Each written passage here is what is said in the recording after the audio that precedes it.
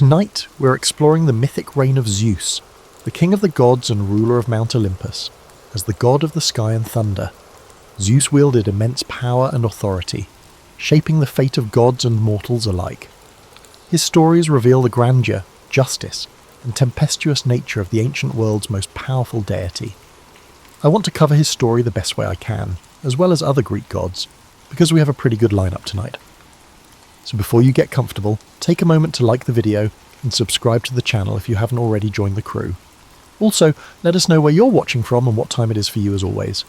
I'm sure you'll find this experience sleep-inducing, so dim the lights down super duper low. Turn on something for noises, that helps, and let's get to unravelling what we have for tonight, shall we? Zeus did not become the ruler of Olympus by chance. His story began in the womb of Rhea, a titaness straining under the brutal reign of her consort, Kronos. Driven by a grim prophecy that one of his offspring would dethrone him, Kronos swallowed each child at birth: Hestia, Demeter, Hera, Hades, and Poseidon fell victim to his paranoid appetite. His cunning seemed absolute, his hold on the cosmos unshakable.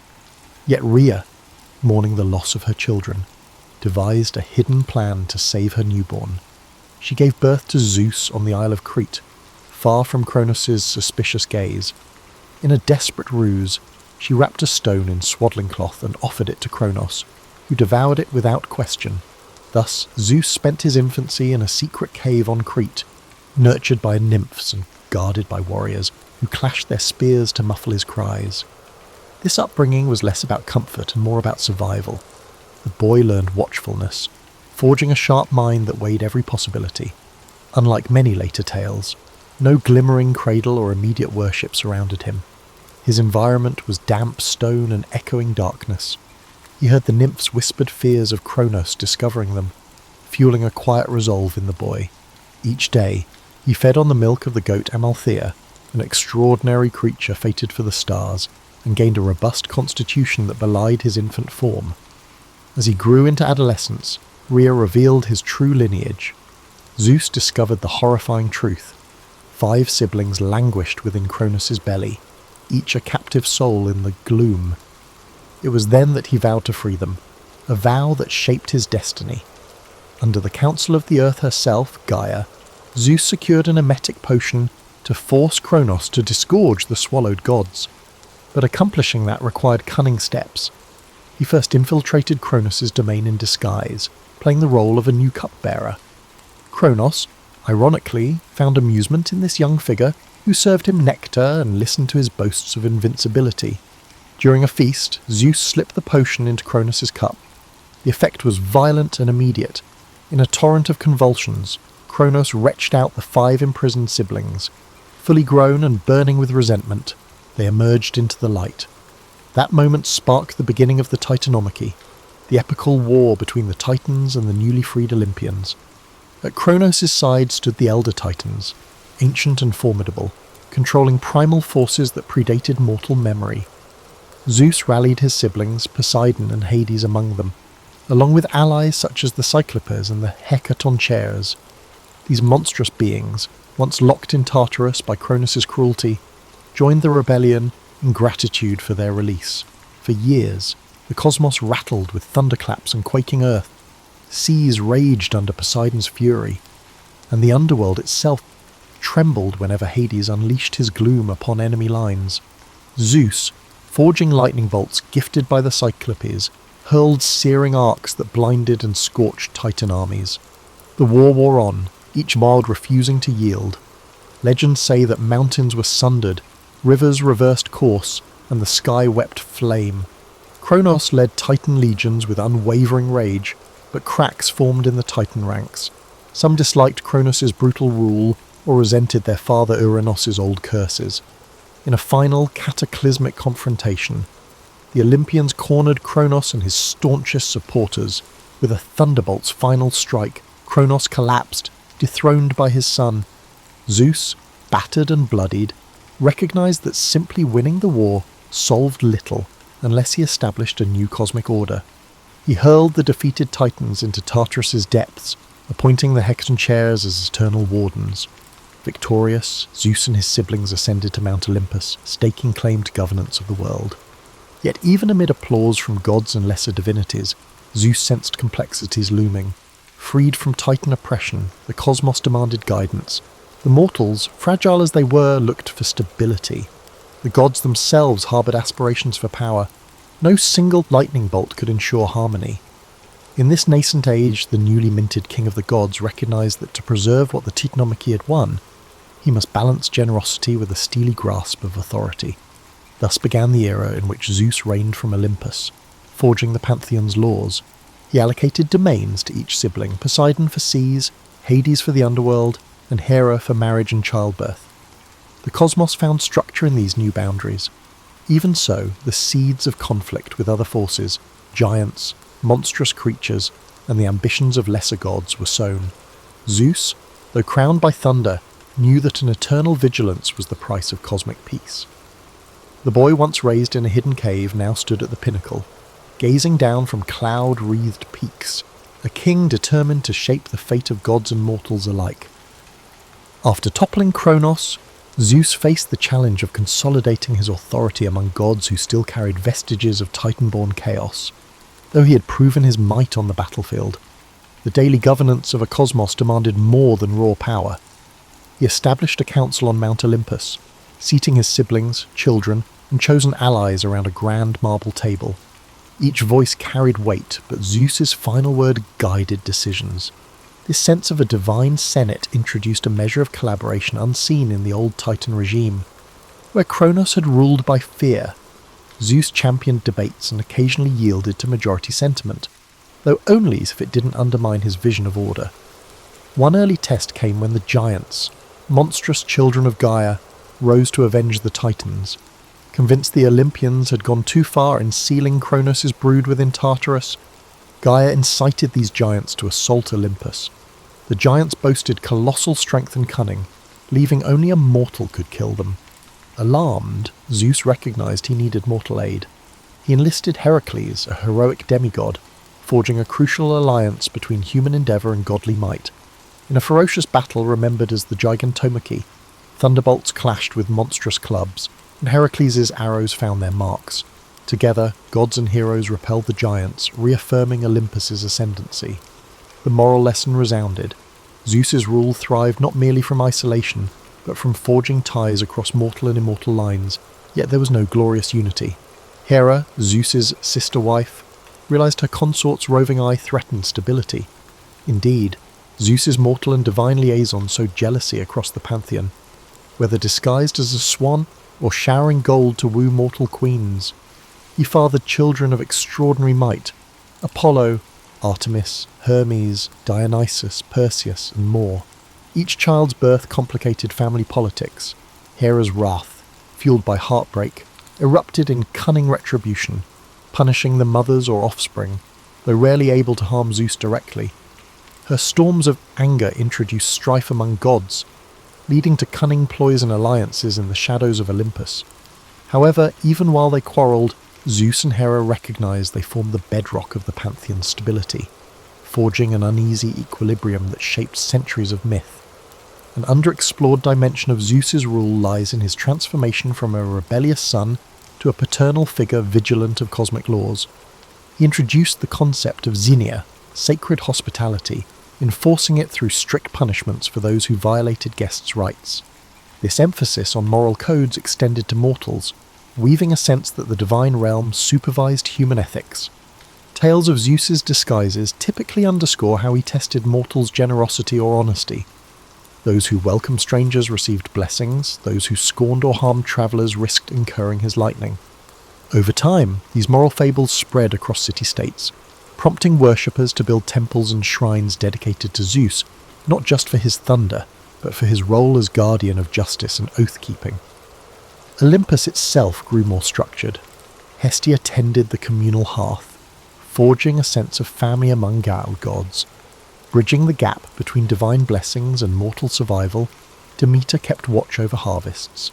The younger gods displayed diverse powers: Apollo's oracles, Artemis's wild hunts, and Athena's wisdom forging cities. While each deity cherished autonomy, the final arbiter of quarrels remained Zeus. A single harsh glance from the cloud-gatherer could quell dissent. This did not mean oppression, it was more like a father controlling fractious children. He settled disputes between Poseidon and Athena, resolved matters of mortal punishment, and occasionally granted immortality to heroes. The pantheon's fluid interplay reveals how effectively Zeus balanced freedoms with constraints.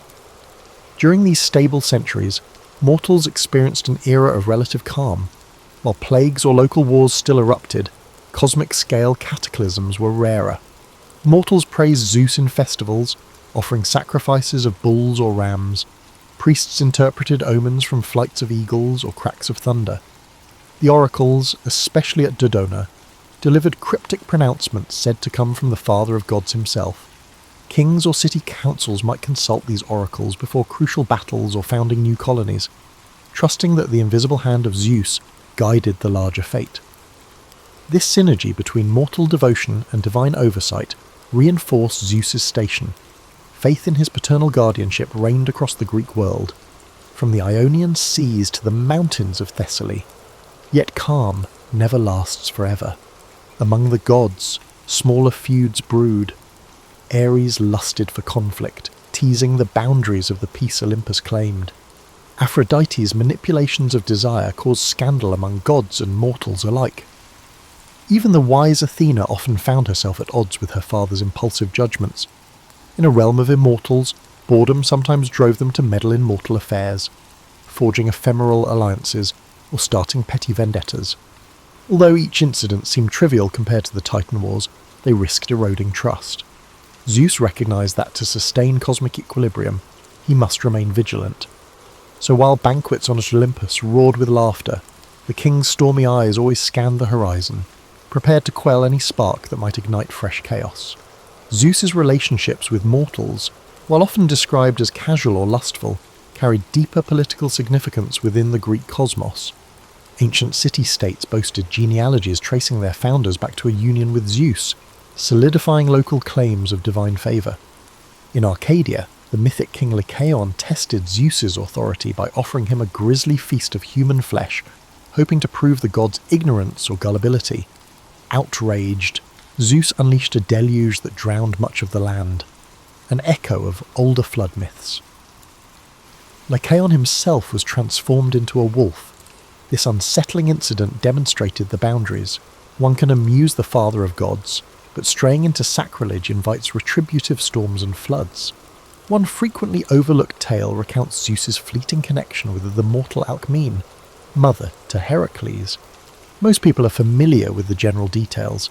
Zeus assumed the identity of Alcmene's husband, fathered the future hero, and so on. But lesser known is how meticulously he orchestrated that union, employing illusions and a night stretched unnaturally long. The reason? He intended Heracles to be the champions who would eventually protect gods and men from re-emerging titan or giant threats. The goal wasn't mere lust, it was a pragmatic investment in a demigod, bridging mortal tenacity and divine lineage. Heracles' subsequent feats validated the cosmic insurance plan. That Heracles eventually joined Olympus as an immortal was proof that Zeus's paternal ties could transcend typical mortal boundaries. Zeus's interactions with powerful female figures formed another dimension of his storied existence. Métis, the titaness of clever counsel, was at one point his confidant, but a prophecy said her child would surpass its father. Fearing a recurrence of Cronus' predicament, Zeus consumed Métis in its entirety.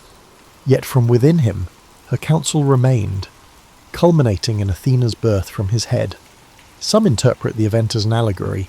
Wisdom must dwell within leadership, inseparable but not overshadowing the paternal seat of power. Meanwhile, with Themis, the embodiment of divine law, he fathered the Horae and the Moirae, guardians of cosmic order and fate. Such couplings underscored that the paternal authority of Zeus encompassed fundamental principles: wisdom, justice, and order, enabling a balanced realm where not even gods might easily defy destiny. Though revered as the supreme god, Zeus was not immune to drama among lesser immortals. For instance, the cunning firebringer Prometheus defied him by gifting humanity with knowledge. Incensed by mortal empowerment, Zeus bound Prometheus to a crag, subjecting him to perpetual torment by an eagle devouring his regenerating liver.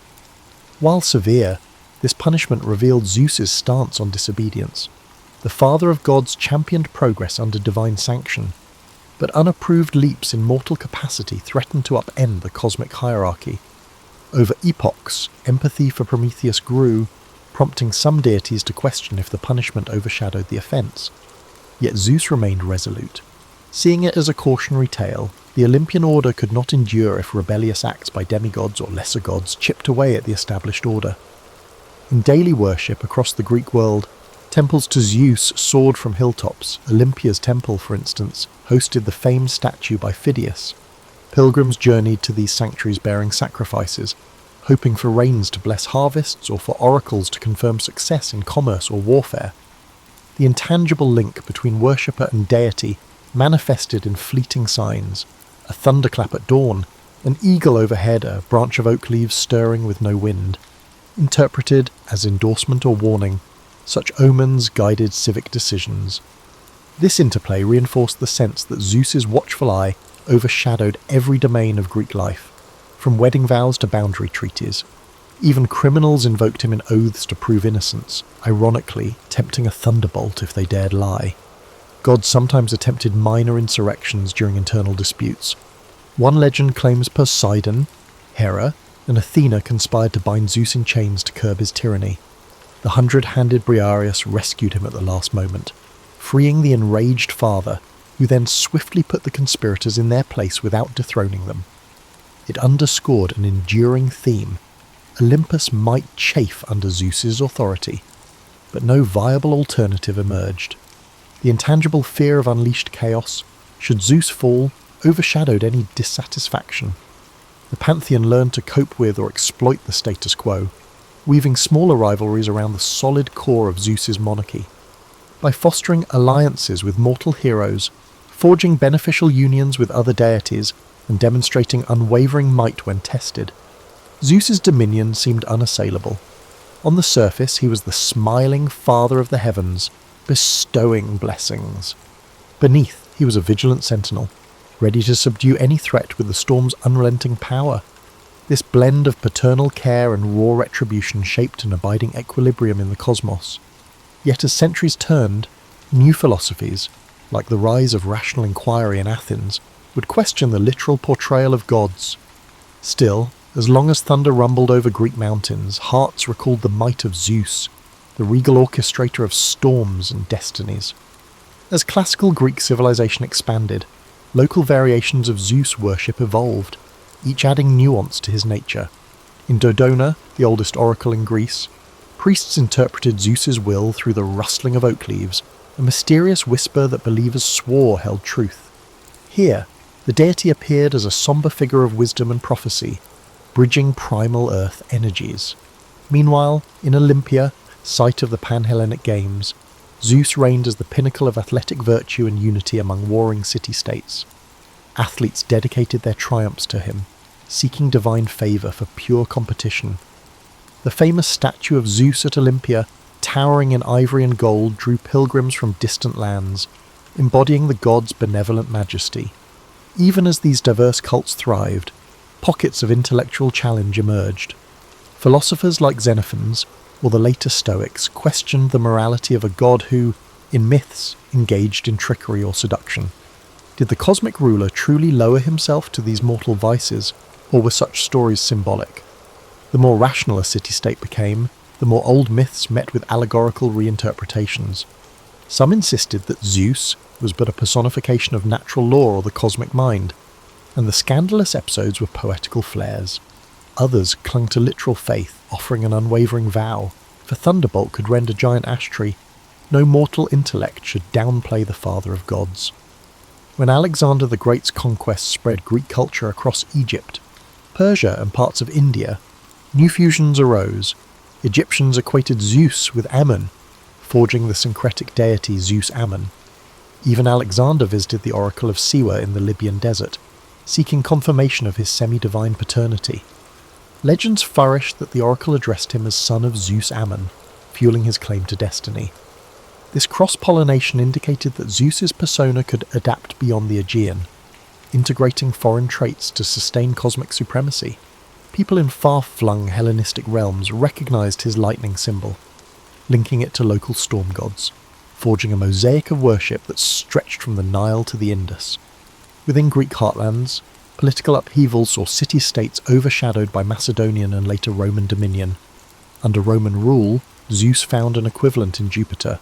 Mythic cycles intermingled, with Roman temples adopting Greek iconography. Even as the old city-state system faded, the name of Zeus endured.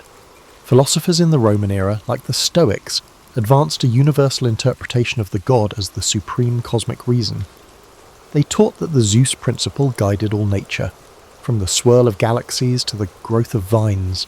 This intellectually charged view smoothed contradictions in older myths, positing that comedic or tragic stories about Zeus's escapades were mere allegories for universal truths. Yet not all worshippers cared for philosophical nuances. Festivals continued, with communal sacrifices and vibrant processions. Dramas performed in amphitheatres retold epic sagas of Titan wars or comedic spoofs of Zeus's transformations. Even Romans travelling to Greek sanctuaries could sense the abiding aura of an ancient presence.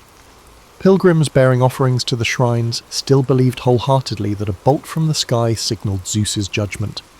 Peasants at harvest time prayed for gentle rains rather than hail, trusting the Sky Father's goodwill.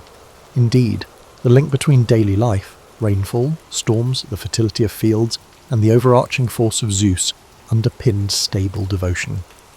However, as centuries progressed, the unstoppable wave of Christianity swept across the Mediterranean. The early Christian apologists targeted pagan pantheons, citing moral tales of Zeus's adulteries or wrath as evidence of polytheism's corruption.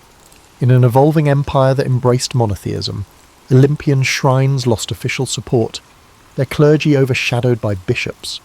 By the 4th century CE, Emperor Theodosius's edicts effectively banned public pagan rites. Once dedicated to Zeus, temples fell scent, repurposed as storerooms or churches, or left in ruin. The cultural tapestry that once placed Zeus at its apex unravelled, replaced by a new theological framework.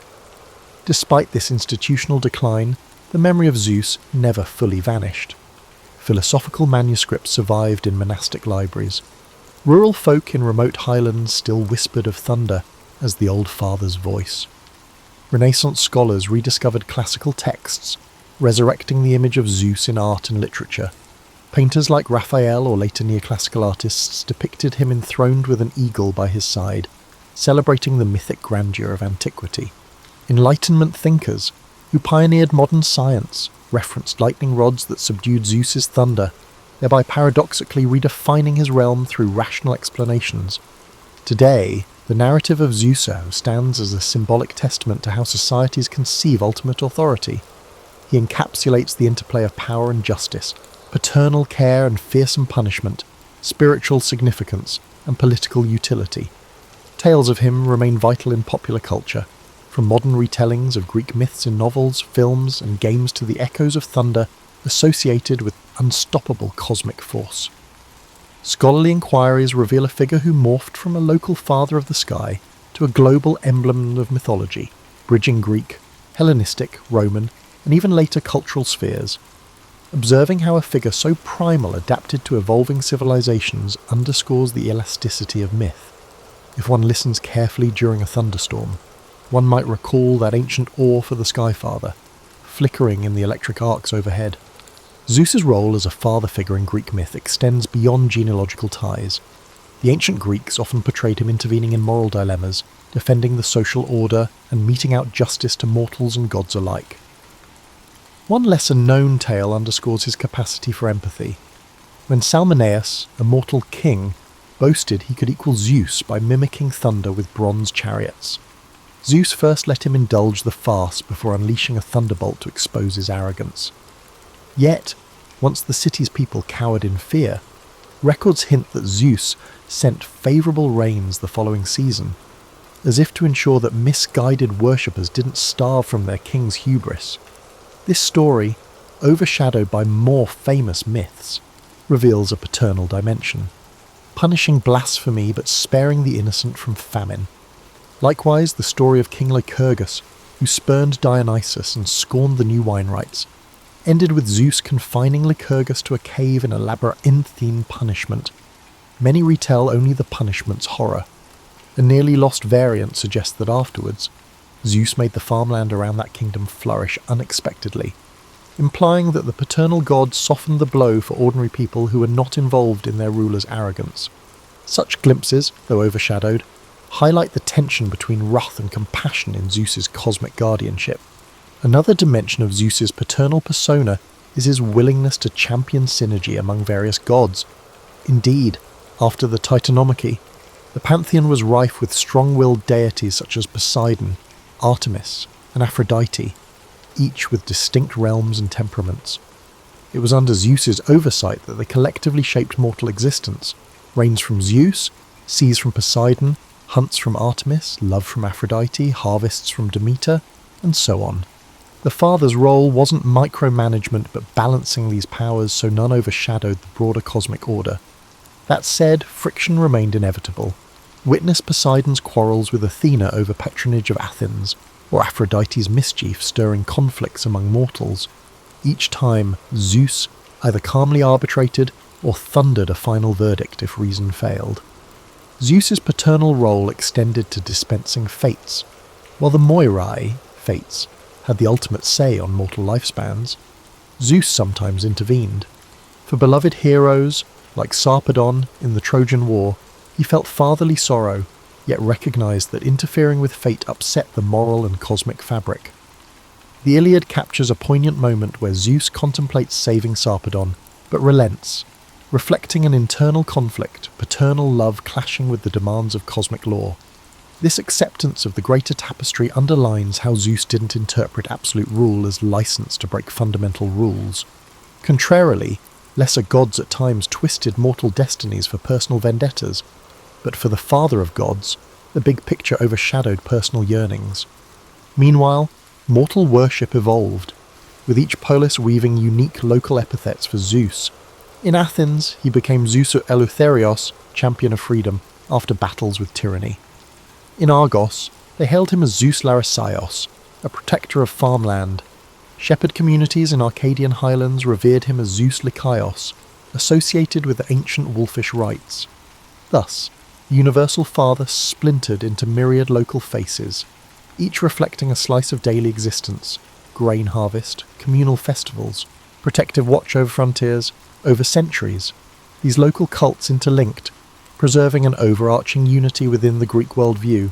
One god, many facets, bridging city-state diversity with a sense of shared Hellenic identity. Though paternal benevolence forms a large part of his mythic identity, the Greek tradition never let that overshadow his capacity for cunning. Even after enthronement, Zeus used guile if it served cosmic stability. One anecdote recalls how he tricked the giant Typhon by feigning defeat, luring the monstrous foe into a complacent moment before unleashing a surprise thunderbolt that pinned Typhon beneath Mount Etna.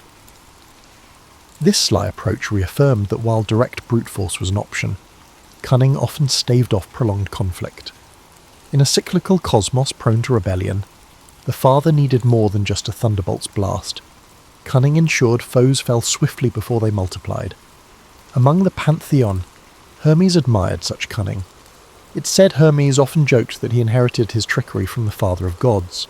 Indeed, Hermes' earliest feats, stealing Apollo's cattle, paralleled Zeus's own youthful escapades dethroning Kronos. The father recognized a reflection of his own early rebellious spirit in Hermes, forging a fond bond. This father-child dynamic added comedic undertones to Olympus's gatherings, with Hermes pulling pranks and Zeus looking on half amused, half stern, mindful that chaos had boundaries. Even in the comedic realm, paternal guidance shaped the lines gods dared not cross. Thus the father of gods stands as a figure who never let go of cunning, preserving cosmic order through thunder, but also harnessing paternal wisdom to rectify potential storms before they escalated. This paternal persona was not static. It adapted across centuries and local customs, from punisher of hubris to sponsor of civic festivals, from cunning conspirator to moral anchor.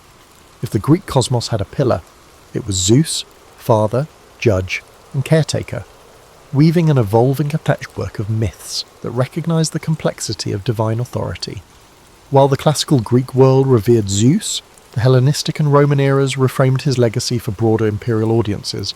Under the Hellenistic kingdoms, after Alexander's conquests, Zeus frequently merged with local gods, Zeus Ammon in Egypt, Baal Shamin in the Levant, allowing different cultures to claim an aspect of the mighty father. This fusion introduced exotic iconography, temple reliefs showing Zeus with ram horns or Greek inscriptions praising a composite deity bridging Greek and native traditions. It was a practical strategy, smoothing the governance of diverse realms by anchoring them under a universal cosmic father. In Rome, as mentioned, Zeus was equated to Jupiter. The Roman appropriation was not a mere rename, it recontextualized him within a martial, legalistic culture. Jupiter Optimus Maximus, Jupiter the best and greatest, presided over the capital's temple, overshadowing Roman civic life. Roman generals, before campaigns, sacrificed to Jupiter for victory, mirroring the old Greek pattern but with more structured state rituals. Roman aristocrats told stories of Jupiter's paternal oversight, mixing it with Roman virtues of gravitas and pietas. The synergy was so tight that by the time the empire spanned from Britain to Mesopotamia, the name Jupiter replaced Zeus in official contexts, though Greek enclaves still whispered the original name in devotions. The fatherly aura persisted, bridging an empire of colossal cultural variety. However, in the centuries after Christ's birth, as Christianity spread, worship of the old pantheon eroded. The Christian critique of pagan gods, labelling them either fantasies or demonic illusions, gained official favour once emperors like Constantine pivoted to the new faith. By Theodosius's reign in the late 4th century CE, overt worship of Zeus, or Jupiter, was banned in the Roman realm. Temples were repurposed or abandoned, and oracles were spiritualized. Only in rural pockets, where peasants clung to old ways, did faint echoes of thunder-based superstition linger. And as Christian theology matured, the paternal figure of the Christian god overshadowed Old Father Zeus in the public sphere. Ancient myths slid into legend, sustaining itself primarily in poetic retellings or among scholars preserving classical texts. Remarkably, the medieval Islamic world helped preserve Greek knowledge. Arabic translations of philosophers who referenced Zeus allowed some trace of the old theologies to survive academically, albeit overshadowed by monotheistic frameworks. Then the European Renaissance resurrected classical Greek and Roman sources. Artists like Michelangelo or Titian depicted Zeus, or Jupiter, with powerful imagery, lightning in hand, regal posture, applied more as an artistic motif than a subject of worship. The father of gods became an emblem of classical antiquity's grandeur, fueling the imagination of sculptors, poets, and dramatists. Tapestries displayed the Titanomachy as an allegory for good governance triumphing over tyranny, or reason besting chaos. The Enlightenment intellectuals, grappling with rationalist skepticism, saw in Zeus an anthropomorphic concept, one that earlier cultures used to explain natural phenomena, like lightning and storms. Philosophers like Voltaire or Diderot occasionally cited him in satirical jabs, highlighting the contradictions in pagan religion. Yet ironically, the notion of a father god punishing hubris or rewarding virtue found echoes in an Enlightenment moral thought, only now couched in secular concepts of justice or universal law. Meanwhile, hidden among esoteric circles, a mystical fascination with ancient pantheons persisted, forging secret societies that revered old deities as archetypes of cosmic forces. In that environment, Zeus was studied less for worship and more as a symbolic template for leadership or paternal authority. By the 19th and 20th centuries, archaeologists rediscovered the physical traces of Zeus's worship, the scattered columns of the Temple of Zeus at Olympia, the Doric remains at Nemea, and the ravaged altars on Crete where legend said he was born. Scholarly works meticulously catalogued myths, comparing them with parallels from other Indo-European traditions. They found that father-ski motifs recurred across cultures, suggesting a Proto-Indo-European root of sky fathers. Zeus thus became a testament to how deeply humanity has craved a paternal guardian to quell nature's fury and social discord. Modern pop culture frames Zeus in myriad ways. Hollywood depicts him as a bearded giant hurling thunder, wrestling with moral ambiguities, or comedic hijinks. Video games harness his iconography for immersive mythical worlds, letting players channel lightning as they battle monstrous foes. Children's books distill him to a wise or sometimes comedic father figure, ignoring the complexities of old Greek tradition. Even New Age spiritual movements interpret him as an archetype of masculine power, balancing energies of creation and destruction. This cultural elasticity underscores that, while formal worship ended centuries ago, the archetype of Zeus remains culturally potent. At its core, the Father of Gods stands as a reflection of primal forces, thunder, sky, paternal law, and the evolution of society's relationship to authority, tradition, and cosmic wonder, from Titan battles to philosophical allegories, from Roman imperial rites to 21st century entertainment. Zeus's saga endures as one of the grand narratives bridging the archaic to the modern. Once a living deity in the eyes of countless worshippers, the man with the thunderbolt now stands at the intersection of myth, history, and cultural memory, embodying the timeless dialogue between divine power and human aspiration. In reflecting on Zeus's story, spanning from secret infancy on Crete to the apex of the Olympian pantheon and eventually morphing through centuries of reinterpretation, we confront the essence of myth-making. If gods mirror human longings and anxieties, Zeus exemplifies this principle supremely. He is the father who both punishes and protects, the conqueror who fosters cunning alliances rather than mere brute subjugation, and the divine presence bridging primal storms with moral codes. By exploring the lesser-known threads, like how cunning sometimes outshone lightning blasts, how politics shaped mortal alliances, and how paternal warmth sometimes tempered cosmic judgments, we see a figure woven from complexities far beyond cliché.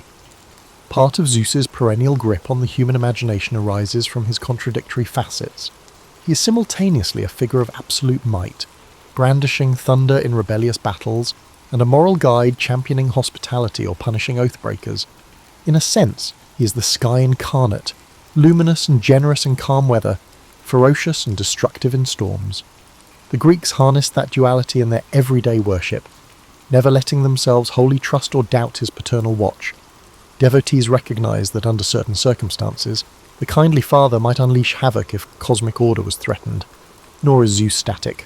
The earliest archaic poems, like Hesiod's Theogony, stressed his monstrous battles with the Titans, crowning him as champion of cosmic stability. Over time, dramatists wove comedic or tragic angles. Aristophanes might lampoon the father of gods in comedic riffs, while Sophocles or Aeschylus probed the tension between divine edicts and mortal free will. The expansion of Greek culture under Alexander the Great repositioned Zeus as a universal father bridging cultural divides. The Roman era conflated him with Jupiter, adding layers of bureaucratic or legal nuance. Then Christianity relegated him to the realm of pagan memory. Each chapter redefines him, yet the core remains: father, thunder, cosmic law. Such transformation testifies to the power of myth to adapt with civilizations. The Greek pantheon no longer draws the devout worship of old, but its narratives remain potent frameworks for how people see leadership, rebellion, loyalty, or the interplay between fate and free choice. In times of moral crisis, the references to Zeus's unyielding stance on oath-breaking or hospitality might surface in academic or literary discourse. In times of scientific marvel, the lightning once considered his direct manifestation becomes a symbol of electricity's harnessing, highlighting how even rational society can't fully discard the poetic resonance of thunder as the voice of a mightier presence. Modern authors, particularly fantasy novelists, resurrect Zeus in new guises. They blend Greek tradition with modern moral queries, sometimes recasting him as a flawed father figure grappling with immortality's weight. Others draw attention to lesser-known details, such as the placement of the mother goat Amalthea among the stars, which sheds light on an obscure constellation myth. The line between reverence and critique becomes blurred in those retellings. We see a father who might care deeply but is trapped by cosmic demands, forced to impose harsh sentences on rebellious deities. This fosters empathy for a deity who, ironically, once seemed the apex of unstoppable power. In today's world, that complexity resonates. Life's experiences, career arcs, family responsibilities, moral tangles mirror aspects of Zeus's paternal guardianship. We appreciate the nuance that leadership and paternal roles aren't about infallibility, they're about balancing multiple tensions with unwavering determination. The hidden corners of Zeus's myths remind us that even the mightiest faced personal heartbreak, like losing children or confronting sibling betrayal, and that progress often arises from forging alliances or employing cunning, not raw might alone. Zeus's domain extends beyond his immediate mythic narrative. He influences art from classical sculptures that once towered in temple precincts to modern digital renditions in gaming worlds. He influences language with phrases like "under the aegis," referencing his protective shield, or Olympian, connoting majestic supremacy. Even in outer space, star names and cosmic structures evoke the Greek pantheon, a subtle nod that the father of gods endures in astronomers' catalogues. This intangible presence underscores that while formal worship ceased, cultural memory found new avenues to keep his thunder echoing across time. Thus, the final reflection on Zeus is one of metamorphosis. Born in secrecy to overthrow tyranny, he orchestrated a new pantheon that shaped Greek religion for centuries. Over thousands of years, he adapted to shifting societal mores, from a local goat-nurtured child to a universal father spanning empires. He weathered philosophical reinterpretations, Roman assimilation, Christian condemnation, and modern revival in culture and academia. In the swirl of these transformations, one thread remains consistent: the fundamental idea that the cosmos demands a paternal figure to unify the swirl of chaotic forces, binding them into something at least partially benevolent, at times frightening, and always vital to existence. That is the continuing legacy of Zeus, king of the gods, weaving thunder, fatherhood, cunning, and cosmic order into an everlasting tapestry of myth. And just like that, we've reached the end of our story on Zeus, the god of thunder. I'm sure there's more I want to look into about him, because he's personally my favourite. If you're still awake right now, you're an insomniac, of course. This is entirely understandable, as I too suffer from insomnia. So if this specific story didn't click on that level, that would make you sleepy. We have other stories, especially Greek mythology of some sort, and other stories if you just want to hear something normal. Sleep is the key, especially on weekends, so you're prepped for the beginning of the week. Take it easy, my friends, and hopefully you have a peaceful rest. Sweet dreams, and as always, good night. Morpheus rarely stands in the spotlight when people discuss Greek mythology, overshadowed by the grand Olympians who wield thunder and seas in their command. Yet, in ancient stories whispered around flickering lamps, Morpheus played a pivotal role in bridging mortals and gods through the subtle realm of sleep. He was neither a warrior nor a master of loud proclamations. Instead, he chose the gentle approach, weaving illusions, shaping dream landscapes, and occasionally planting cryptic messages that could alter the course of entire kingdoms. To understand Morpheus, one must first step back and recognise how the Greeks viewed the pantheon. They revered sky gods, underworld deities, nymphs of the forests and rivers, and lesser-known creatures who existed in the half-light of mortal awareness. Morpheus belonged to this latter category, operating in spaces easily overlooked by the mortal eyes. Where lightning bolts lit up the cosmos, Morpheus lit up the inner mind. His was the quiet magic of unspoken revelations. He was typically described as the son of Hypnos, the personification of sleep, whose children were called the Oniiroi, or dreams. Yet Morpheus stood out even among his siblings. He had a unique talent, the ability to shift shapes and appear to dreamers in whatever form best conveyed the gods' messages. Some tales characterized him as an ethereal being, pale, silent, and drifting through moonlit corridors, while others claimed he was a shapeshifter who took on human guises so convincingly that dreamers seldom realized they were asleep. In either depiction, he was seldom menacing. There was no need to frighten mortals into submission. A carefully placed dream could do more to guide or warn than thunderous commands from on high. Morpheus occupied a pivotal position at the intersection of cosmic power and human fragility. Since ancient times, people have wrestled with the enigma of dreams. Are they mere figments of one's imagination? Or do they carry coded messages from beyond mortal perception? The Greeks, with their flair for blending superstition and storytelling, believed that certain dreams could indeed foretell the future or reveal divine will. For such dreams to occur, though, there had to be an intermediary, someone who shaped the dream into a symbolic narrative. Morpheus stepped into that role with an artistry that rivaled the muses themselves. He was not a mere messenger. The deeper mythic threads paint him as a curator of experience, someone who wove together a dream's characters, locations, and moods. He chose which relatives you might see, which long-lost lovers reappeared to stir your soul, which undiscovered realms you'd traverse. If the gods wanted a king to spare a village or redirect an army, Morpheus could craft a night vision so convincing that the recipient woke up resolute in a new plan. When the pantheon wanted to remain secret, Morpheus could deliver an enigma, a riddle wrapped in dream logic that only the clever or desperate would decipher. Yet for all this influence, Morpheus is largely absent from the boisterous epics of Homer or the grand tragedies performed in Athens. You won't find him leaping into battlefield scenes or presiding over mead-soaked banquets on Mount Olympus. His domain lay in the stillness of late-night darkness, unnoticed by the wide awake. No chorus sang loud odes to him, but behind the scenes, he shaped destinies as surely as any decree from Zeus. That subtlety attracted a certain reverence among those who paid attention. Mystics, seers, and even oracles at Delphi sometimes acknowledged him as a hidden ally. They believed that whereas Apollo declared truths in broad daylight, Morpheus gently revealed them under the cloak of sleep.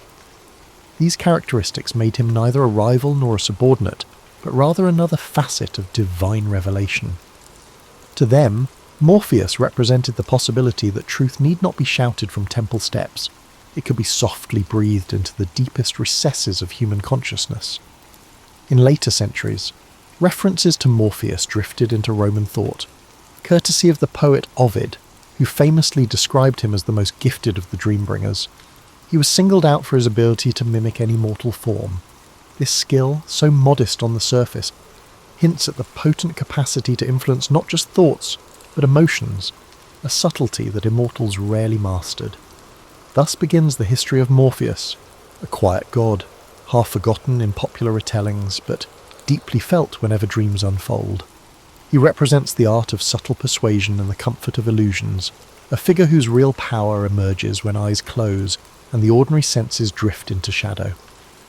To appreciate Morpheus fully, we must understand the lineage that placed him at the nexus of sleep and dreams. In the primordial chaos of Greek mythology, enormous powers battled for supremacy, shaping the universe as they saw fit. Among these entities was Nyx, the personification of night, whose dark cloak stretched across creation. From her came Hypnos, the embodiment of sleep. While Nyx enveloped the world in darkness, Hypnos guided all living things to rest. For a mortal, sleep represented a nightly surrender, an act of trust in forces beyond conscious control. Hypnos dwelled in a silent abode rumoured to be near the shores of the river Lethe, in the underworld. The stories describe it as a landscape untouched by sun or moon, draped in eternal twilight, with only the hush of the distant waters echoing through the halls. Within this realm, Hypnos presided over the Oneiroi, a whole family of dream spirits who ventured out each night through a pair of gates, one made of horn, the other of ivory, to bring dreams to mortals. The horn gate delivered true visions, while the ivory gate offered deceptive dreams. This distinction underscored the Greeks' conviction that not all dreams were created equal. Among these Oneiroi, Morpheus stood apart. His name itself conveyed a sense of shaping or forming, as if he acted as a skilled craftsman, meticulously shaping dreams. Some of his siblings, like Ixlus or Phobator and Phantasos, were in charge of different types of dreams. For example, Icelus was in charge of nightmares involving animals or monsters changing into other forms, and Phantasos could bring inanimate objects and natural elements. Morpheus alone possessed the gift to appear as any human figure, which made him invaluable whenever the gods needed to send a personalised message. He understood the nuances of human emotion, how to bring forth a familiar face to disarm a dreamer, or how to stage a scene that resonated with unspoken fears and desires. Morpheus's relationship with Hypnos was not one of mere subordination. While Hypnos embodied the abstract power of slumber, Morpheus took that raw potential and shaped it into narrative. Father and son thus formed a partnership of calm and creativity. Hypnos paved the path to unconsciousness, while Morpheus populated it with meaning. In a sense, they mirrored the idea that rest could be either empty or transformative. Under Hypnos, the mortal body relaxed. Through Morpheus, the mind roamed landscapes both familiar and surreal. It was said that Morpheus could slip past the notice of the Olympians themselves. In a realm dominated by displays of might, Poseidon's raging seas, Zeus's thunderbolts, Morpheus's power lay in subtlety. Gods might proclaim grand destinies to seers, but Morpheus brought his brand of prophecy, one couched in symbolism and open to interpretation. Any shift in a dream's plot, any cameo by a lost loved one, could spin fate in unforeseen ways. This quiet potential set him apart from other deities known for direct, sometimes violent intervention. In certain esoteric traditions, priests would leave offerings to Hypnos and the Oneiroi when interpreting dreams. Incubation rites took place in dedicated temples, where devotees slept overnight in hopes of receiving a cure or a prophecy from the gods. Morpheus played a starring role in these nighttime visions, sculpting experiences that might heal, warn, or guide, though rarely given the spotlight in epic poetry. His presence was keenly felt by those who sought divine interaction without the spectacle of oracles or the hustle of public ceremonies. Over time, as Greek culture spread and mingled with other civilizations, the concept of Morpheus evolved. In some local myths, he was depicted less as a subordinate to Hypnos, and more as an independent god of illusions, free to intervene or withhold as he saw fit. His fluid boundaries gave him a certain mystique. Mortals who believed in him imagined that their late-night revelations weren't random flickers of the psyche, but carefully tailored messages from a divine guide. Of course, skepticism existed even in ancient times. Not everyone believed in the significance of dreams. Philosophers like Aristotle treated dreams largely as mental byproducts of daily activities. Others dismissed them as illusions that lured people away from rational thought. But for those who embraced the mysterious, Morpheus was a comforting figure, a deity who shaped intangible narratives, either as gentle warnings or sources of unexpected inspiration. In this way, the lineage of Morpheus, the quiet synergy of night, sleep, and dreams, symbolized the Greeks' deep fascination with the unseen dimensions of life. Within the hushed intervals of slumber, it was Morpheus who held the keys to imagination, bridging mortal concerns and divine intentions through a world woven from ephemeral shadows. Unlike gods who clamoured for shrines, Morpheus often arrived uninvited, slipping into mortal minds without ceremony. But references to him do emerge if one sifts through fragmentary texts, second-hand accounts, and the poetic flourishes of authors who found meaning in the dream realm. Among these, the Roman poet Ovid left one of the most detailed portrayals, cementing Morpheus's image as a master shapeshifter. Though Ovid wrote in Latin centuries after Homer, his verses revealed a fascination with the intangible realms of dream, further interweaving Roman and Greek perspectives. In Ovid's Metamorphoses, Morpheus is one of three brothers, each responsible for different aspects of dreaming. But Morpheus receives pride of place as the one who can mimic human forms. When the gods, especially the goddess Iris, needed to slip a message into a mortal's mind, Morpheus would be summoned. He would take on the likeness of a friend, a family member, or a beloved mentor. The subtlety of his craft was its force. He achieved through gentle suggestion what thunderbolts could not. Mortals, awaking from these dreams, often felt compelled to act with a conviction that reason alone rarely mustered. Yet behind this skill lay an irony. Morpheus himself appeared in a few face-to-face encounters with mortals. A shapeshifter by profession, he did not sport a signature visage in the stories. He might show up as an old shepherd or a radiant youth, whichever best carried the god's intent. This anonymity magnified his mystique. Though recognized as a deity, he was simultaneously anyone and no one. Averse to dramatics, Morpheus seemed content to remain overshadowed by more flamboyant gods. Perhaps he recognized that anonymity was power. No one begged him for favours. No armies prayed for his intervention, and no temples were built where worshippers might harangue him with pleas. He did his work quietly and receded into slumber's twilight. That is not to say he lacked humour or emotion. In a few lesser-known stories, bards allude to Morpheus toying with dreamers, weaving in playful illusions. A tired traveller might dream of a lavish banquet only to wake up starving, cursing the false feast. A spurned lover might dream of reconciliation, only to awaken to the sting of reality. Occasionally, these illusions serve to teach lessons, moral messages about humility or gratitude, though they also reveal Morpheus's capacity for whimsy.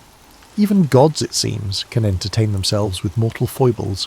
His domain extended beyond mere illusions, however. Morpheus was said to have some sway over memory, a trait inherited through his lineage from Lethe's waters. While not as comprehensive as Mnemosyne, the titaness of memory, he could stir recollections long buried, bringing past joys or sorrows back into sharp focus during dreams. This occasional stirring of old memories sometimes acted as a catalyst for the mortal decisions.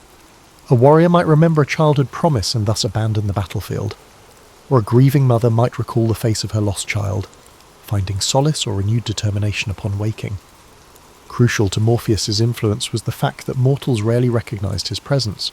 They might blame the strangeness of dreams on a bad meal, or consider it a fleeting mood. Few realized that a divine hand had crafted the scenarios unfolding behind their eyelids. Those who did suspect a supernatural cause usually assumed it was a broad gesture from some Olympian, not the specialized artistry of a lesser-known deity. This was Morpheus's hallmark, to shape fates without demanding recognition. In certain Orphic traditions, the mention of Morpheus is accompanied by rituals intended to court beneficial dreams.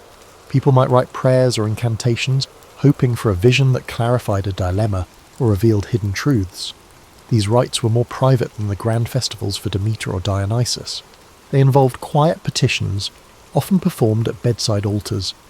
A cup of warm drink, a simple token left under a pillow, or an inscription repeated before sleep might invite his favour.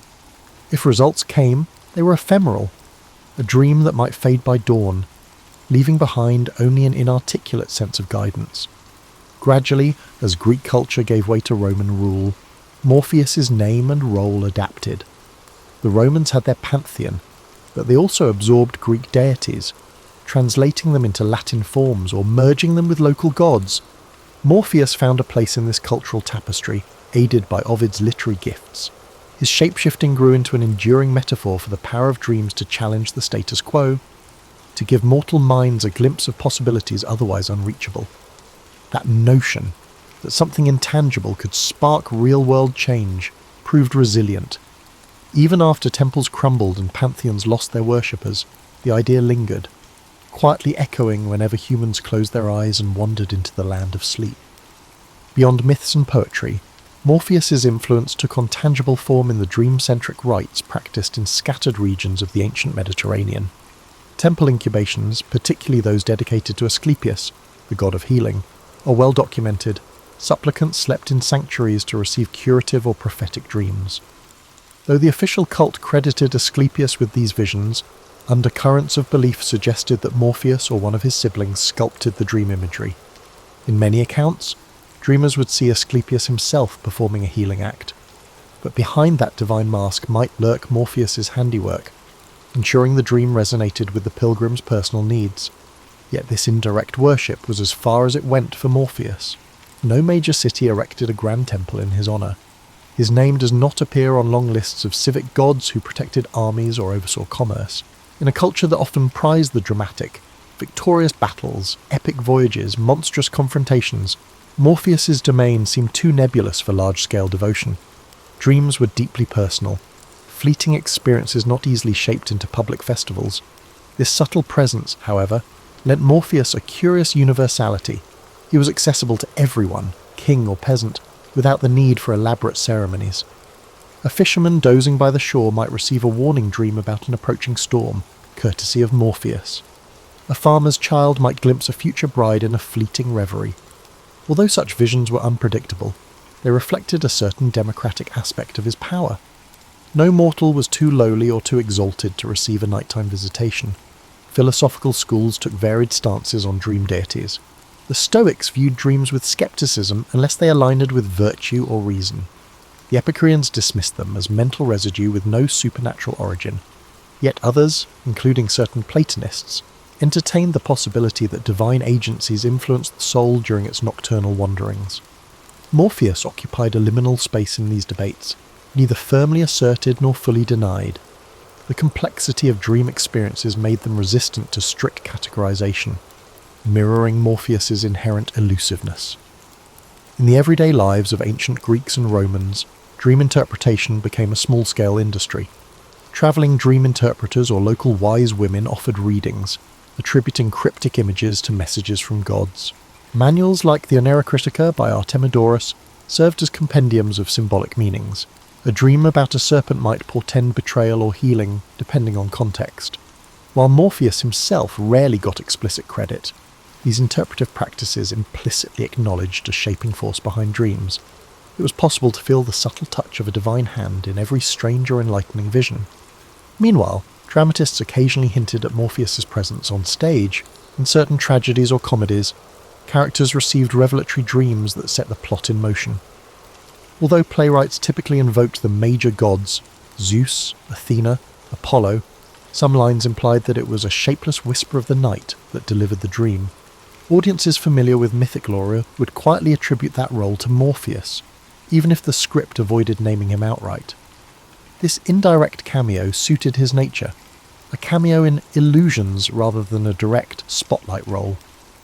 As Roman influence peaked and Greek city-states became provinces within an empire, religious practices evolved. The cults of Isis, Mithras, and other deities from Egypt and Persia began to spread. Mystery religions thrived, promising spiritual experiences that mainstream rites did not provide.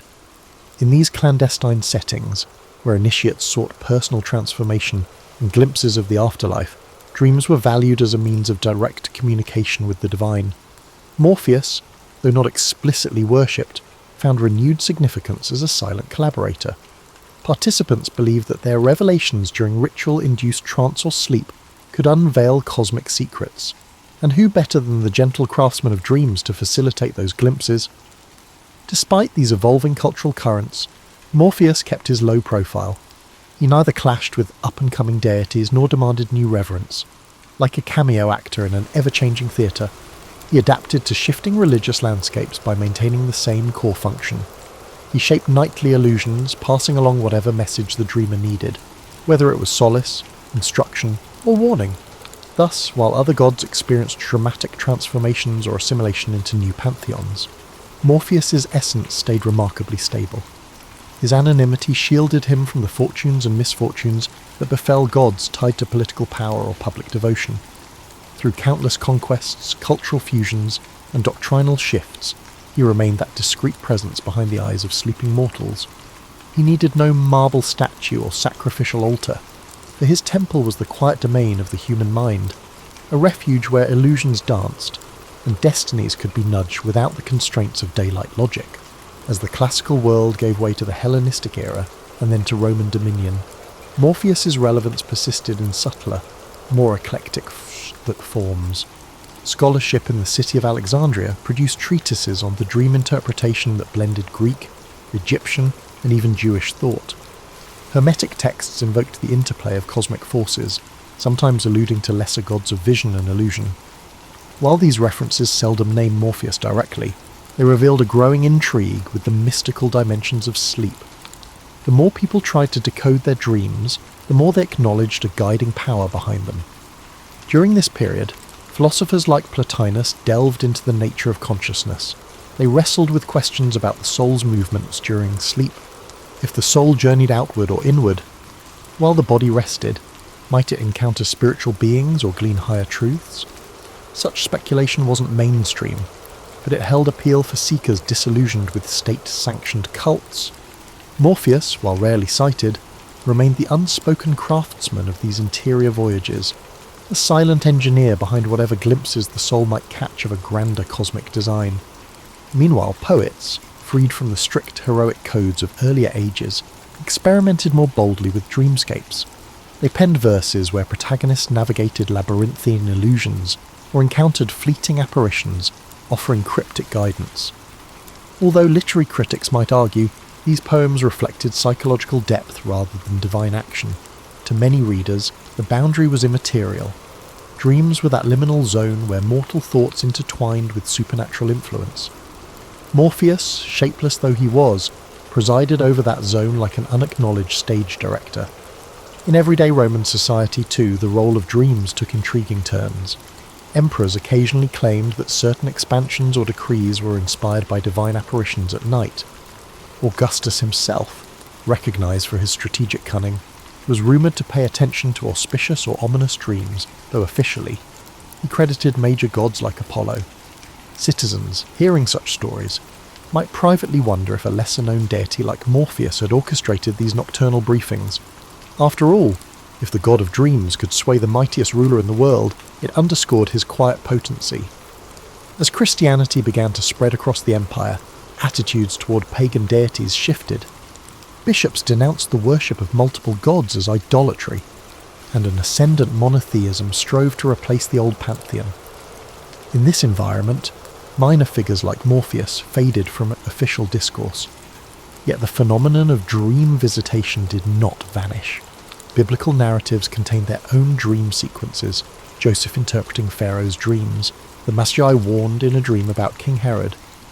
Early Christians recognized that significant messages could be delivered during slumber, though they attributed such interventions to angels or the one god. Morpheus, if mentioned at all, became a quaint relic of pagan folklore.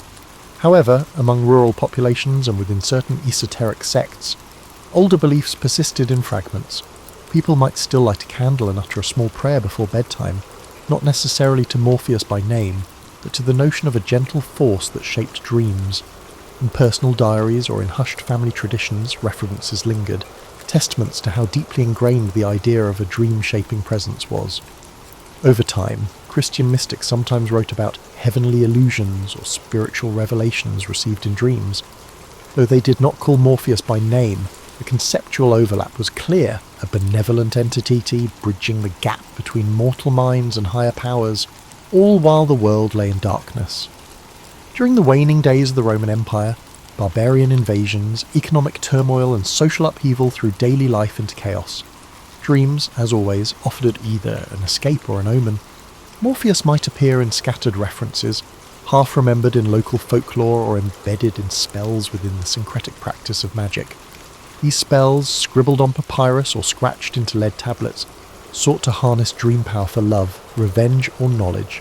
In some, the incantation invoked a shape-shifting figure of night, a shadowy being able to emulate any human form.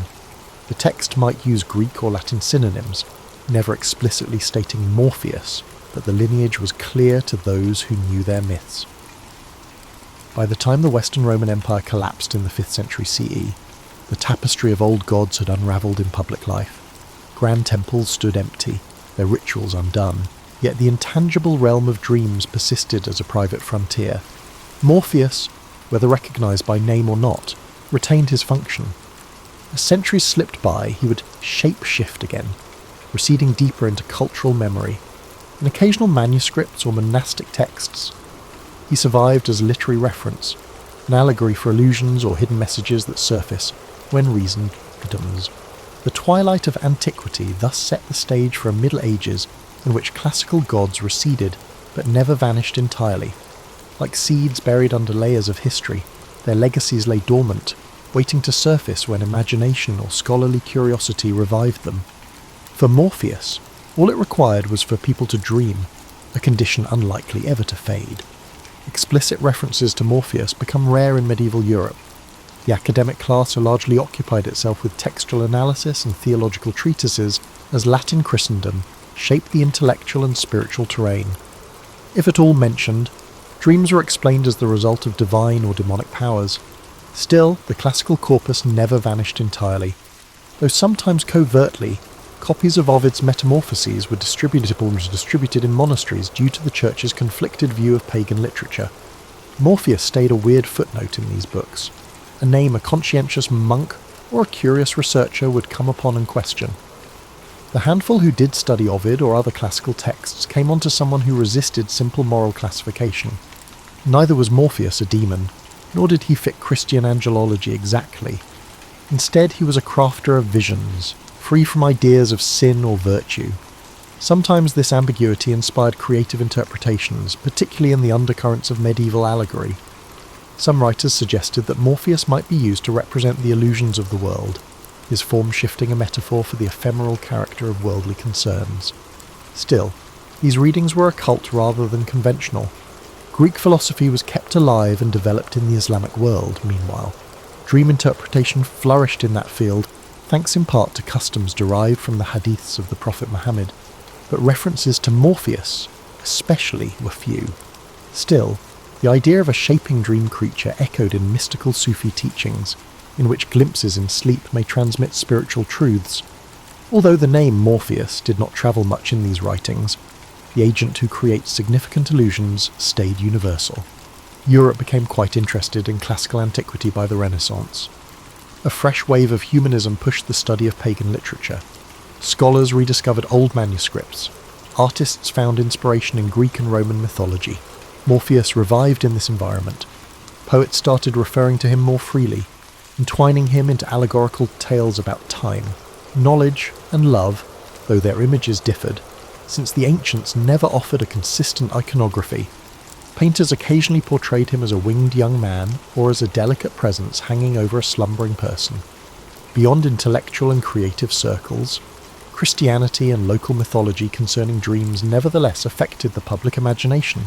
Common people could talk of night hags or guardian angels, entities visited during sleep, but not so much of an ancient Greek dream maker.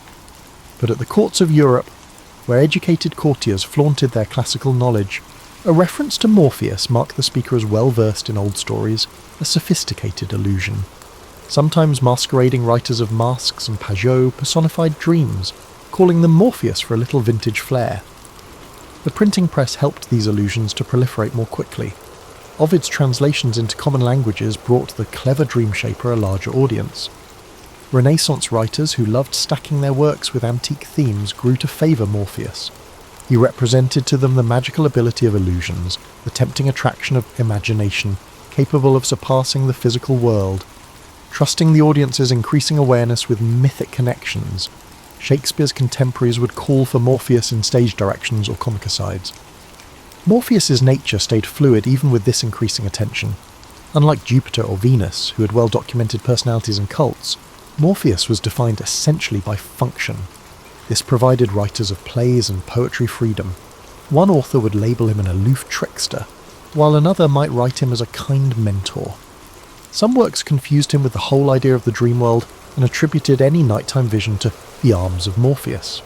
At least among the educated classes, this word even seeped into common parlance, a beautiful way to explain falling asleep and a monument to how completely the god of dreams was entwining with Western consciousness. The Renaissance also inspired fresh interest in sleep and dreams in science and medicine. Unprecedented rigidity in their study of the human body, doctors dissected cadavers to grasp physiology. Still, the character of dreams stayed mysterious. While some suggested dreams were the residue of sensory impressions, others suggested they were brought on by vapours or humours influencing the brain. For these newly arrived empiricists, the legendary concept of Morpheus as a physical dream maker was no more convincing. Still, the metaphor stayed with the writers and speakers. It caught something the scalpels and early microscopes could not. The sensation dreams emerged from somewhere beyond normal experience. So Morpheus lived in several worlds concurrently, as the Renaissance gave way to the early modern era. For academics and artists, he was a classical reference, a person who gave creative works depth and vitality. To the general public, he remained a rather obscure moniker, sporadically mentioned in sentences like "summoned by Morpheus," but hardly connected to any active religious practice. And to the rising ranks of scientists, he was a remnant of mythology, interesting, poetic, but inadequate in elucidating the real mechanics of the sleeping mind. This diversity of roles highlighted Morpheus's ongoing adaptability, a shape-shifting presence not only in the dream realm, but also in the cultural scene of a Europe undergoing change. The scientific, political, and religious upheavals of modernity altered people's perceptions of nature. A more mechanical or logical view of human experience was influenced by the Industrial Revolution, the Enlightenment, and later advances in psychology. Instead of being living elements of belief systems, the ancient gods appeared in this context as antiquated artifacts, curiosities for literature, art, or historical research. Despite his subtlety, Morpheus was no different. However, his legacy continued in surprising ways, subtly influencing contemporary cultural expressions and the human mind. The derivation of the drug morphine, which Friedrich Serturner called in the early 19th century after separating its active ingredients from opium, is one such example. By associating the drug's ability to produce sleep and dreamy states with the ancient god of dreams, he decided to honour Morpheus. Morpheus was elevated to a strange position by this scientific acknowledgement. He was no longer only a mythological character, but now had a real link to medicine. Ironically, the idea that Morpheus facilitated altered consciousness, albeit through chemical rather than divine intervention, was supported by morphine's ability to ease pain and induce visions. He was still mentioned in literature, though infrequently. Enthralled with the mystery of dreams and the human imagination, romantic poets invoked Morpheus as a metaphor of spiritual or creative insight. He appeared in Gothic stories during the Victorian era, occasionally taking the form of a character in dream sequences that made it difficult to distinguish between the real and the fantastical. The power of dream imagery was rediscovered in the 20th century by surrealist painters and fantasy authors who occasionally used Morpheus as a thematic device. Even comic book creators found him to be a fascinating character. Neil Gaiman's The Sandman series, for example, depicted a modern reinterpretation of Morpheus, albeit it was more influenced by modern fantasy than by rigid classical myth. Meanwhile, under the leadership of individuals like Carl Jung and Sigmund Freud, psychology became a recognised field of study. They conducted in-depth research on dreams, examining their symbolic meaning and unconscious function. Jung's idea of archetypes allowed for the recognition of mythic characters as expressions of universal psychological patterns, but Freud rejected direct allusions to dream deities. Despite being infrequently mentioned in clinical discourse, Morpheus personifies some mythological features, such as the shape-shifting messenger who connects the conscious and unconscious domains. Speaking poetically, one could imply that, even if they employ different language. Therapist and patient are really tiptoeing over Morpheus's territory whenever they engage in dream interpretation. Outside of academics, the phrase "the arms of Morpheus" is still used in casual conversation as a charming way to describe someone who's falling asleep. Morpheus is sometimes used by songwriters as poetic shorthand for allusions or dreamy situations. Characters in plays or movies may joke that they were taken by Morpheus when they are particularly exhausted or have bad dreams. As a result, the god's name endures in popular culture, reflecting a persistent interest in the transitional realm between the fleeting theatre of dreams and the real world.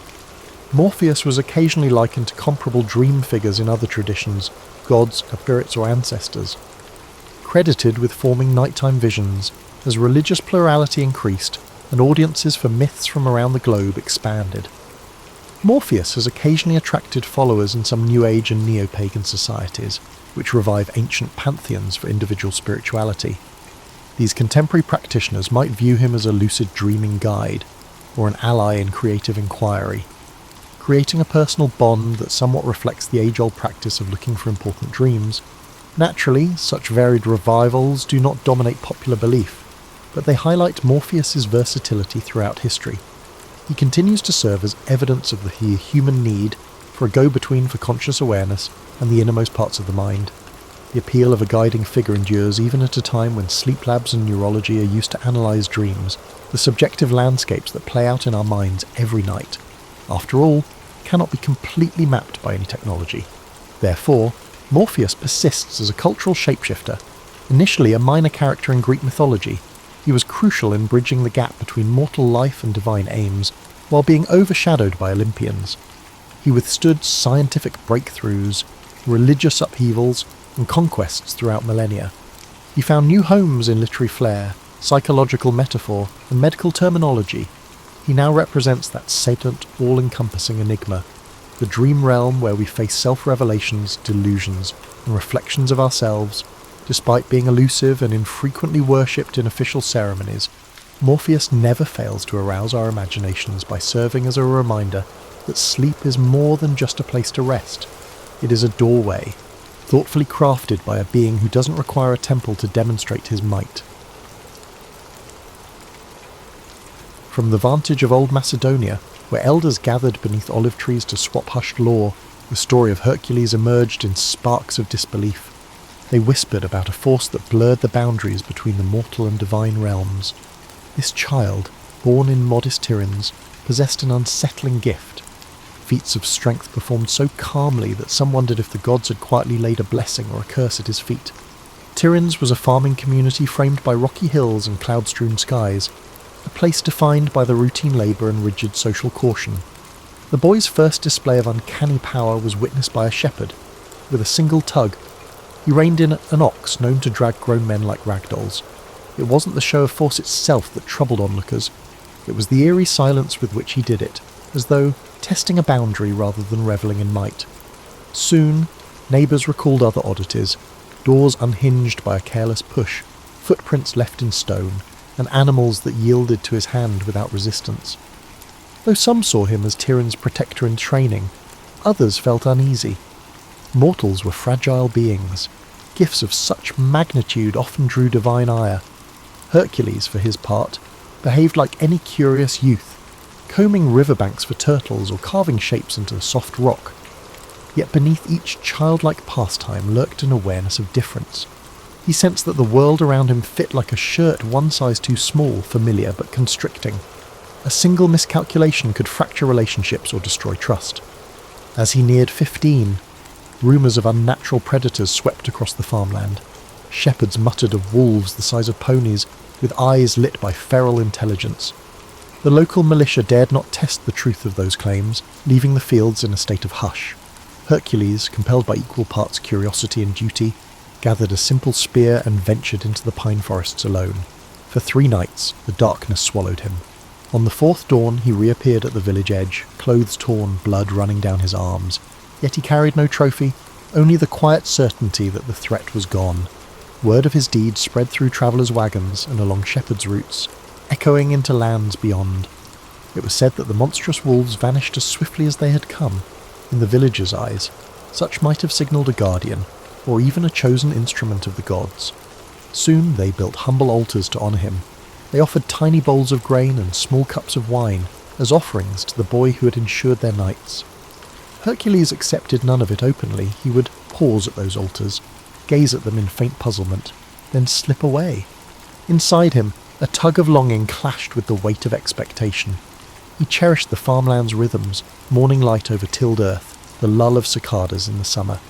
Yet each casual greeting now carried a jolt of awe, and every dirt path he roamed felt narrower, as though funneling him towards some vast unseen road. Occasionally, he stole into the hills to commune with nature's raw pulse, pressing his broad hands against boulders as though listening for whispered secrets of stone. Tiryns was never the seat of sophistication. Unlike Athens or Thebes, it lacked gilded temples and philosophical gatherings. In a way, the simplicity of Tiryns allowed Hercules to flourish without being overwhelmed by rumours. People accepted him, half wary, half hopeful, because they needed him. He held back storms that might devour them in a single gulp. He soon learned of a summons from King Eurystheus of Mycenae, a monarch who demanded fealty and recognised the usefulness of a mortal wielding near-divine might. Friends warned him of palace politics. Even the local priest, stooped with age, cautioned that power-hungry rulers often feed on legends until there is little left of the legend itself. However, Hercules sensed an unspoken reminder that a simple shepherd's life would never be his. Gathering sparse belongings, he took one last look at the farmland, the lopsided fences, the distant bleating of goats that once filled his childhood mornings. Then, as dawn's first gleam touched the horizon, he set out for Mycenae. Those who witnessed his departure claimed a hush fell upon Tiryns, like the land itself held its breath, waiting. The path he walked would lead to triumph and sorrow, forging a destiny both luminous and shattering. In his heart, Hercules hoped to find a way back to quiet fields someday, but deep down, he suspected the gods had other plans entirely. The road to Mycenae stretched through rolling plains dotted with olive groves and jagged hillsides. Hercules travelled quietly, observing the land more than pondering the future. Yet he couldn't ignore the murmur that followed him, a hum of anticipation carried by traders, roadside shepherds, and vagrant bards.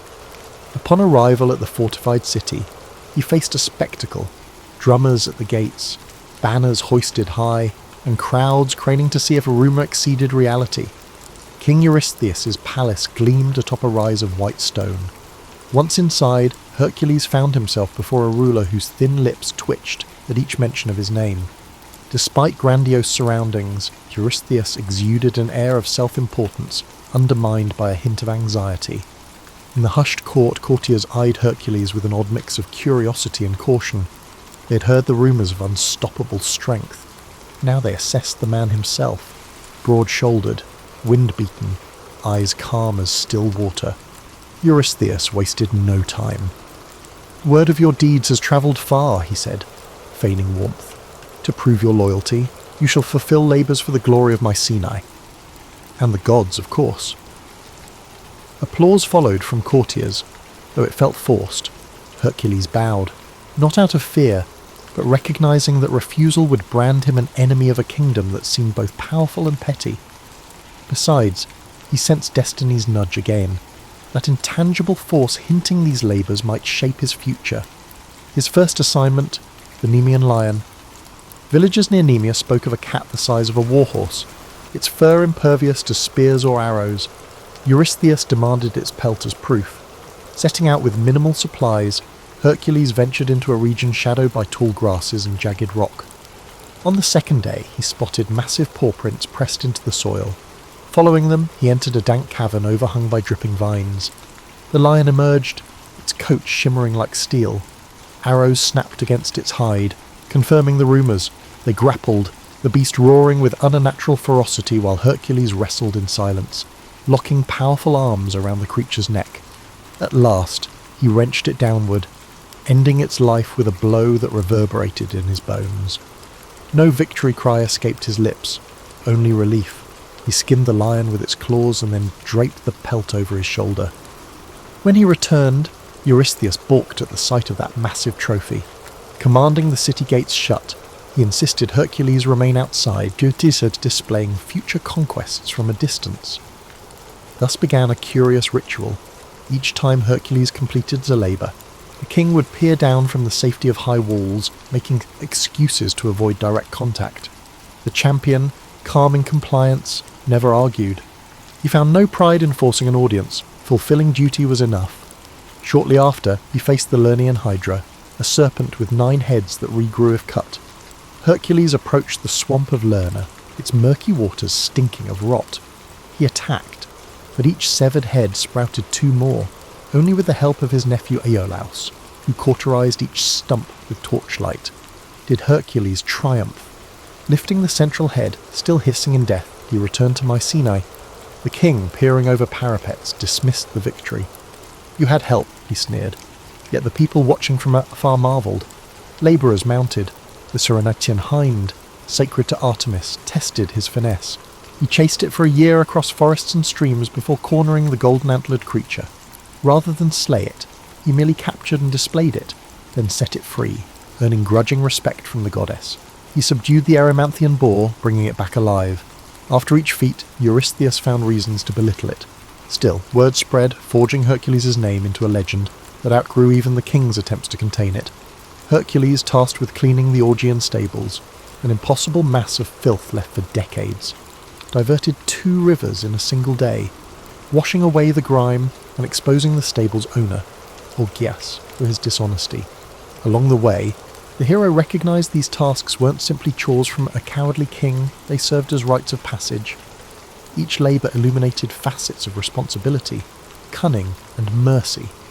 Yet Hercules also sensed a growing gulf between himself and normal life. Day by day, the realm saw him less as a man and more as a living weapon. Behind the feats and rumours loomed an unspoken shadow.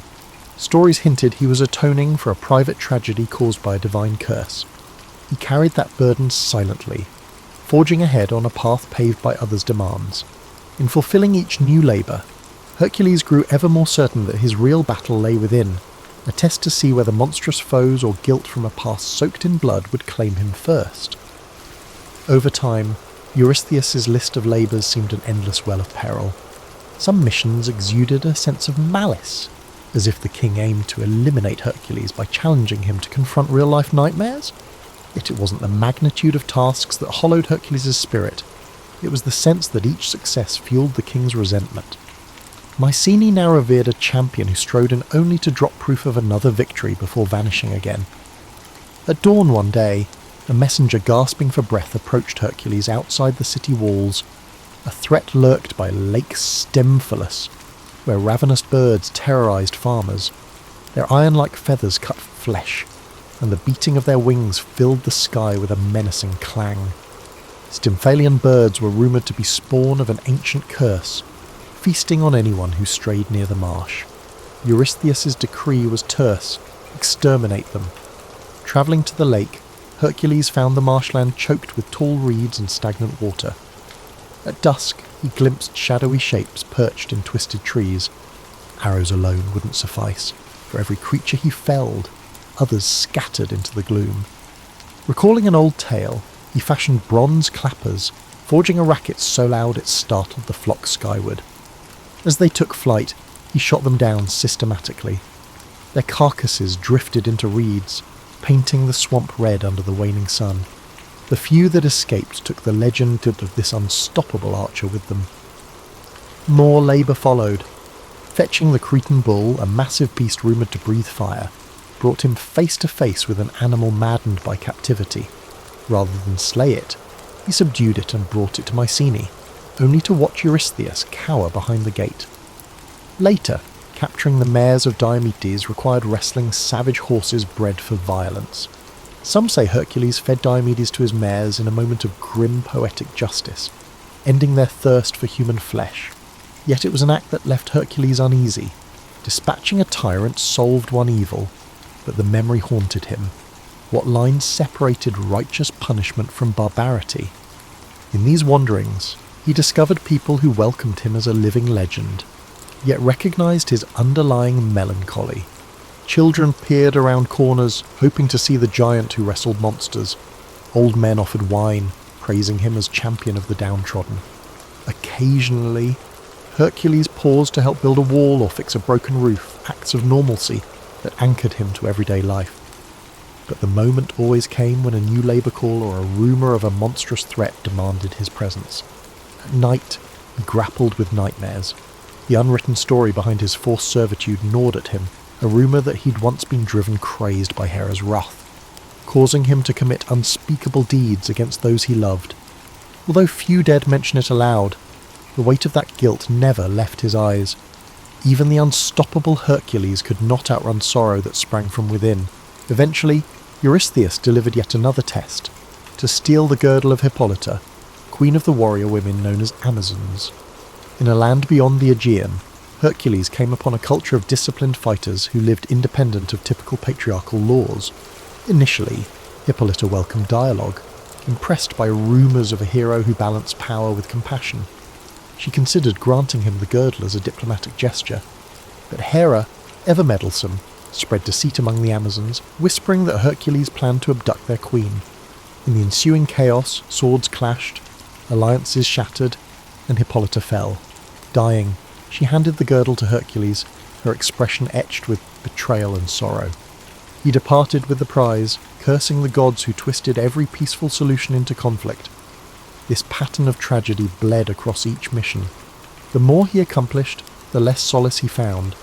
The blame was easily laid at Eurystheus's feet, but Hercules understood that the seeds of discord came from the gods themselves, and from his heart, burdened by regrets.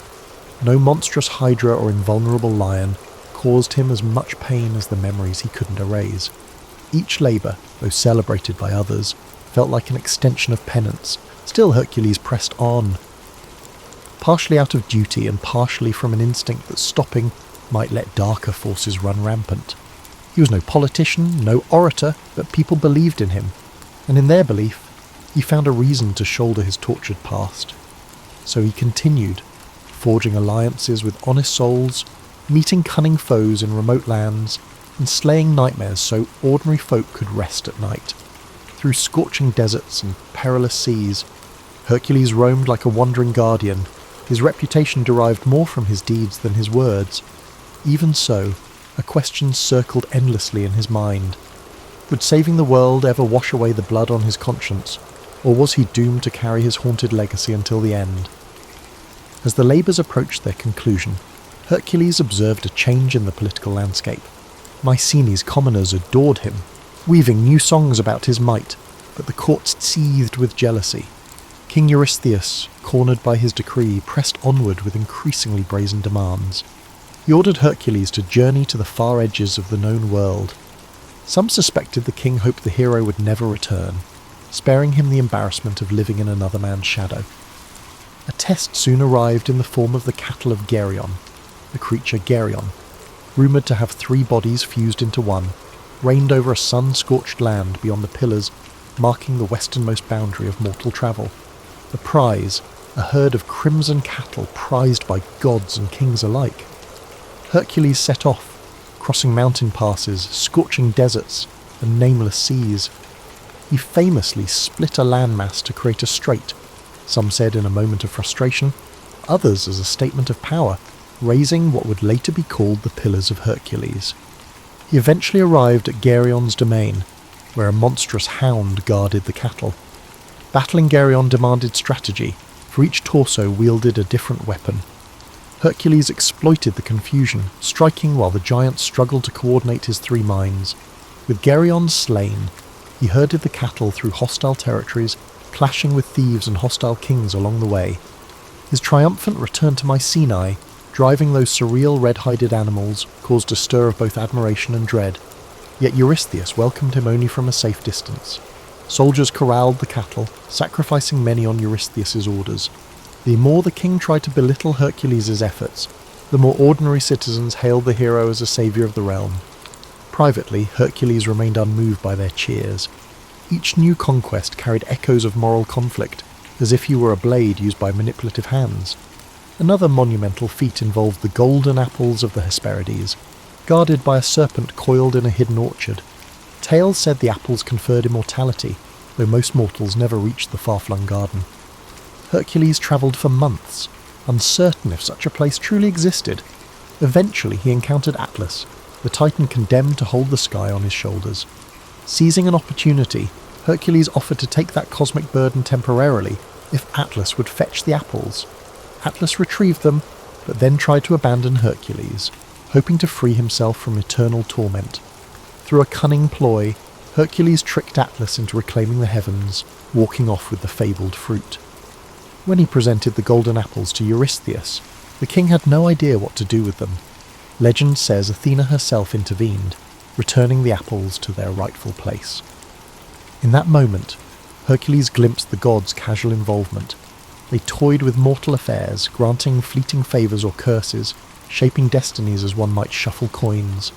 He realised that each labour was less about Eurystheus' commands and more about the god's inscrutable agenda and his path of atonement.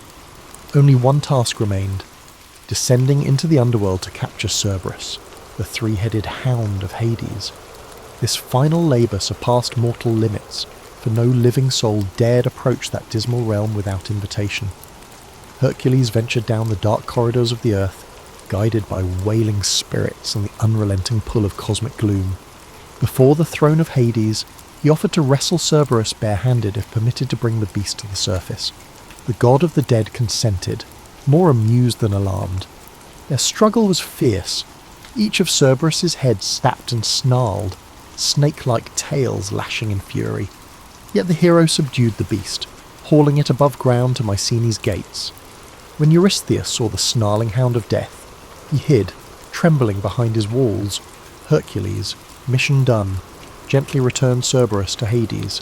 With all labours completed, Hercules stood outside Mycenae's walls, eyes on the fortress that had dominated his life. He expected neither thanks nor release, for he understood his service wasn't to Eurystheus but to something deeper. Turning from the city, he felt both emptiness and freedom. He had conquered beasts and braved terrors unknown to mortal men. Now, the question loomed, could he conquer the shadows that clung to his heart? He walked away, the crowds uncertain whether to weep at his departure or celebrate their king's deliverance from jealousy. Quietly, Hercules carried with him the echoes of every monstrous roar, every anguished cry, forging a destiny severed from royal commands but still bound by the god's inscrutable design. Released from Eurystheus' demands, Hercules drifted. Some claimed he roamed until he found a remote valley, building a modest home beside a sparkling brook. There, he tried to cultivate olives and vine crops, as though seeking normalcy. Villagers in the vicinity grew accustomed to spotting a giant figure mending fences or hauling timber. For the first time, he blended into daily life, if only briefly. Yet tranquility proved elusive. Strangers arrived, testing the legend. Some wanted to measure strength against the famed demigod, brandishing swords or arrogant boasts. Others offered alliances steeped in hidden agendas. Hercules repelled them, but each confrontation frayed the delicate peace. Rumours circulated about a new champion who might best him, and with each rumour came another challenger. Tiring of this drama, Hercules took to the road, relinquishing the valley to preserve its calm. He wandered from city to city, forging a reputation as a roving problem solver. In Attica, he drove away raiders who preyed on vulnerable farms. In Aetolia, he mediated disputes among tribal leaders too proud to seek peace themselves. Some towns offered him gold or titles, but he refused, yearning for something intangible that mortal wealth couldn't provide. Whispers of his identity preceded him. Children recited his labours as bedtime stories. Local bars named beverages after him, and travelling minstrels twisted details for dramatic flair. Along the way, Hercules encountered Deianira, a woman said to possess both keen intellect and resolute compassion. She saw through the aura of legend, urging him to confront the guilt that shadowed him. Her strength of spirit matched his physical might, and their bond blossomed into love. For a while, he believed he might carve out a life of shared purpose, perhaps leading a small settlement or teaching others to defend themselves without tyranny. They married, weaving fresh hopes into days that felt gentler, yet the old cycles returned. One evening, while travelling together, they encountered the centaur Nessus at a river crossing. Nessus offered to ferry Deianira across the water, but partway he revealed his intent to abduct her. Hercules, swift to act, let an arrow fly, its tip laced with hydra poison. The wounded centaur collapsed, blood soaking the shore. In his final breaths, he whispered deceit to Deianira. Should she ever fear losing Hercules' love, a garment stained with his blood would bind him to her. Moved by desperation, she gathered some of that blood, too distraught to see the trap. Life continued. Hercules continued to be a wandering force, with Deianira either by his side or anxiously waiting at home. Over time, she worried about rumours of his infidelity. Travelling the world exposed him to temptations, and his legend drew admirers of every stripe. In a moment of fragile insecurity, she recalled Nessus's final words. She treated a robe with the centaur's blood, believing it a charm that would secure Hercules' devotion. When Hercules donned it, the old poison ignited like living fire, adhering to his flesh. He tore at the fabric, but the agony only worsened, ripping his skin away. Realizing the horrifying betrayal, he raged in confusion, not knowing the entire truth of why the robe burned him alive. Faced with the insurmountable pain, he sensed no earthly remedy could quell it. Deianira, horrified by what she had caused, either fled or took her life. Accounts differ. Hercules, in his torment, built a funeral pyre on Mount Rita. Step by tortured step, he climbed, each footfall echoing the weights he'd carried all his life. Guilt, duty, heartbreak.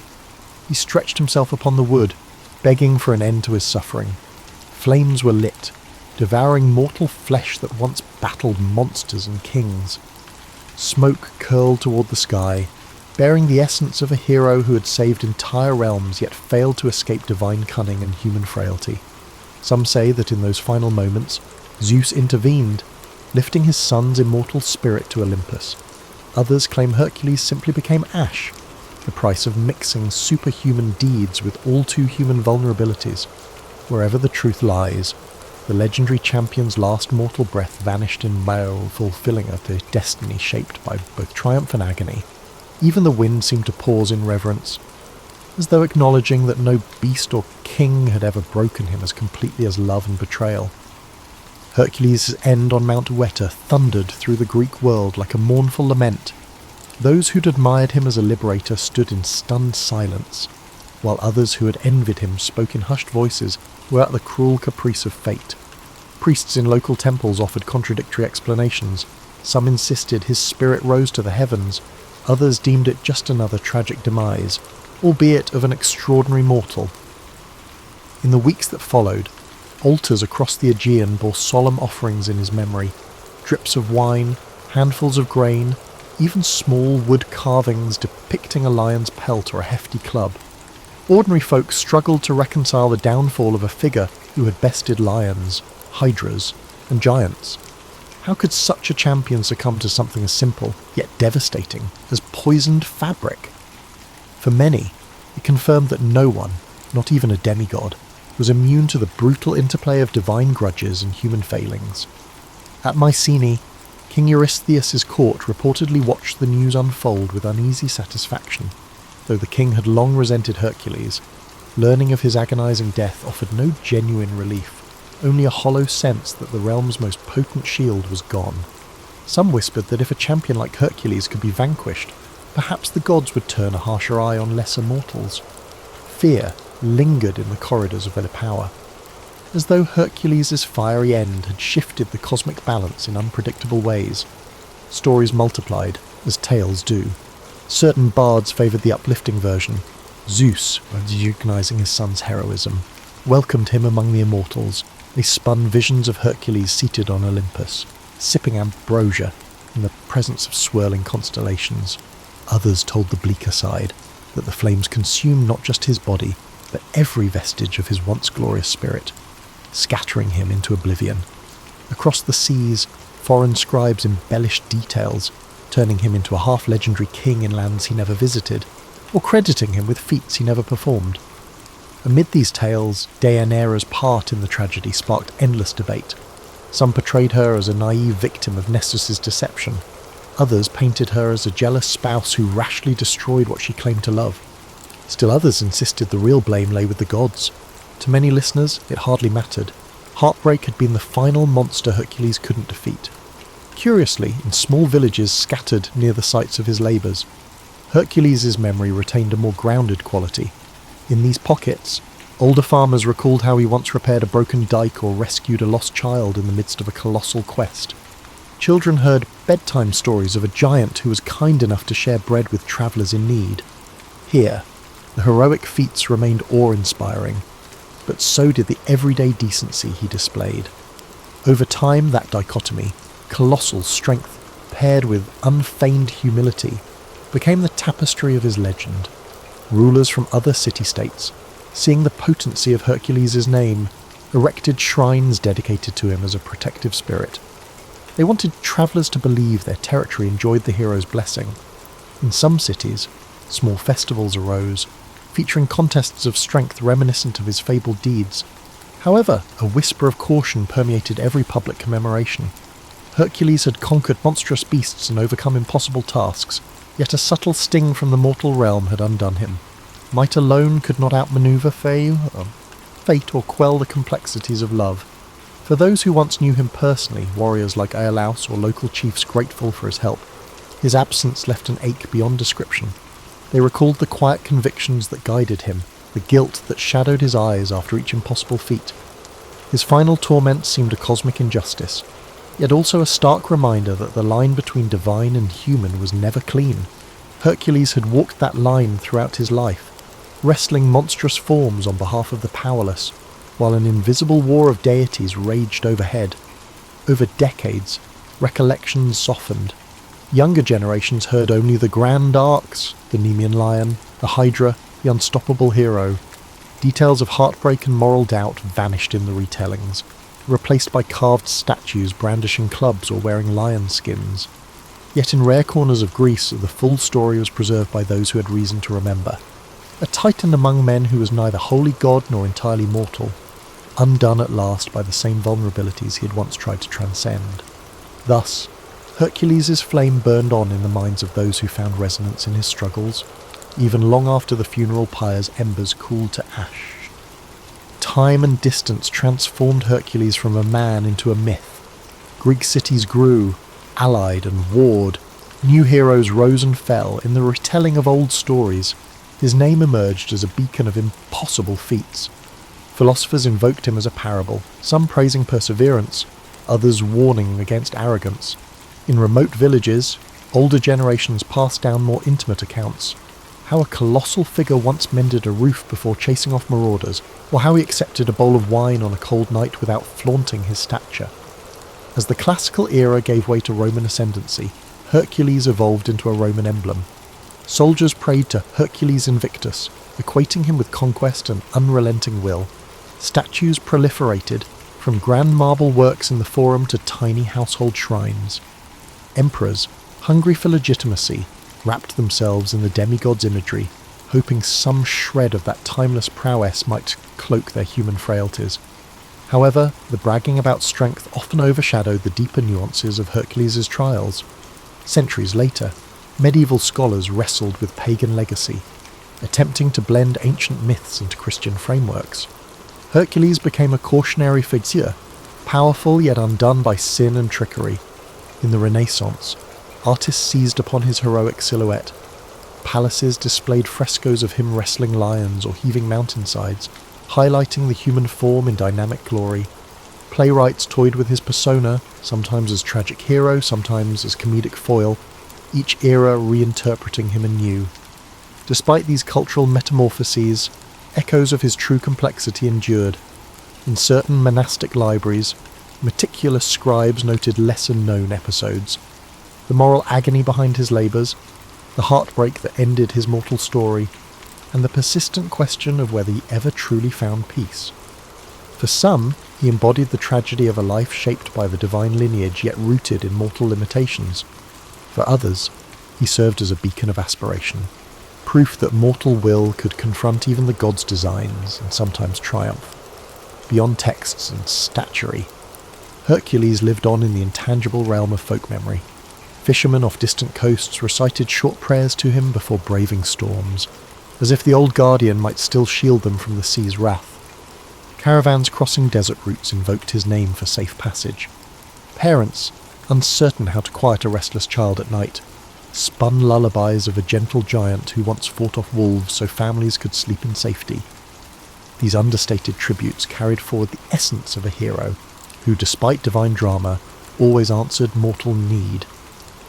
For a contemporary observer, perhaps in the middle decades of life, Hercules' tale resonates on several levels.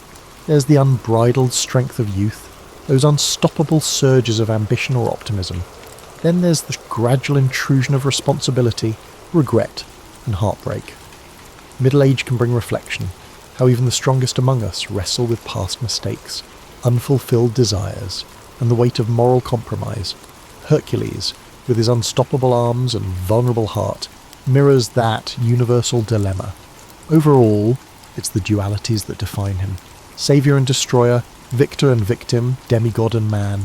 He soared above mortal confines, yet remained shackled by the god's whims and his own remorse. Scholars today still debate the meaning of his final act.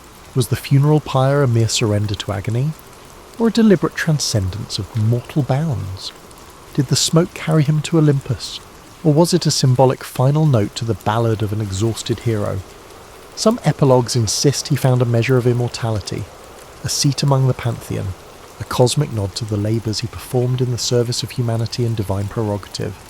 Others claim his spirit roams the mortal realm, occasionally glimpsed in moments of dire need. Most accept that the ultimate truth, like so many ancient tales, remains wrapped in shifting layers of interpretation. And so Hercules remains, a fixture in the collective psyche. He stands for more than might alone. He stands for the cost of greatness, the fleeting nature of redemption, and the fragile boundary that separates gods from men.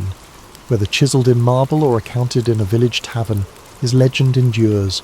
He is the champion forever, forging new legends, even centuries after his final breath. In that sense, Hercules lives on wherever human hearts still strive, endure, and grapple with the powers, divine or earthly, that shape our destinies. Ares was never the type of god to sit neatly in the lore of ancient Greece. Scholars often reduce him to a one-dimensional force of bloodlust, but his origins stretch into an older tapestry of mortal dread and shifting mythic structures. Long before he stood on Olympus, war itself existed. The roiling turmoil of Bronze Age conflicts shaped a primal deity, one who came to embody every surge of aggression in the human heart. Yet it wasn't always straightforward. A culture deeply familiar with the horrors and necessities of war formed something beyond a single note of violence.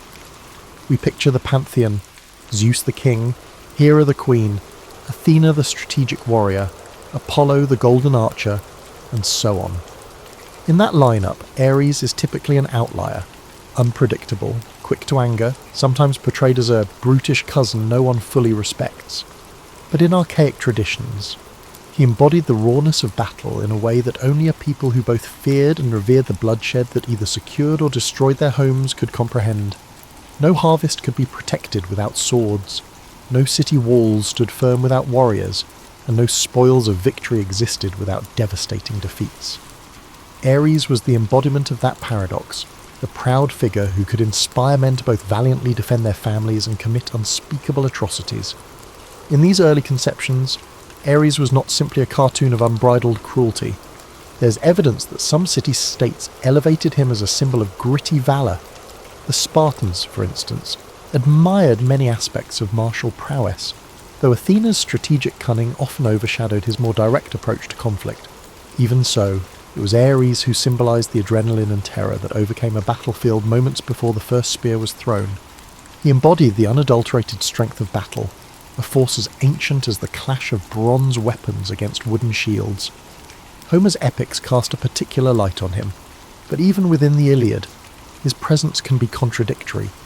One moment he is yelping from a wound inflicted by Athena, the next he's levelling entire phalanxes. This spectrum illustrates the capricious nature of war itself, ephemeral victories, devastating losses, and the hollowness that can follow even the most triumphant campaign.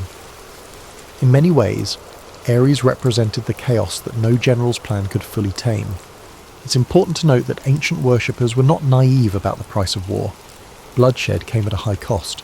Temples dedicated to Ares were fewer compared to Athena's, indicating a cultural ambivalence. While Athena's tactical brilliance was easier to appreciate, Ares demanded acceptance of the darkest aspects of war. In desperation, people might invoke him, pleading for the strength to defend their homes and hearts. Yet they also prayed for protection from his fury, aware that uncontrolled combat risked swallowing both winners and losers alike.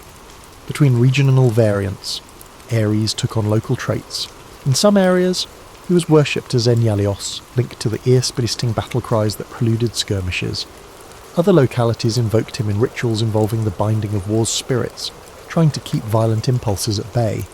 These complexities reflected the moral quagmire of mortal conflict, an interplay of necessity, pride, survival, and raw fear. Over time, Ares amassed titles that reflected both devotion and dread, serving as a constant reminder that the boundary between revered protector and menacing harbinger is often extremely thin. While modern retellings often trivialise him, archaic hymns and fragments reveal a god that mirrored the complicated psyche of a society dependent on war for expansion and survival. He wasn't a demon lurking at the edge of campfires, nor was he a glorious knight in shining armour. Instead, he occupied a realm of grey, where instincts of rage and honour coexisted. This realm, while brutal, was also strangely human. Conflict was embedded in daily life, raids, clan feuds, territorial disputes, and Ares was that small. Primal voice urging men onward when reason wavered. By the time classical myths fully evolved, that primal energy was fitted, somewhat uneasily, into the regal halls of Olympus. Surrounded by cunning gods and goddesses who valued wit, he became something of a misfit, the most mortal-like deity in his raw passions. In adopting him, the Greeks enshrined war within their divine family. They recognized that violence, while abhorrent, was also integral to how their worlds spun. Ares stood there as a living testament to the fact that civilization is built on the bones of the conquered.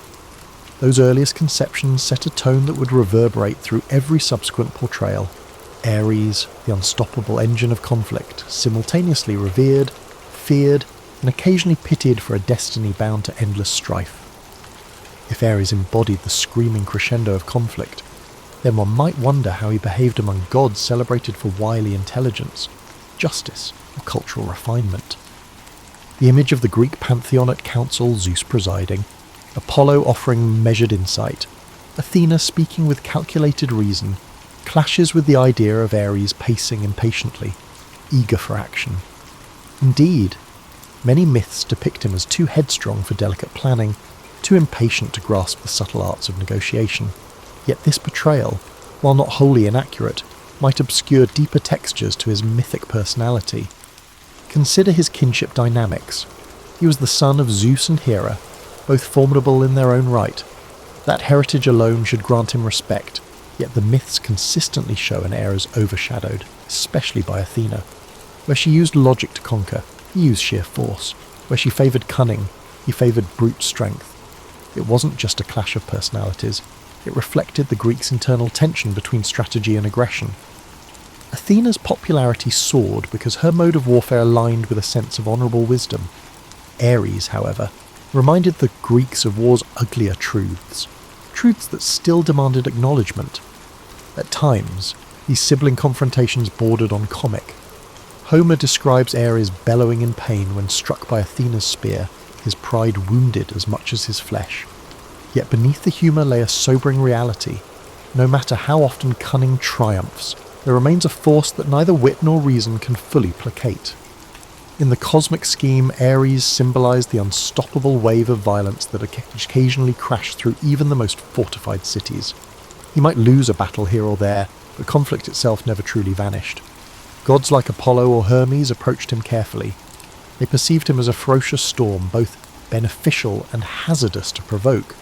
Hera, equally temperamental, maintained a complicated relationship with her son, alternating between chastisement and support, depending on her shifting alliances. Zeus, for all his might, sometimes expressed exasperation with Ares, calling him a pariah among the gods.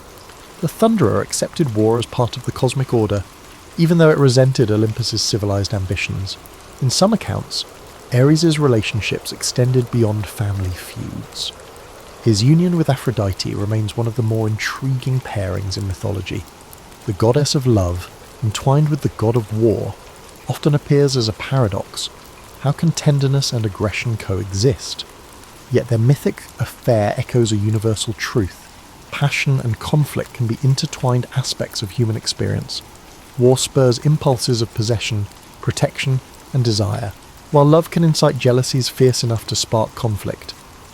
Aphrodite's involvement with Ares isn't just a sensational rumour about the gods' personal lives. It symbolises how love and war, seemingly at odds, intertwine in human affairs.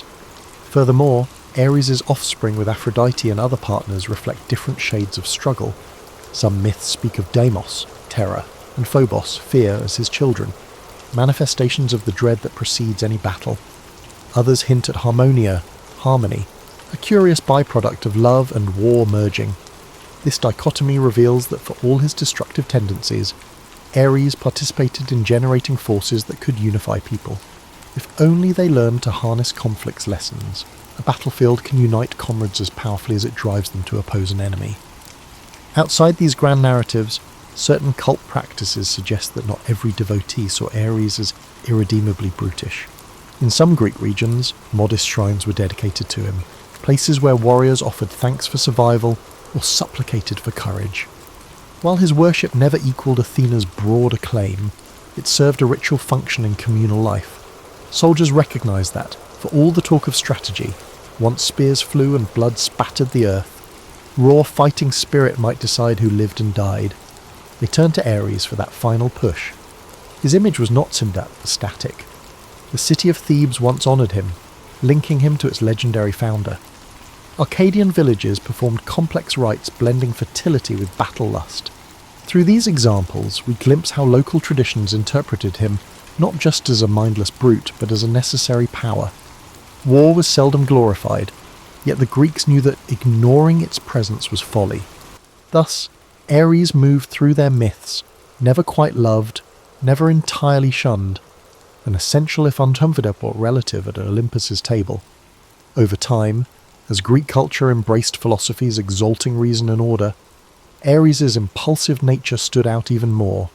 Yet he endured, unchanged in essence, reminding gods and mortals alike that conflict is sometimes an unavoidable part of existence.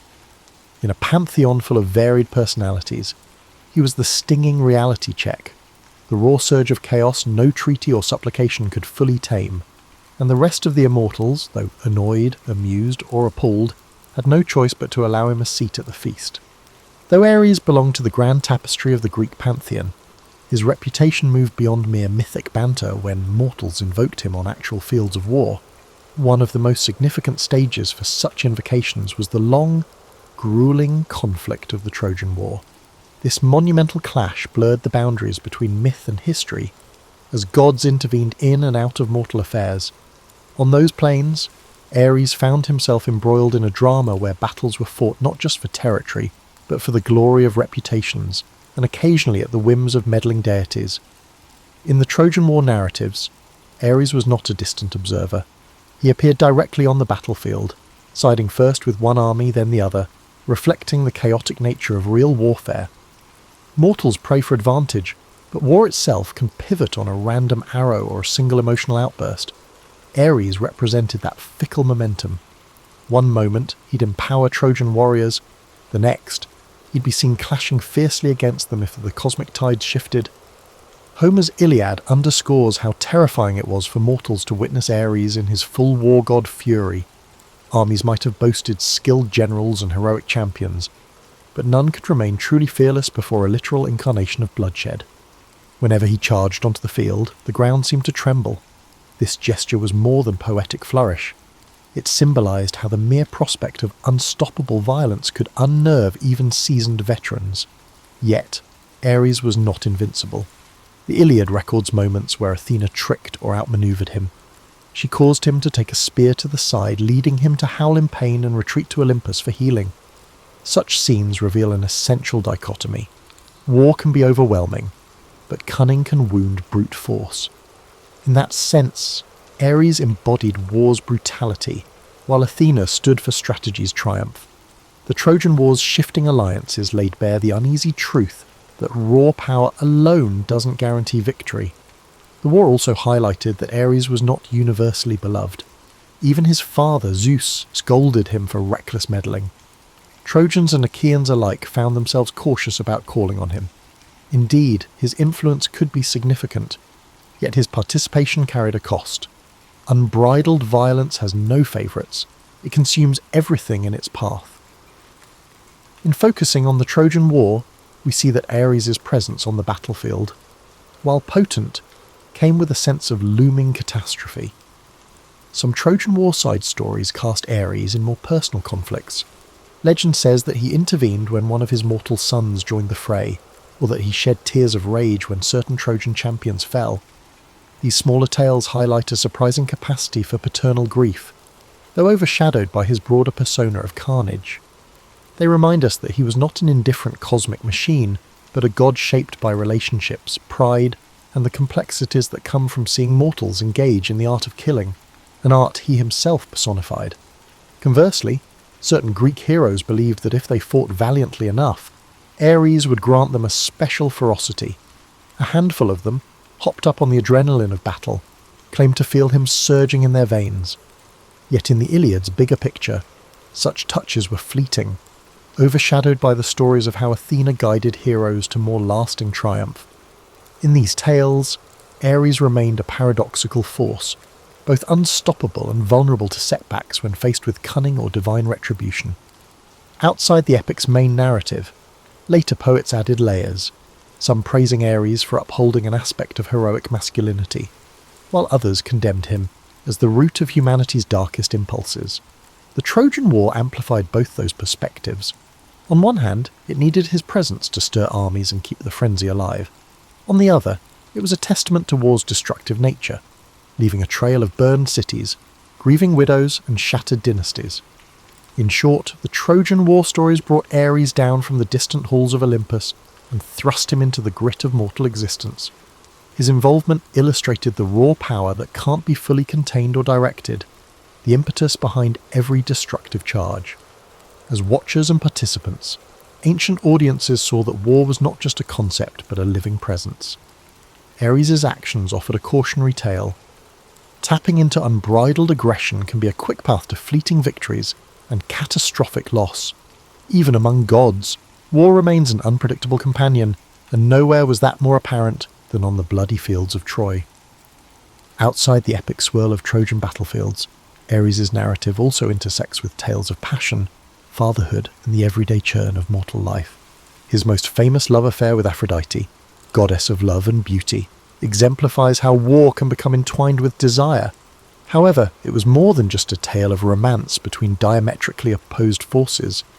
The childlike notion that love and war are opposites misses how deeply they interact. Ares and Aphrodite's bond revealed how conflict and attraction both simmer under mortal consciousness, driving individuals toward acts of devotion or destruction.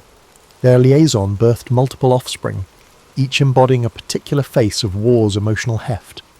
Deimos, terror, and Phobos, fear, are the most famous, personifying the dread that grips soldiers before a charge.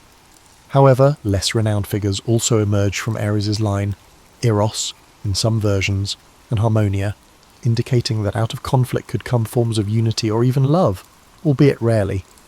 The ancient poets debated these genealogies, but they consistently underscored a central idea: the energies fueling war are not wholly divorced from those that spark affection or loyalty. Despite that, Ares was seldom depicted as a doting father. Epic conflicts and divine feuds overshadowed his paternal role. Some small myths, however, suggest moments of personal attachment. One tells of him avenging the death of a daughter by slaying her murderer. Another recounts him raging against a rival who dared insult his lineage. In these glimpses, we see that war's fury might also be a twisted expression of care, a readiness to destroy anyone threatening those under one's protection. In mortal eyes, such stories played out in real life. Soldiers, spurred by love for family, might descend into savage violence to defend them. Ares' fatherly instincts mirrored that fundamental human contradiction. People kill to protect what they cherish. As savage as that seems, it's an undeniable element of human conflict across centuries. In raising his spear for those he loved, Ares exposed a strain of loyalty overshadowed by more sensational accounts of his ferocity. Meanwhile, everyday worship of Ares remained measured. Very few large temples honoured him, but smaller cultic practices sprang up in city-estates contending with frequent warfare. Soldiers might sacrifice animals or lay symbolic weapons on makeshift altars, hoping to appease a god who could lend them ferocity or spare them from it. While Athens and Sparta revered Athena's strategic mind, individual warriors sometimes felt a more visceral connection to Ares' raw impetus. He believed that war drums and conflict chants were sacred, inspiring a trance-like fervour in combatants. Some historians argue that these rituals were psychologically vital, building unity before battle. In Greek culture, rousing songs and rhythmic marches might have invoked the presence of Ares, galvanizing hearts against fear. This communal invocation was less about praising wanton destruction and more about anchoring courage in a face-off where hesitation could spell defeat. Beyond these rites, travellers' tales claimed that some remote villages honoured Ares with festivals combining martial contests with solemn remembrance of the dead. Rather than glorifying conquest, they recognised the dual face of war, victory and devastation. One tradition described men wearing battered helmets as they recited the names of lost warriors, a ritual to keep war's toll visible. Ares, as the core deity of combat, stood in the midst of these ceremonies, a reminder that behind each triumph lay the heartbreak of mourning families. Mythic genealogies also link Ares to fearsome beasts, a reflection of how war unleashes primal instincts. Wolves, vultures, and other scavengers were said to be under his domain, just as they often feasted on battlefields.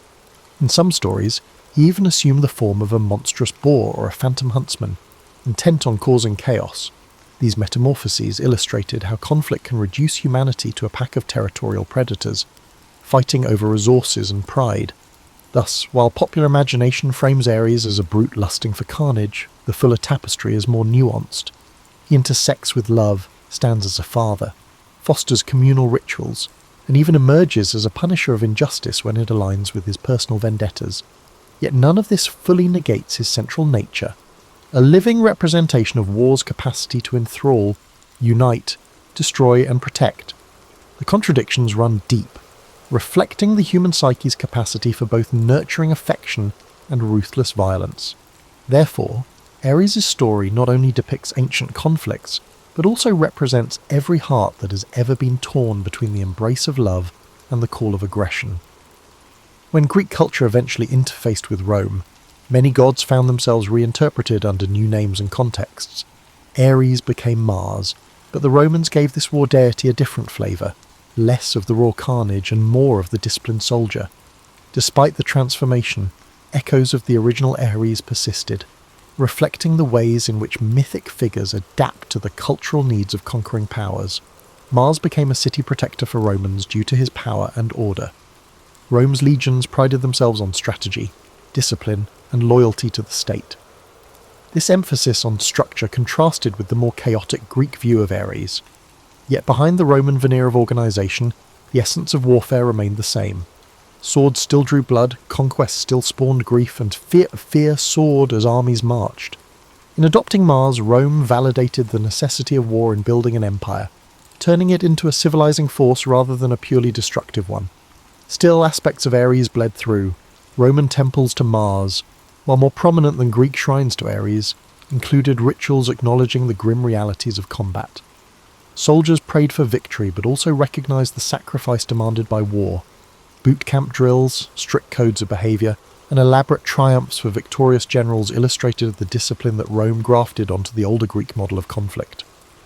Ares might have found it strange to see war so rigidly choreographed, but the underlying violence would feel familiar.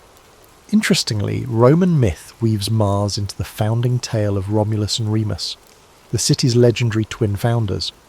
This paternal link underscores how war, in Roman eyes, could also create worlds, not just destroy them. Ares' Greek narratives included fatherhood as well, but the Romans were bolder in presenting Mars as a generative force behind empire building. The maniacal edge was toned down, the fervour to conquer remained. Over time, Roman expansion carried Mars's worship from the British Isles to the deserts of Africa. Armies marched under his banner, carrying an icon that blended Ares' ancient fury with Roman efficiency.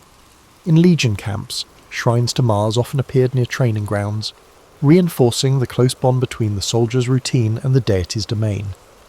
It was a stark reminder that no matter how advanced Roman engineering or governance became, it still relied on the martial spirit to maintain its vast territory. Nevertheless, the more civilized Mars, while overshadowing Ares in official propaganda, still harboured that kernel of merciless aggression. Soldiers who faced barbarian raids or harsh frontier wars sometimes abandoned the polished veneer of discipline. Accounts exist of punitive massacres and scorched earth tactics, revealing that beneath the Roman sense of order lay the same primal savagery known to the Greeks. Ares' original unpredictability surfaced whenever the flames of war grew uncontainable. Cultural shifts during the late Empire period further complicated these distinctions. As Christianity spread, official reverence for the old pantheon waned. Mars's temples fell into the partial disuse or were rebranded, and the empire itself began to crack under external pressures. Conflicts raged along borders, revealing that even centuries of martial tradition could not stave off decline. Wars that once served expansion became desperate acts of defence, draining the treasury and morale. The figure of Mars receded, but the essence of war endured, echoing Ares' timeless reality that bloodshed never truly fades from human affairs. Later historians and scholars drew connections between Ares and Mars, picking apart how the latter was nobler. But at heart they remained facets of the same concept, conflict personified. Roman society placed a practical gloss on it, but could not mask the brutality embedded in conquest. The war gods soared high in ceremonies, while legionaries spilled blood on the distant fields. This duality, ritual homage and raw violence, kept the flame of Ares' Greek essence alive beneath Roman steel. In modern scholarship, some paint Mars as a sanitized reflection of Ares, while others insist that the difference is cosmetic. Both deities represent a fundamental recognition that order and chaos collide whenever armies meet. Both speak to humankind's ongoing entanglement with aggression, pride, and territorial ambition. The shift from Greek to Roman worship might highlight style over substance, but war's nature endures. Ares, in whichever name or uniform, remains a haunting reminder that power and discipline cannot fully tame the beast within the battlefield's heart. Long after the Roman Empire fractured, the figure of Ares lingered in cultural memory, carried through medieval scribes and eventually Renaissance humanists who rediscovered classical texts. In each retelling, Ares transformed yet again, sometimes demonized by Christian writers who equated him with the sins of violence and wrath, other times romanticized by revivalists seeking to channel ancient virtues. Throughout these shifts, Ares remained a cipher for humanity's conflicted relationship with war. During the medieval period, chivalric ideals placed a veneer of nobility over combat. Knights fought for honour, weaving in Christian piety. In that environment, Ares found little direct worship, but the ethos of battle still carried echoes of his domain. When crusaders marched, the fervour that gripped them had parallels to his ancient mania, albeit cloaked in religious justification. Chronicles might not mention Ares by name, yet the spirit of relentless aggression was alive in siege engines and cavalry charges. With the Renaissance came a resurgence of interest in Greek and Roman lore, spurring new discussions on classical deities. Ares appeared in treatises contrasting him with Mars, analysing the moral dimensions of warfare. Scholars debated, did the ancients see war as a necessary evil or an exalted path to glory? Ares' stories were passed for symbolic meaning, and his coarse passions seemed jarring against the Renaissance's admiration for harmony and proportion. Still, war raged across Europe in conflicts like the 30 Years' War, demonstrating that refined philosophies did not necessarily curb the reality of bloodshed. Meanwhile, artists and poets began portraying Ares in fresher contexts.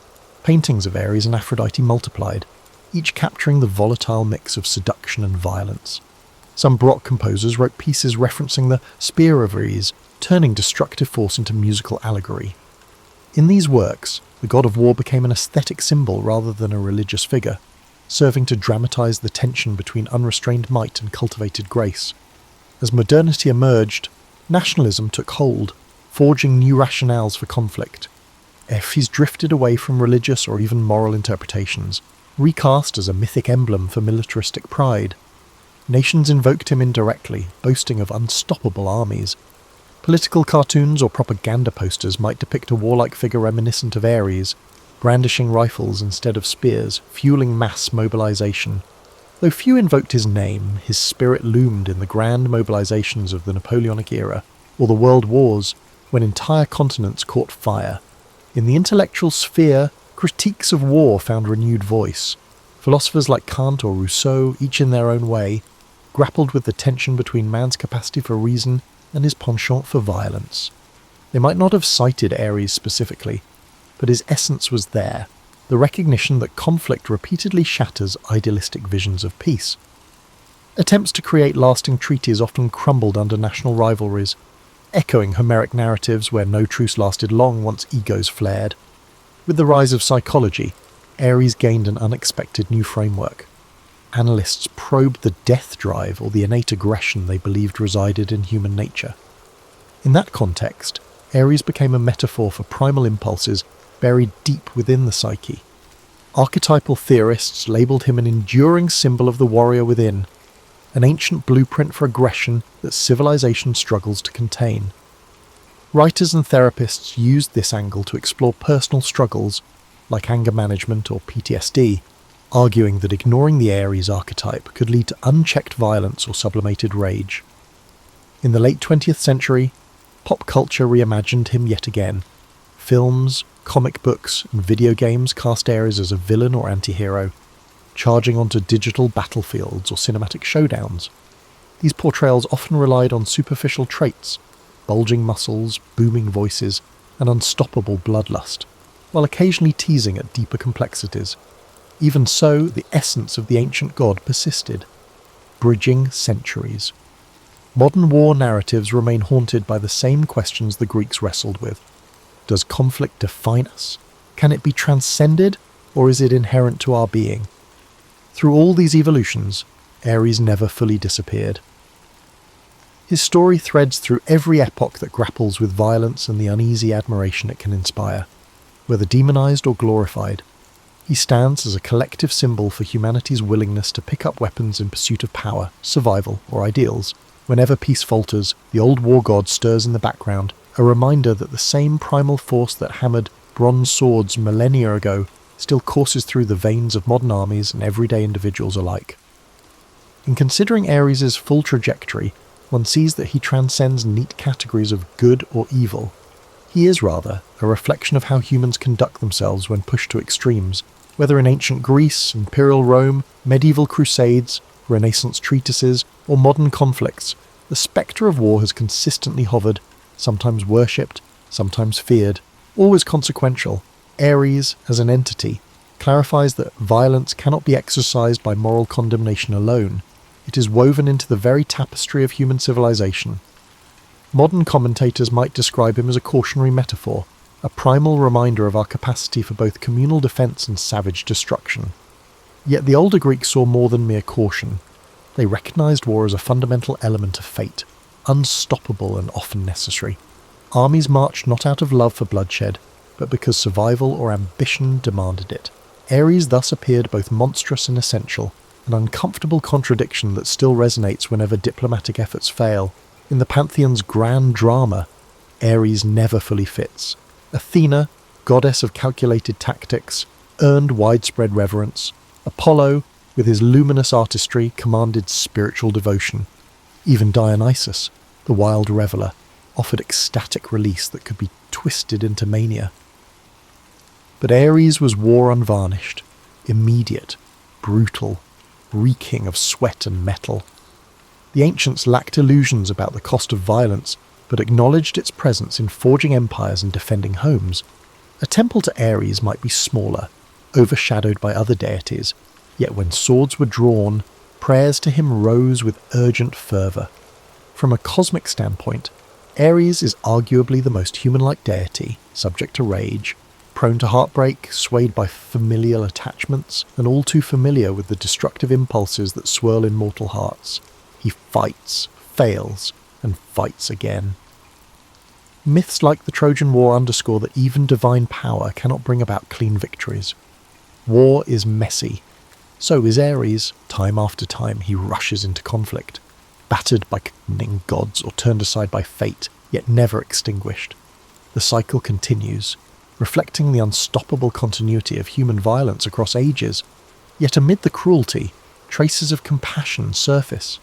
Myths telling of Ares avenging or protecting someone dear reveal a twisted sense of care. Perhaps the moral puzzle lies in the fact that war and love are not diametrically opposite, but rather two extremes of human passion. Ares' famous liaison with Aphrodite stands as a mythic testament to how destructive impulses can tangle with desires for union, each fueling the other. Far from being a cheap storyline of taboo romance, it exemplifies the contradictory ways passion manifests in our world. In examining Ares' modern legacy, one sees that we still wrestle with the same archetype. Soldiers sacrifice themselves out of fierce loyalty to country, tribe or cause. Leaders might vow peace, yet mobilize armies when threatened. People decry warfare's horrors, yet remain enthralled by the tales of valour and the adrenaline of conflict. Some even argue that competition, if not outright conflict, drives innovation and progress. Thus, the war god remains relevant, not because society idolizes mayhem, but because it struggles to escape it. Perhaps the true lesson Ares offers is about grappling with humanity's inner contradictions. We crave harmony, but prepare for battle. We condemn violence, yet permit it under certain rules. We honour heroes who defend the helpless, yet question the morality of conquest. Ares doesn't solve these contradictions, he illuminates them. By stepping into his realm, we confront the unstoppable surge that can erupt within any of us, individually or collectively, under fear, anger, or ambition. And that confrontation is neither gentle nor purely savage. It is human. Peace advocates might shudder at the thought of exalting a war deity, but ignoring him does little good. Recognizing Ares means recognizing that aggression is part of our lineage. Only through understanding that reality can we hope to channel it responsibly or mitigate its worst effects. In the end, Ares is not just the sword raised high or the shield clanging in defiance. He is the flicker of rage in the eye of someone cornered, the tremor of adrenaline before a decisive stand, the triumphant shout that echoes across a battlefield. War's form changes, from bronze spears to nuclear arsenals, but the core impulse remains. Ares stands eternal, no longer needing sacrifices in quiet shrines, yet thriving wherever conflict looms.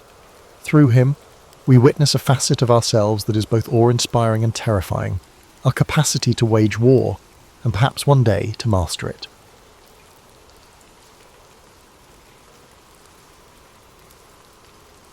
Narratives. These formative centuries shaped the cultural, spiritual and political DNA of the nation. The balance between divine legitimacy and earthly rule became a defining feature of Japan's rulers, a theme that would persist through centuries of samurai governance, shogunate control, and imperial restoration. The echoes of these ancient times still resonate in modern Japan, where traditions, shrines, and rituals continue to honour the distant past, maintaining a tangible link to the country's mythological and historical roots. As the Yayoi period gave way to the Kofun era circa 250 to 538 CE, Japan saw the rise of powerful clans that vied for dominance, each commanding vast agricultural territories and fortified settlements. Among these rival factions, the Yamato clan gradually asserted its influence over much of central and western Japan, cementing itself as the dominant force. Unlike the decentralized power structures of earlier centuries, the Yamato rulers established a centralized authority, one that derived legitimacy from both military strength and divine ancestry. They claimed descent from Amaterasu, the sun goddess, an assertion that reinforced their divine right to rule and set a precedent for Japan's imperial institution.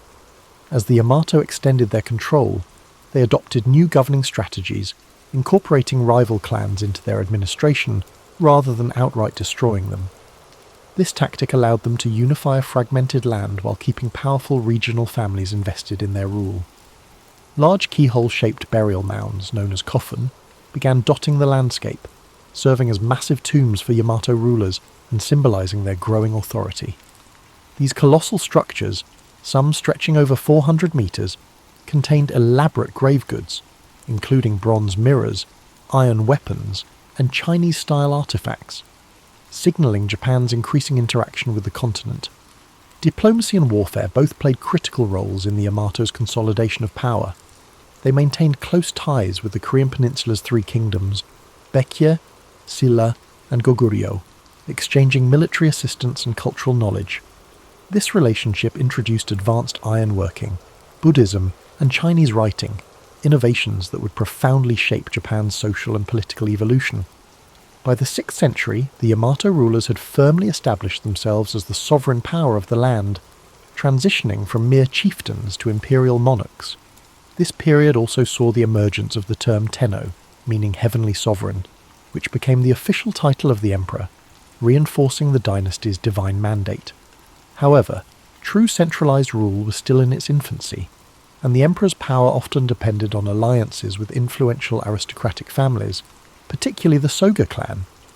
Buddhism's arrival from Korea further accelerated political and ideological shifts, as different factions debated whether to embrace or resist the foreign faith. Ultimately, the Soga championed Buddhism, securing its place in Japanese society and aligning themselves with the imperial family. This decision not only strengthened the Yamato state's ties to continental Asia, but also set the stage for profound transformations in governance, religion, and cultural identity. The dawn of imperial rule in Japan was not a sudden event but a gradual process, one shaped by diplomacy, conflict, and strategic alliances. The Yamato legacy endured, providing the framework for what would become the enduring Japanese imperial institution, one that still exists today as the oldest hereditary monarchy in the world. As the Yamato rulers solidified their control, Japan entered a period of profound transformation known as the Asuka period, 538 to 710 CE, a time when foreign influences, particularly from China and Korea, began reshaping nearly every aspect of Japanese society. The most significant change was the introduction and eventual adoption of Buddhism, an event that sparked both political conflict and cultural evolution. Initially met with resistance from conservative Shinto factions, Buddhism found powerful patrons in the Soga clan, a family that wielded immense influence in the imperial court.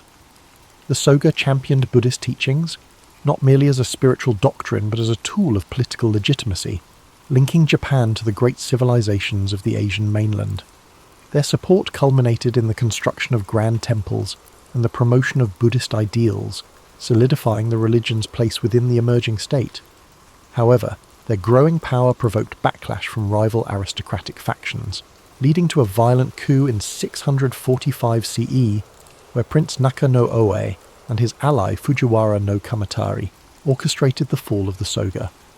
This event, known as the Taika Reform, marked a turning point in Japanese history. It ushered in sweeping administrative and land reforms inspired by China's Tang dynasty. The reform sought to centralize power under the emperor, replacing the old clan-based governance system with a structured bureaucratic state. Land ownership was redefined, with all land technically belonging to the emperor and distributed to farmers in exchange for tax obligations. A new legal code, the Ritsuryo system, was established. Closely mirroring the Chinese model of governance, it introduced provincial governors, census-based taxation, and a standing military force. This process of state formation reached new heights in the Nara period, 710 to 794 CE, when Japan's rulers sought to create a true imperial capital akin to China's Chang'an. In 710, the imperial court relocated to Heizhou-kyo, modern-day Nara, a meticulously planned city laid out in a grid pattern, reflecting the influence of Tang dynasty urban design. Nara became the heart of government, culture, and religion, filled with grand Buddhist temples and administrative complexes. The most striking symbol of this era was the construction of Todaiji, a monumental temple housing the great Buddha Daibutsu, a colossal bronze statue commissioned by Emperor Shomu. This project exemplified the fusion of politics and religion, as the emperor sought to use Buddhism as a unifying force to legitimize his rule and bring stability to the realm. However, this increasing reliance on Buddhist institutions came with unintended consequences. Powerful Buddhist monasteries amassed great wealth and influence, often interfering in court politics. Monastic factions formed their own armed militias, threatening imperial authority. Additionally, the expenses of maintaining a centralized state and funding extravagant temple projects placed a heavy financial strain on the government. Despite these challenges, the Asuka and Nara periods laid the foundation for Japan's national identity. The first written histories, the Kojiki and Nihon Shoki, were compiled, blending mythology and historical accounts to establish the legitimacy of the imperial lineage. Confucian ideals shaped court etiquette and governance, while Chinese-style calligraphy, poetry, and artistic traditions took root in Japanese culture. Yet, even as Japan embraced these continental influences, it remained distinct, adapting foreign models to fit its unique social and political structure. By the late 8th century, dissatisfaction with the growing power of Buddhist institutions and concerns over court corruption led to a bold decision: to abandon Nara and establish a new capital. This move marked the end of one era and the dawn of another, as Japan prepared to enter the age of aristocratic refinement and cultural flourishing in Heian-kyo, modern-day Kyoto. As the imperial court relocated to Heian-kyo in 794 CE, Japan entered the Heian period, 794 to 1185, an age of refinement, courtly elegance, and cultural achievements that would leave an enduring legacy. This era saw the court aristocracy, particularly the powerful Fujiwara clan, dominate political life through strategic marriages and manipulation of the emperor's authority. Rather than ruling directly, emperors often became symbolic figures, while real power rested in the hands of regents and chancellors from the Fujiwara lineage. This aristocratic elite revelled in a life of aesthetic pursuits, developing sophisticated literary traditions, art, and fashion. The world of the Heian court was meticulously detailed in The Tale of Genji, a novel written by the noblewoman Murasaki Shikibu, which provides an intimate glimpse into the court's elaborate rituals, political intrigues, and romantic entanglements. Poetry, calligraphy, and the appreciation of nature became essential aspects of aristocratic life. Individuals were judged not by their battlefield prowess, but by their ability to compose a flawless poem or arrange their robes in harmonious colours. However, this refined world of the Heian elite was largely detached from the realities of the provinces, where power was shifting away from the court and into the hands of regional landowners and warrior clans. As the imperial government struggled with inefficiency and financial mismanagement, large estates known as shun emerged, exempt from taxation and controlled by influential families, religious institutions, and local warlords. These estates operated independently, weakening the emperor's grip on the countryside. The Fujiwara, preoccupied with courtly life, failed to address the growing instability in the provinces, leading to the rise of the Bushi, warrior class, who would soon dominate Japan's political landscape. These warriors, initially employed as estate enforcers and mercenaries, gradually amassed land and influence, forming powerful samurai clans. By the late Heian period, two dominant warrior families, the Taira and the Minamoto, emerged as the key players in Japan's shifting power dynamics. Their rivalry culminated in a series of violent conflicts, known as the Genpei War, 1180 to 1185, which would decide the fate of the nation. The aristocratic Heian court, once the pinnacle of cultural sophistication, found itself powerless against the militarized society rising in the provinces. While poetry and courtly aesthetics flourished in Heian Kyo, battles raged across the countryside, heralding the end of imperial dominance and the dawn of the samurai age. With the final defeat of the Taira at the Battle of Dan-no-Ura in 1185, the Minamoto clan emerged victorious, forever altering Japan's political structure. The old Heian world of refinement and aristocratic rule had given way to a new order, one dictated by warriors rather than poets, and by the sword rather than the brush. With the Minamoto victory in 1185, Japan entered a new political era, one where warriors, rather than court aristocrats, held the reins of power. In 1292, Minamoto no Yoritomo formally established the Kamakura shogunate, marking the beginning of samurai rule that would last for nearly 7 centuries.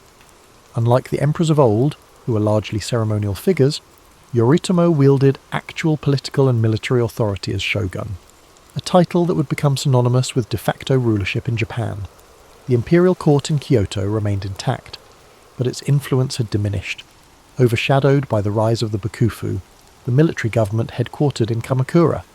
Under Yoritomo's leadership, Japan's feudal system began to take shape, with powerful regional lords, known as daimyo, controlling vast territories in exchange for military service.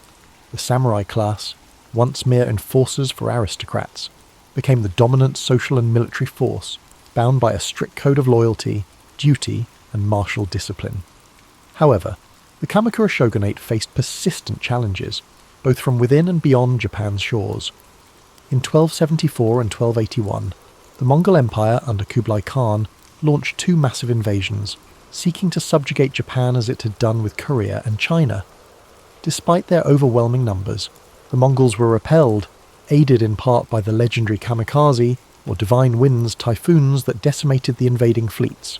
Though victorious, the strain of these wars drained the Kamakura government's resources, leading to dissatisfaction among the samurai who had expected generous rewards for their service. Without enough land or wealth to distribute, the shogunate's grip weakened, culminating in its overthrow in 1333 by Emperor Go-Daigo and his loyalist forces.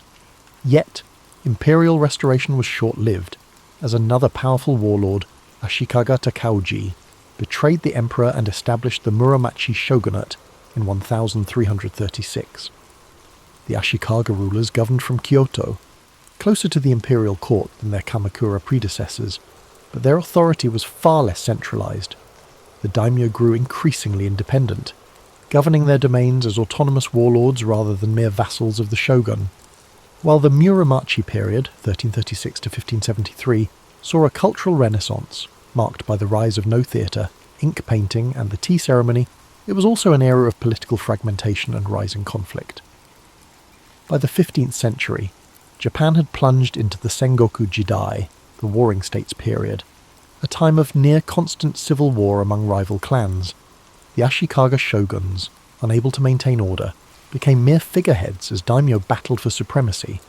This period set the stage for the dramatic rise of 3 of Japan's most famous warlords, Oda Nobunaga, Toyotomi Hideyoshi, and Tokugawa Ieyasu, who would ultimately unify the fractured nation. The age of the samurai had reached its apex, but the chaos of civil war had proven that Japan needed a stronger, more centralized government. The centuries of warrior rule had reshaped the country's political landscape, replacing the old aristocratic order with a new hierarchy built on military might, land control, and unwavering feudal loyalty. Yet, even as samurai lords waged war, the seeds of a more unified Japan were already being sown, setting the stage for the final transformation of the feudal era. As Japan descended into chaos, during the Sengoku Jidai, the Warring States period, 3 formidable warlords emerged to bring an end to the long era of civil strife. The first was Oda Nobunaga, a brilliant but ruthless strategist who launched a campaign to unify Japan in the late 16th century. He revolutionized warfare by adopting Western firearms, implementing innovative battlefield tactics, and crushing rival daimyo with brutal efficiency. By the 1570s, Nobunaga had seized Kyoto and dismantled the remnants of the Ashikaga shogunate.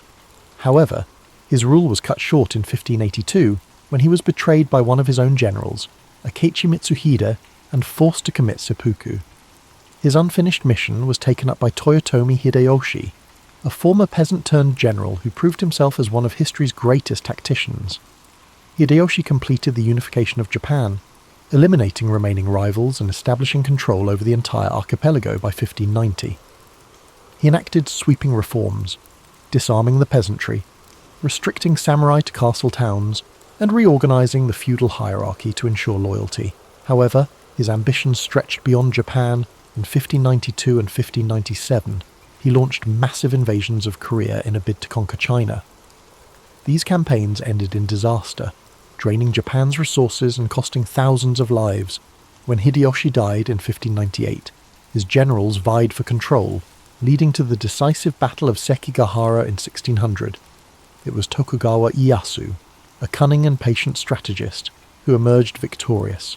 In 1603, he established the Tokugawa shogunate, ushering in the Edo period, 1603 to 1868, a time of unprecedented peace, stability, and isolation. Unlike his predecessors, Ieyasu prioritized long-term control over immediate conquest. He moved the seat of power to Iedo, modern-day Tokyo, where he constructed an intricate system of governance to prevent future uprisings.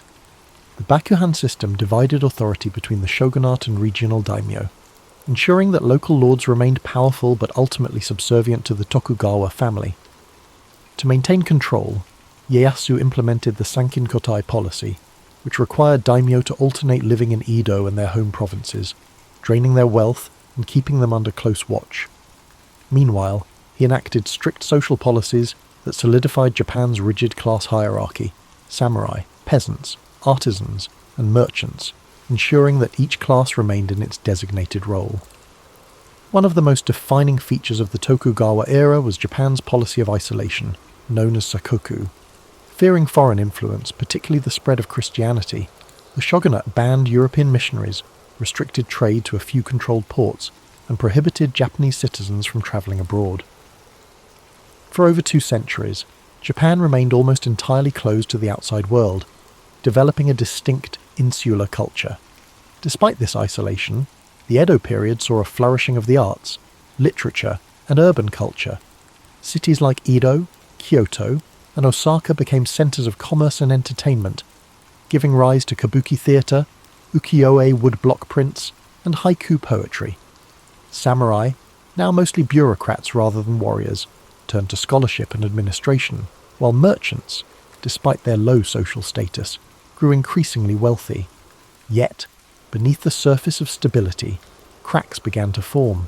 Economic strain, rigid social policies, and foreign pressure would eventually force Japan to reopen its doors in the 19th century, bringing an end to the Tokugawa era and ushering in the Meiji Restoration. Still, the unification efforts of Nobunaga, Hideyoshi, and Ieyasu had laid the groundwork for modern Japan. Their legacies endured, shaping the country's political structure, cultural identity, and samurai ethos long after the last shogun relinquished power. The centuries of war and bloodshed had finally given way to order, but the cycle of history ensured that change would come again. Long before the samurai became the most revered warriors in Japanese history, they began as mere enforcers for the noble class.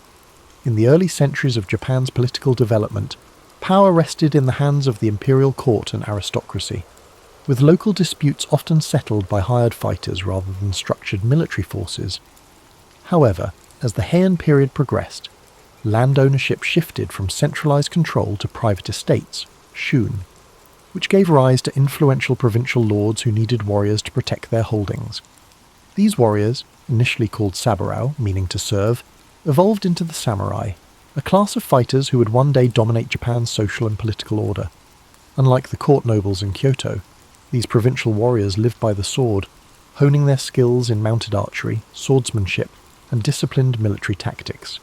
They were not just fighters, but strategists, trained in loyalty, duty, and honor, principles that would later be enshrined in Bushido, the code of the samurai. The imperial government's decline in the late Heian period accelerated the rise of the samurai, as noble families began relying more on military clans for protection. Among the most powerful of these emerging warrior families were the Minamoto and the Taira, two clans whose rivalries would shape Japan's history. Initially, these samurai were still seen as servants of the court, their status subordinate to the aristocracy. But that perception began to change as warriors gained influence through both battlefield prowess and political maneuvering. By the 12th century, samurai were no longer just defenders of noble estates.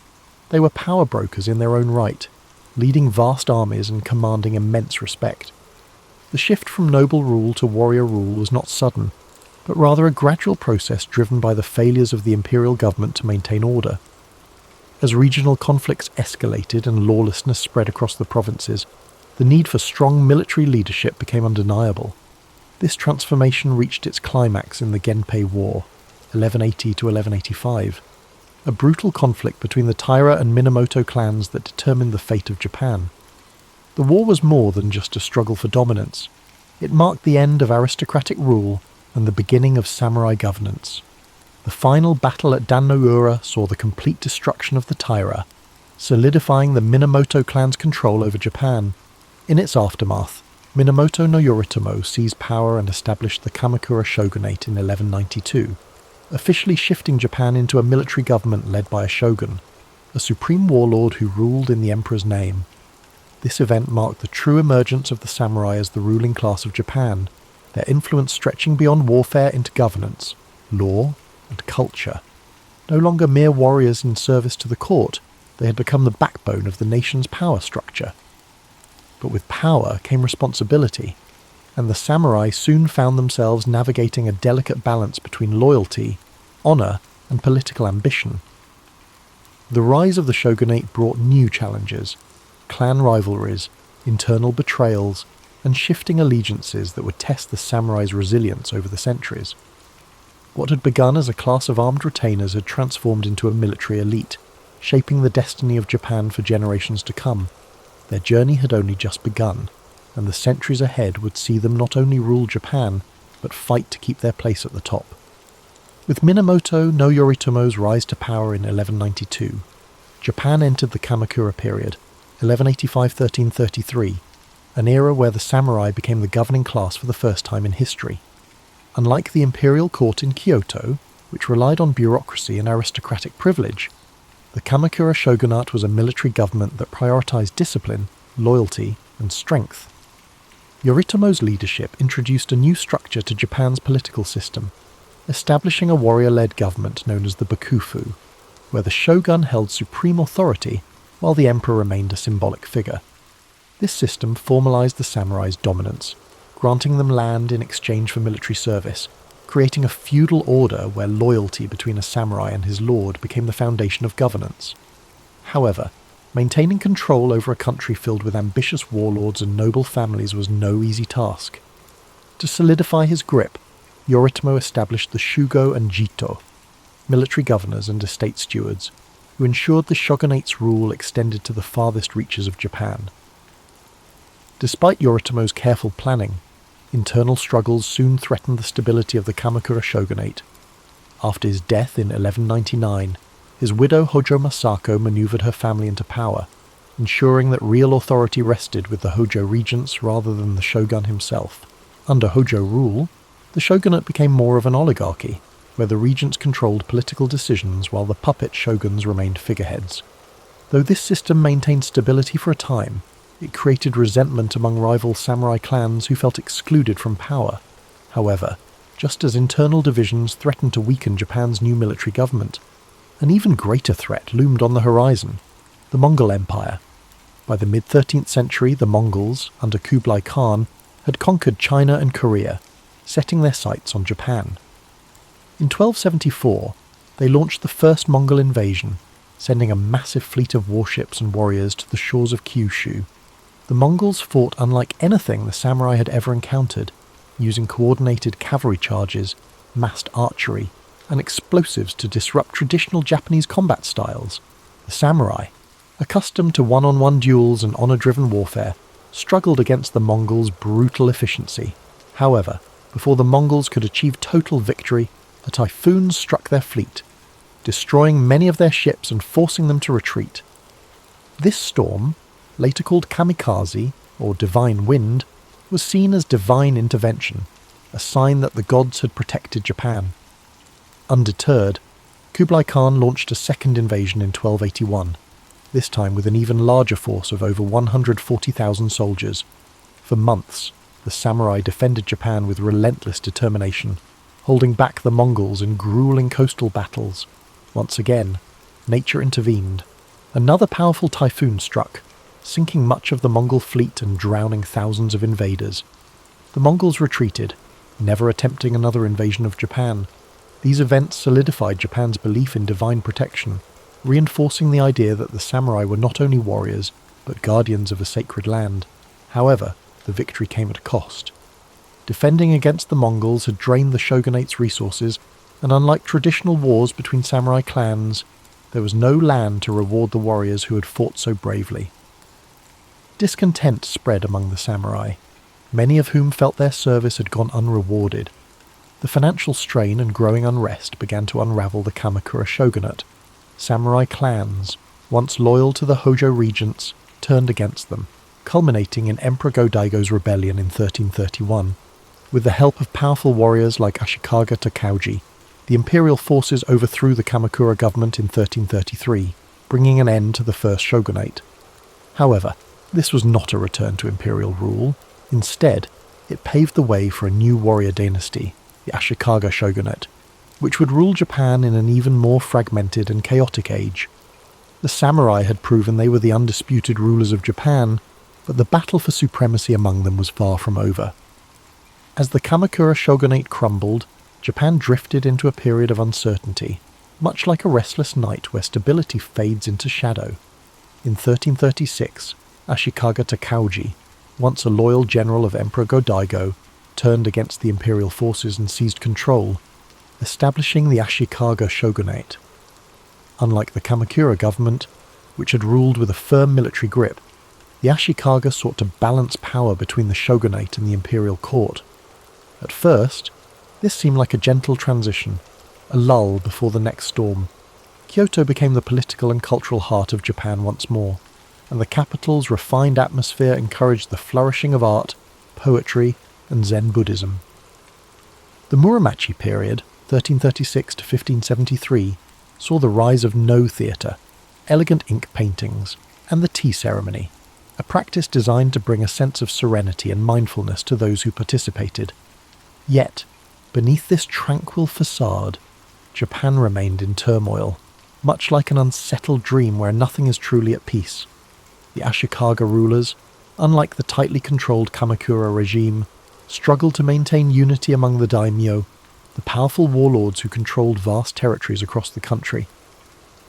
The Bakufu had established its rule, but it was weaker than before, relying on fragile alliances that could crumble at any moment. The Onin War, 1467 to 1477, proved to be the breaking point, shattering the illusion of stability and plunging Japan into over a century of near-constant warfare. The once orderly world of feudal loyalty began to dissolve as samurai lords turned on one another in an unending battle for dominance. During this time of unrest, the samurai class continued to evolve, not just as warriors, but as enforcers of order in a world that had lost its balance. Their devotion to Zen Buddhism offered moments of quiet introspection amid the chaos, emphasizing meditation and mindfulness, much like the steady rhythm of breathing before sleep. Samurai sought peace within themselves even as war raged around them, practicing the art of the sword with the same precision and calmness as a monk arranging a rock garden. However, this inner tranquility could not prevent the collapse of the Ashikaga shogunate, which had become little more than a hollow shell of power. By the late 1500s, Japan had drifted into the Sengoku Jidai, the Warring States period, where no ruler held true control, and samurai warlords battled endlessly for supremacy. As the nights grew longer with uncertainty, the people of Japan awaited a leader strong enough to bring an end to the strife. The age of elegant courtly politics had faded, replaced by a time of battle, ambition, and relentless struggle. The country had become a storm-tossed sea, searching for the stillness of dawn. And soon, three remarkable figures, Oda Nobunaga, Toyotomi Hideyoshi, and Tokugawa Ieyasu, would rise from the chaos to forge a new era. But before peace could be restored, Japan would have to endure its most turbulent dreams of war. The Sengoku Jidai, 1467 to 1600, was a time when Japan existed in a state of endless night, a restless dream filled with the sounds of clashing swords and the distant echoes of battle drums. The Ashikaga shogunate had lost control, leaving the land divided among powerful daimyo, each ruling their own domain like kings of miniature kingdoms. Castles rose across the landscape, fortified strongholds where warlords plotted their next move, their sleepless ambition keeping Japan in a cycle of bloodshed. Alliances were made and broken like fleeting dreams, with battles erupting across the country in an endless struggle for supremacy. The once rigid feudal order dissolved into chaos, as samurai pledged their loyalty not to a shogun or emperor, but to those who could promise them land, power, or survival. But even in the darkest of nights, there is always the promise of dawn. From the turmoil of war, three figures emerged who would change the course of Japanese history: Oda Nobunaga, Toyotomi Hideyoshi, and Tokugawa Ieyasu. Each would play a role in bringing an end to the anarchy, shaping the future of Japan with their ambition, strategy, and sheer force of will. The first of these men, Oda Nobunaga, was unlike any warlord before him. Ruthless, innovative, and determined to unite Japan at any cost. He introduced new military tactics that shattered traditional samurai warfare. He embraced firearms, reorganized his armies for greater mobility, and crushed opposition with swift, merciless force. His victories over rival daimyo, including the powerful Takeda clan at the Battle of Nagashino in 1575, cemented his dominance. Yet, Nobunaga's dream of unification was cut short in 1582, when he was betrayed by one of his own generals and forced to take his own life. The mantle of leadership then passed to Toyotomi Hideyoshi, Nobunaga's brilliant general who had risen from humble beginnings. Hideyoshi completed what Nobunaga had started, bringing all of Japan under his control by 1590. He implemented sweeping reforms to ensure stability, disarming peasants to prevent uprisings, and restructuring the feudal system so that only samurai could bear arms. His leadership brought a brief moment of peace, a lull in the storm, yet his ambitions stretched beyond Japan. In 1592 and 1597, he launched massive invasions of Korea, hoping to conquer China as well. These campaigns ended in disaster, draining Japan's resources and weakening the fragile unity Hideyoshi had built. When he died in 1598, his generals turned on one another, plunging the nation into conflict once more. The final act of unification fell to Tokugawa Ieyasu, a patient and calculating leader who had bided his time while others fought for dominance. In 1600, at the Battle of Sekigahara, the largest and most decisive conflict in samurai history, Ieyasu crushed his enemies and seized control of Japan. 3 years later, in 1603, he established the Tokugawa shogunate, ushering in an era of stability that would last for over 250 years. The long and violent night of the Sengoku period had come to an end, and Japan could finally rest. But peace would come with a price. The Tokugawa shoguns would impose strict control over society, isolating Japan from the outside world and enforcing a rigid social order. The samurai, who had once fought for honor and ambition, would find themselves in a different world, where the battlefield was replaced by politics, and swords were more for display than war. As the country drifted into a new age of order, the samurai would have to adapt or fade into history like a forgotten dream. For now, though, the land could finally breathe, wrapped in the quiet embrace of a newfound peace. With Tokugawa Ieyasu's victory at Sekigahara in 1600 and his formal appointment as shogun in 1603, Japan entered a new era of stability, one that would last for more than 250 years. After centuries of chaos, the land could finally sleep. But this peace came at a cost. The Tokugawa shogunate established a system so controlled so rigid that it locked the entire country into a state of stillness, like a dream where time no longer moved forward. Ieyasu and his descendants implemented strict policies to prevent any future wars, ensuring that power remained in the hands of the Tokugawa family. The Bakuhan system divided governance between the central shogunate and the regional daimyo, but all power ultimately rested in Edo, modern-day Tokyo, where the shogunate ruled with an iron grip. To prevent rebellions, the shogunate imposed sankinkotai, a policy that forced all daimyo to spend every other year in Edo, while their families remained there as hostages. This ensured that no warlord could gather enough strength to challenge Tokugawa rule. Samurai, once fierce warriors who had lived and died by the sword, found themselves trapped in an existence of bureaucratic duty, their blades more symbols of rank than tools of war. The class system was strictly enforced. At the top were the samurai, followed by peasants, artisans, and merchants at the bottom. No one could change their place in society. The structure was unshakable, like the walls of Edo Castle itself. One of the most defining aspects of the Tokugawa era was Sakoku, Japan's policy of complete isolation. In 1639, the shogunate banned nearly all foreign contact, allowing trade only through the Dutch and Chinese at the artificial island of Dejima in Nagasaki.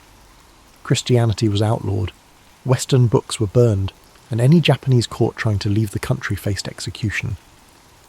This isolation sealed Japan in a world of its own, a self-contained dream where time seemed frozen. Yet, within these constraints, a unique culture flourished. Cities like Edo, Kyoto, and Osaka became centres of art, literature, and entertainment. The rise of kabuki theatre and ukiyo-e woodblock prints captured the spirit of the era, depicting scenes of pleasure districts, bustling markets, and legendary warriors of the past. The tea ceremony, once a samurai ritual, became a refined art form, offering a rare moment of stillness in an increasingly structured world. Despite this cultural blossoming, the cracks in the system slowly began to show. The samurai class, once noble warriors, struggled under economic strain, as their stipends remained fixed while merchant wealth grew. The once lowly merchants, despite their social status, accumulated great fortunes, funding theatres, art, and literature. With no wars to fight, many samurai fell into debt, forced to marry into merchant families or take up menial bureaucratic work to survive. Meanwhile, the peasantry, burdened with heavy taxes, faced famine and unrest. Though the Tokugawa rule was firm, beneath its surface, dissatisfaction simmered, like a restless sleeper waiting to wake. By the mid-19th century, foreign ships began appearing on Japan's shores, their presence an omen of change. The stillness of the Edo period could not last forever. Like the dawn breaking after a long and dream-filled night, a new era was approaching, one that would shake Japan from its slumber and thrust it into the modern world. For more than 250 years, Japan existed in a state of carefully maintained stillness, as if wrapped in an unbroken dream.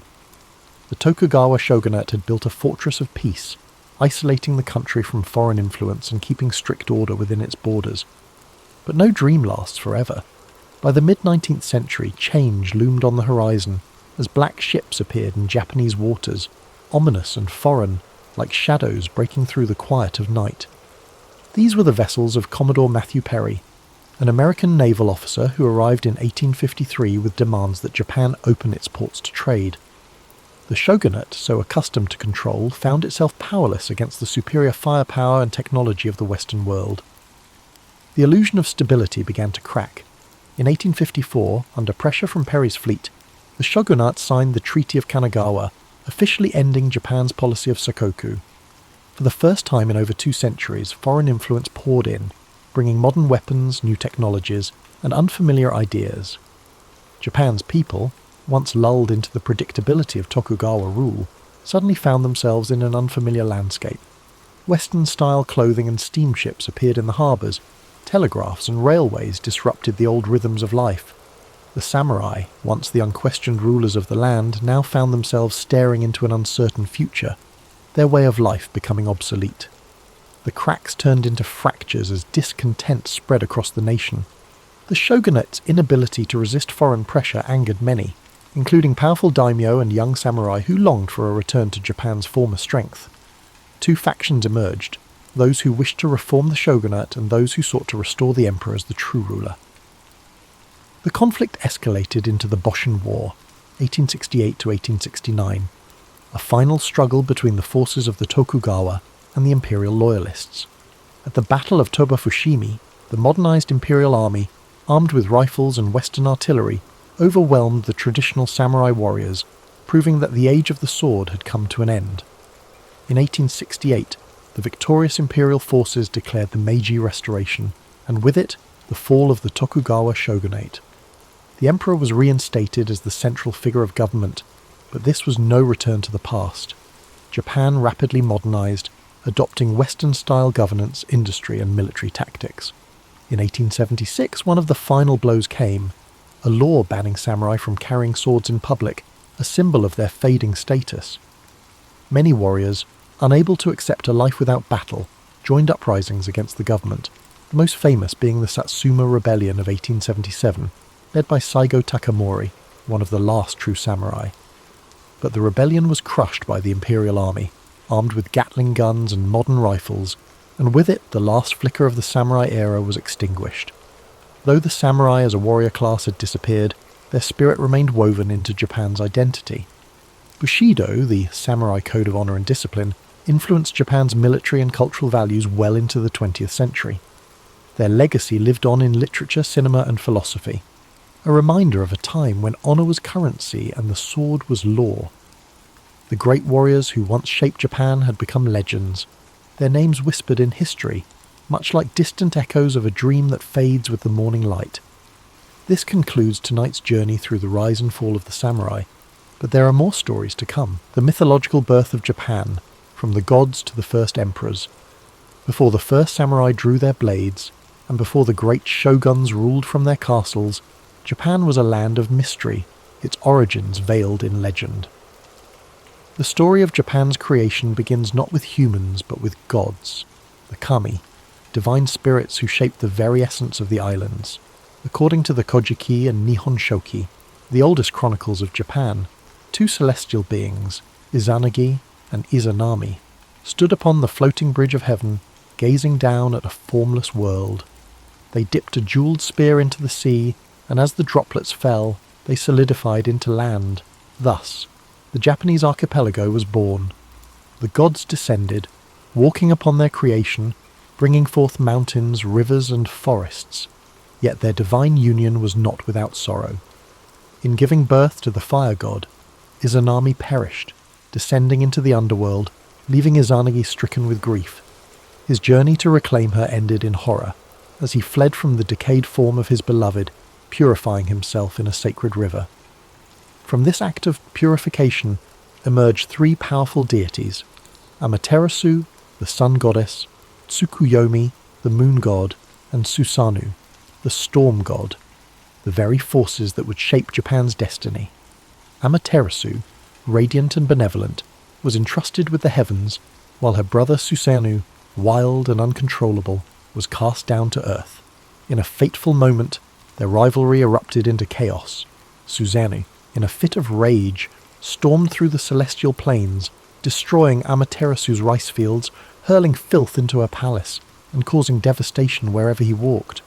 Unable to bear the destruction, Amaterasu retreated into a cave, plunging the world into darkness. The other gods, desperate to restore light, devised a clever plan. They placed a mirror outside the cave, and as Amaterasu peeked out, drawn by curiosity, they pulled her into the open, bringing light back to the world. This event would forever symbolize the divine right of the Yamato rulers, who traced their lineage directly to the sun goddess herself. From the union of gods and mortals came Ninigi no Mikoto, Amaterasu's grandson, who was sent to rule the land of Japan. He descended from the heavens, carrying the three sacred treasures, the mirror, the sword, and the jewel, symbols of imperial authority that would be passed down through generations. His lineage led to Emperor Jimmu, the legendary first emperor of Japan, who, guided by divine spirits, waged war against rival tribes and established the imperial throne in 660 BCE. Though historical evidence for Jimmu remains elusive, his legacy endures, his name enshrined in myth, his reign marking the beginning of a dynasty that still exists today. While the myths of Japan's creation provided a divine foundation, the reality was far more complex. The archipelago was home to early human settlers long before the first emperors emerged. The Jomon people, hunter-gatherers who lived in pit dwellings and created intricate pottery, thrived for thousands of years, their way of life shaped by the land's untamed beauty. But as the centuries passed, a new wave of migrants arrived, the Yayoi people, bringing agriculture, metalworking, and social hierarchy. Their arrival marked a turning point, as small tribal groups evolved into structured communities, laying the groundwork for the powerful clans that would one day shape Japan's destiny. Thus, the origins of Japan exist in two worlds, the realm of gods and the realm of men. One speaks of divine will, celestial battles, and the blessings of Amaterasu. The other tells of migration, adaptation, and the forging of society. Both intertwine to form the foundation of Japan's history, where mythology and reality stand side by side, their echoes still felt in the rituals, shrines, and traditions of the modern nation. The role of Shinto and the worship of the kami. In the earliest days of Japan's history, long before the samurai and shoguns, the land was shaped not just by rulers, but by the unseen forces of the kami, the spirits and deities that resided in every aspect of nature. Shinto, Japan's indigenous belief system, was not a structured religion with sacred texts and doctrines. Rather, it was an intricate tapestry of myths, rituals, and spiritual connections between the people and the natural world. Unlike the faiths of the West, Shinto had no singular founder or strict commandments. Instead, it was an evolving tradition woven into the daily lives of the Japanese people. Every mountain, river, tree, and shrine was believed to house a kami, and maintaining harmony with these spirits was essential for both individual well-being and the prosperity of the land. The imperial family, tracing its lineage to Amaterasu, used Shinto mythology to justify its divine rule, reinforcing the idea that Japan itself was a sacred land. The emperor was not merely a political leader, but a living bridge between the gods and humanity, performing rituals to maintain spiritual balance. Throughout the Yamato period and beyond, elaborate ceremonies were held at the Izgrand Shrine, the most sacred site dedicated to Amaterasu, where only the highest members of the imperial line could serve as priestesses. These rituals were believed to ensure bountiful harvests, military victories, and protection from disasters.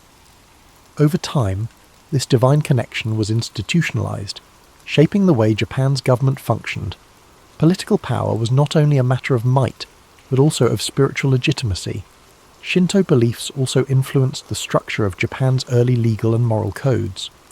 Laws were often intertwined with religious purity, and violations of harmony, be it crimes, natural disasters, or even personal misfortunes, were seen as disturbances in the spiritual balance. Priests and shrine maidens played an essential role in cleansing individuals of misfortune through purification rites known as misugi. Ritual washing in rivers or at sacred waterfalls meant to purify both body and spirit. Festivals called matsuri were held throughout the year to honor the kami, ensuring their continued favor and protection. These festivals, filled with music, dance, and processions, were not just religious gatherings but also central social events that united communities under shared spiritual traditions. Beyond the imperial court, local clans and villages had their own kami, unique to their land and lineage. These local deities were believed to protect the crops, guide warriors into battle, and watch over the homes of their followers. Some kami were benevolent, offering blessings of health and fortune, while others were vengeful spirits requiring offerings and careful rituals to prevent their wrath. The concept of tsukumogami, objects that, after 100 years, gained spirits of their own, was rooted in the belief that the unseen world was constantly interacting with human life. Farmers prayed to Inari, the kami of rice and fertility, often represented by foxes, while warriors sought favor from Hachiman, the kami of war and divine protector of Japan. As Buddhism arrived from China and Korea in the 6th century, it did not replace Shinto but rather merged with it, forming the unique syncretic religious identity that would define Japan for centuries. Buddhist temples were built next to Shinto shrines, and many kami were identified as manifestations of Buddhist deities. ensuring that the new religion did not erase Japan's indigenous traditions but instead intertwined with them. This seamless blending of spiritual practices reflected the deep-rooted belief that all forces, gods, spirits, ancestors, and natural elements were interconnected in an ever-flowing cycle. Shinto was not merely a religion, it was a way of life, shaping everything from governance to warfare, from agriculture to art. It provided the framework through which Japan's early leaders justified their rule, the means by which communities found unity, and the spiritual force that connected the people to their land. Even in modern Japan, where Shinto no longer dictates the laws of the land, its echoes remain, in the towering torii gates that stand at shrine entrances, in the festivals that still mark the changing seasons, and in the quiet reverence for nature that lingers in the heart of the nation. Sacred sites, rituals, and the power of purification, in ancient Japan, where the natural world and the spiritual world intertwined, sacred sites were more than places of worship. They were living connections between humans and the kami. The most revered among them was the Izigran Shrine, dedicated to Amaterasu, the sun goddess and divine ancestor of Japan's emperors. Nestled deep in the forests of Mie Prefecture, the shrine was rebuilt every 20 years in a centuries-old tradition, symbolizing renewal and the impermanence of all things.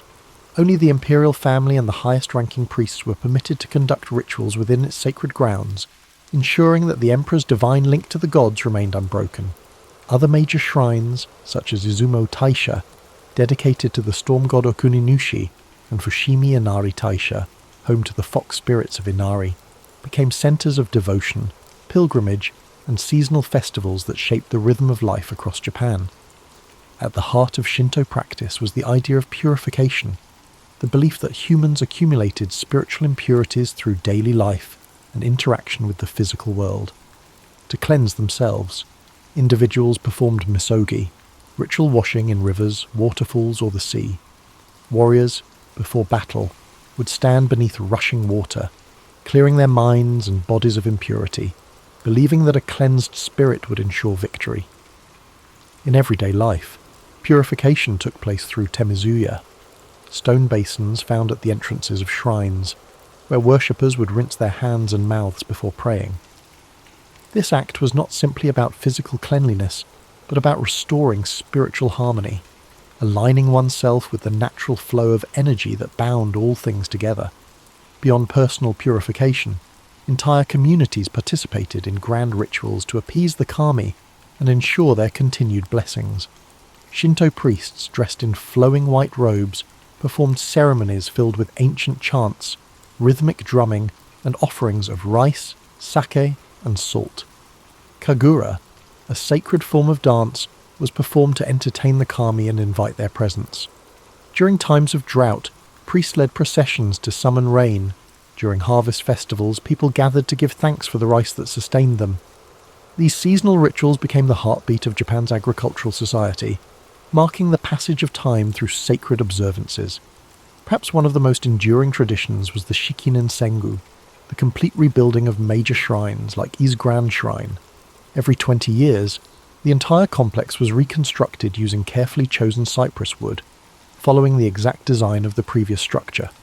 This practice, dating back over 1,300 years, reflected the Shinto belief in impermanence and renewal, the idea that nothing is permanent, yet through careful preservation, continuity can be maintained. The wood from the old shrine was repurposed in smaller shrines across Japan, ensuring that the divine essence remained within the land. Among the most feared spiritual disturbances were yokai and vengeful spirits, believed to emerge when proper rituals were not observed or when great injustices were left unresolved. The restless spirits of fallen warriors, betrayed lovers, or those who died with strong lingering emotions could transform into onryo, ghosts capable of cursing entire regions. To prevent such supernatural turmoil, elaborate exorcism rituals were conducted by priests to pacify these spirits and restore balance. Stories of these vengeful beings spread across Japan, reminding people of the importance of living in harmony with both the seen and unseen worlds. From the towering torii gates marking the entrance to sacred grounds, to the whispering forests where the kami were said to reside, the rituals and traditions of Shinto defined the spiritual landscape of Japan. Though centuries have passed, these sacred practices remain deeply embedded in Japanese culture, a quiet undercurrent in daily life, guiding festivals, ceremonies, and moments of quiet reverence. Whether through the flickering of lanterns at a shrine, the ringing of a bell before a prayer, or the flowing waters of purification, the ancient connection between humans and the divine endures, like a dream carried through time. The divine mandate. How mythology shaped Japan's rulers and warriors. In the world of ancient Japan, power was not simply taken, it was bestowed by the kami. The legitimacy of rulers was tied to their divine ancestry, their right to govern reinforced by sacred myths and Shinto traditions. Unlike in feudal Europe, where kings ruled by conquest or noble bloodlines alone, Japan's emperors claimed their authority through a spiritual mandate, a divine connection stretching back to Amaterasu, the sun goddess. This belief in divine rule set Japan apart, creating an imperial lineage that has endured for more than 2,600 years. The Yamato rulers, who emerged as Japan's dominant clan in the 4th century CE, carefully cultivated their link to the gods. By declaring themselves descendants of Amaterasu, they positioned themselves as the rightful rulers of the land, their sovereignty not just a political claim but a sacred duty. This divine lineage was reinforced through elaborate Shinto rituals at the imperial court, ensuring that each emperor was seen not only as a mortal ruler, but as a living conduit between the human world and the celestial realm. Even as military governments later seized control, the emperor remained a spiritual figurehead, his authority unbroken by time. But the imperial family was not the only class to draw strength from the divine. Samurai warriors, whose rise in the Heian and Kamakura periods reshaped Japan's social order, also found their legitimacy through mythology. Many powerful samurai clans traced their lineage to legendary gods or heroes, using these connections to justify their rule over provinces and armies. The Minamoto clan, for example, claimed descent from Emperor Seiwa, reinforcing their authority as rightful military leaders. Others, such as the Taira and Hojo, aligned themselves with powerful kami like Hachiman, the god of war, whose favour was believed to grant victory in battle. Before heading into war, samurai would visit shrines, undergo purification rituals, and offer prayers to their ancestral deities, believing that divine protection could mean the difference between life and death. This sacred connection between warriors and gods was embodied in the concept of Bushido, the way of the warrior. More than just a code of conduct, Bushido was rooted in Shinto and Buddhist philosophy, emphasizing loyalty, duty, and spiritual discipline. A samurai was expected to live with honor and purity, maintaining an unshakable spirit much like the stillness of a shrine. Ritual suicide, seppuku, was considered an act of purification, a way to cleanse one's dishonor and restore balance to the world. The spiritual nature of the samurai ethos transformed warfare into something more than a struggle for land and power. It became a test of divine will, where victory was seen as a sign of celestial favor. Shinto mythology also shaped the way warlords justified their conquests. In the Sengoku period, 1467 to 1600, when Japan was fractured by civil war, leaders like Oda Nobunaga, Toyotomi Hideyoshi, and Tokugawa Ieyasu used divine imagery to solidify their rule. Nobunaga, in particular, saw himself as a force of destiny, invoking the idea that he was chosen to bring order to a chaotic world. Hideyoshi, though born a peasant, carefully crafted an image of divine favour, associating himself with the sun and even constructing grand temples to cement his legacy. Tokugawa Ieyasu, the most patient of the three, aligned himself with the ancestral spirits of the Minamoto clan, ensuring that his shogunate was seen not just as a political institution, but as the rightful continuation of Japan's divine rule. Even as modernity swept through Japan, the belief in divine legitimacy never truly faded. During the Meiji Restoration in 1868, when Japan sought to modernize while preserving its traditions, the emperor's divine status was re-emphasized to unify the nation. The idea that Japan was a sacred land chosen by the gods remained deeply ingrained in the national identity, shaping everything from politics to the arts. Thus, mythology was not simply a collection of ancient stories, it was a foundation of power, a force that shaped Japan's rulers, warriors, and vision of itself as a nation. Whether through the sun goddess's blessings upon the imperial family or the war gods guiding samurai into battle, The echoes of these beliefs carried through the ages, weaving the past into the present like an unbroken thread in the fabric of time. The symbolism of nature, mountains, rivers, and the sacred landscape. In ancient Japan, the land itself was alive with spiritual significance. Every mountain peak, flowing river, and dense forest was believed to house the spirits of the kami, divine forces that shaped the world and guided human destiny. Unlike in other civilizations where deities ruled from distant heavens, Japan's gods lived within the earth, woven into the very fabric of the natural landscape. To the people of early Japan, the land was not just a resource, it was sacred, a place where the divine and mortal worlds intertwined. Among the most revered places in Japan were its mountains. Towering above the land, they were seen as bridges between the heavens and the human world, where gods descended and spirits dwelled. None was more sacred than Mount Fuji, the iconic volcano that became a symbol of purity, beauty, and spiritual enlightenment. Legends tell of Fuji as the dwelling place of Konohana Sakuya Hem, the goddess of blossoming trees, whose fleeting beauty mirrored the delicate and transient nature of life. For centuries, monks and pilgrims ascended its slopes in search of divine wisdom, believing that reaching its summit brought them closer to the gods. Other mountains, such as Mount He and Mount Koya, became centers of religious devotion, home to Buddhist temples and Shinto shrines that further deepened their spiritual aura. Rivers and waterfalls also held profound spiritual importance. Flowing water was seen as a force of purification, a means of washing away physical and spiritual impurities. Ancient purification rituals known as misogi were often performed in cold rivers or beneath waterfalls, where monks, warriors, and common people alike cleansed themselves before engaging in religious ceremonies or battle. One of the most famous sacred waterfalls was Nachi Falls, where Shinto priests conducted elaborate rituals to honor the water spirits. The belief in the purifying power of water remains embedded in Japanese culture to this day, reflected in the practice of temazuya at shrine entrances, where visitors rinse their hands and mouths before offering prayers. Forests were considered the hidden sanctuaries of the kami, dense and untouched groves where spirits roamed freely. Certain trees were believed to be yorishiro, objects capable of housing deities, marked with sacred ropes known as shimenawa to signify their divine presence. The ancient cryptomeria trees of Togakushi Shrine in Nagano, some standing for over 1,000 years, were said to be infused with the spirits of the past. These sacred forests were not places to be disturbed, and even today, Japan maintains a deep respect for nature, preserving these ancient woodlands as places of spiritual retreat and meditation. Beyond individual landmarks, the natural cycles of the seasons were deeply tied to religious observances. The blooming of cherry blossoms in spring was celebrated with Hanami, a festival that honoured the fleeting beauty of life, while the arrival of autumn brought solemn reflections on impermanence. Rice, Japan's most sacred crop, was planted and harvested in accordance with seasonal rituals dedicated to Inari, the kami of agriculture. The connection between people and the land was not just practical, but deeply spiritual, as every shift in the natural world was seen as an expression of the god's will. Even the wind was believed to carry divine influence.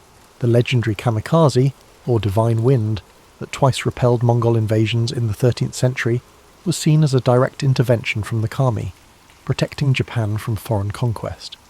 This reinforced the belief that Japan was a chosen land, shielded by the gods themselves, an idea that would persist throughout history.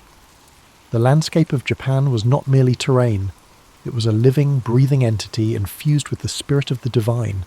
Whether through the towering presence of sacred mountains, the cleansing waters of flowing rivers, or the whispering groves of ancient forests, the natural world remained an ever-present force in the spiritual lives of the Japanese people.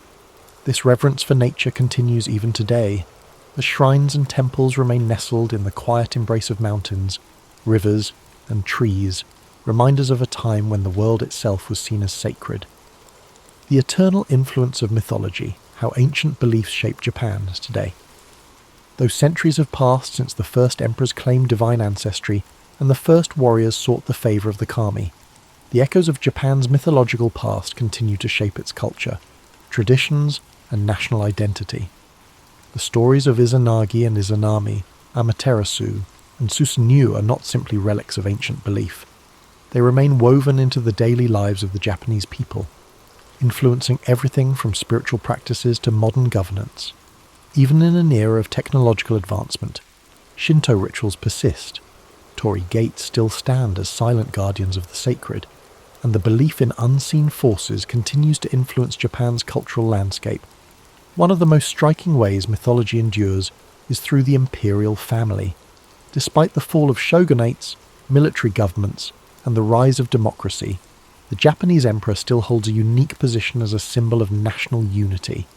Though his political power has faded, his role as the spiritual descendant of Amaterasu remains a fundamental aspect of Japanese identity.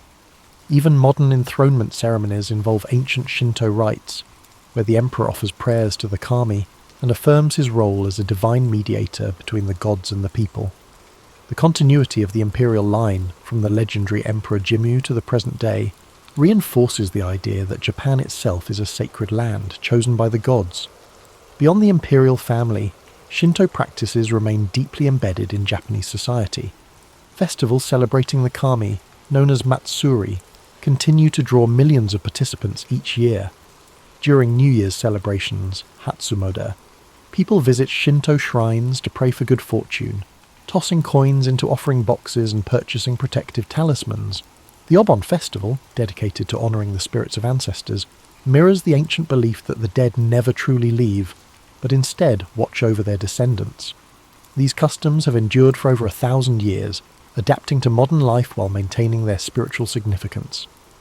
The belief in supernatural forces also thrives in Japan's folklore and popular culture. The presence of yokai, spirits and creatures of myth, remains strong in art, literature, and entertainment. From the mischievous kitsune, fox spirits, to the vengeful onryo, ghosts, these beings still inspire countless films, novels, and anime. Even technological advancements have not diminished the influence of mythology. Modern video games, films, and books frequently draw upon ancient legends, ensuring that the tales of Japan's mythic past continue to captivate new generations. Japan's deep reverence for nature and purification rituals is also a direct inheritance from its mythological roots. The custom of cleansing oneself before entering sacred spaces persists, not just in shrines, but in everyday life. Whether through bathing culture in onsen, hot springs, or the symbolic washing of hands before meals, the idea that nature is sacred continues to influence conservation efforts, reflected in carefully preserved forests around shrines and the nation's commitment to protecting natural landscapes. Even Japan's approach to urban design maintains a sense of harmony with the environment, with traditional Zen gardens and temple grounds serving as places of quiet reflection amidst modern cityscapes. Perhaps most importantly, the spirit of Japan's mythology lives on in its people, the deep-seated sense of honour, perseverance, and connection to the past. The philosophy of mono no aware, the appreciation of impermanence, stems from Shinto and Buddhist influences, reminding people to embrace the fleeting beauty of life. The respect for ancestral wisdom and the idea of duty to one's community reflect values passed down from ancient times, shaping everything from family traditions to workplace ethics.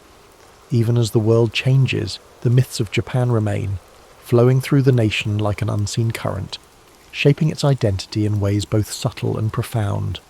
The spirits of the past are never far, still honoured in whispered prayers at shrines, still present in the towering trees of sacred groves, still guiding the land and its people as they have for millennia. This concludes tonight's journey into Japan's divine origins.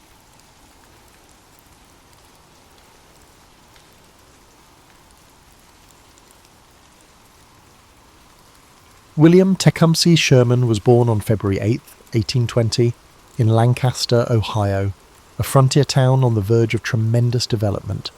His mother dubbed him Cump, and he displayed a restless spirit from a young age, foreshadowing the vast influence he would one day wield on the nation's battlefields. Although his father, Charles Robert Sherman, was a respected Ohio Supreme Court judge, the family struggled financially. Then tragedy came when Sherman was 9 years old. His father died abruptly, leaving behind a poor household. The boy's future, while uncertain, found a guiding influence in the form of his father's close friend, Thomas Ewing, who welcomed him into his own lively home. Growing up in the Ewing household exposed Sherman to a more privileged society, but it was not carefree. Ewing was politically connected, having worked in government positions that exposed Sherman to the complexity of national policy and political squabbling.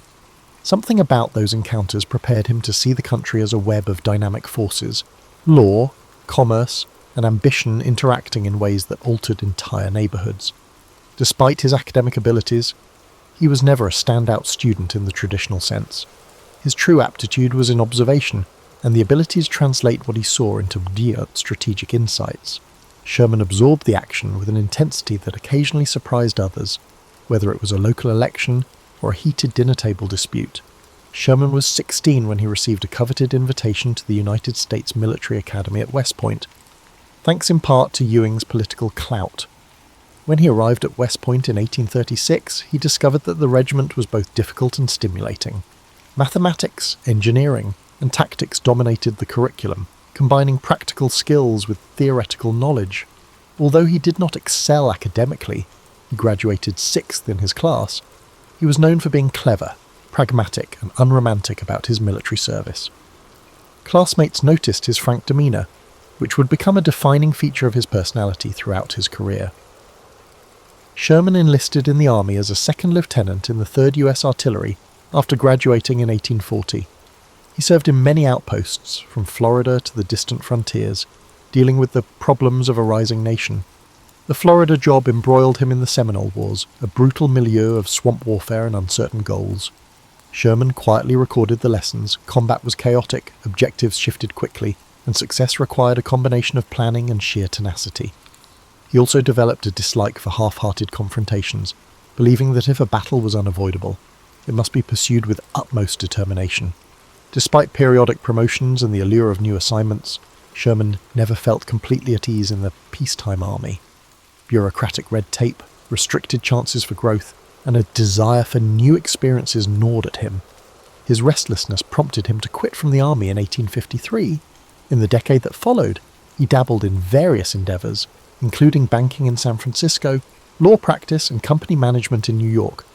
Each position deepened his understanding of the fundamental principles of American business, the importance of risk-taking, and the vulnerability of trust in a period marked by frequent booms and busts. The banking crisis of 1857 devastated him financially, demonstrating how rapidly riches might vanish when markets crashed. During his civilian years, Sherman made friends from both the North and the South, including plantation owners and entrepreneurs. He noticed the growing conflict over slavery, state rights, and economic disparities. While living in Louisiana, he was the superintendent of the Louisiana State Seminary of Learning and Military Academy, which would eventually become Louisiana State University. He was recognized for his organizational talents, but he treaded carefully when discussions became political. Despite not being a passionate abolitionist, he did not take to the concept of secession.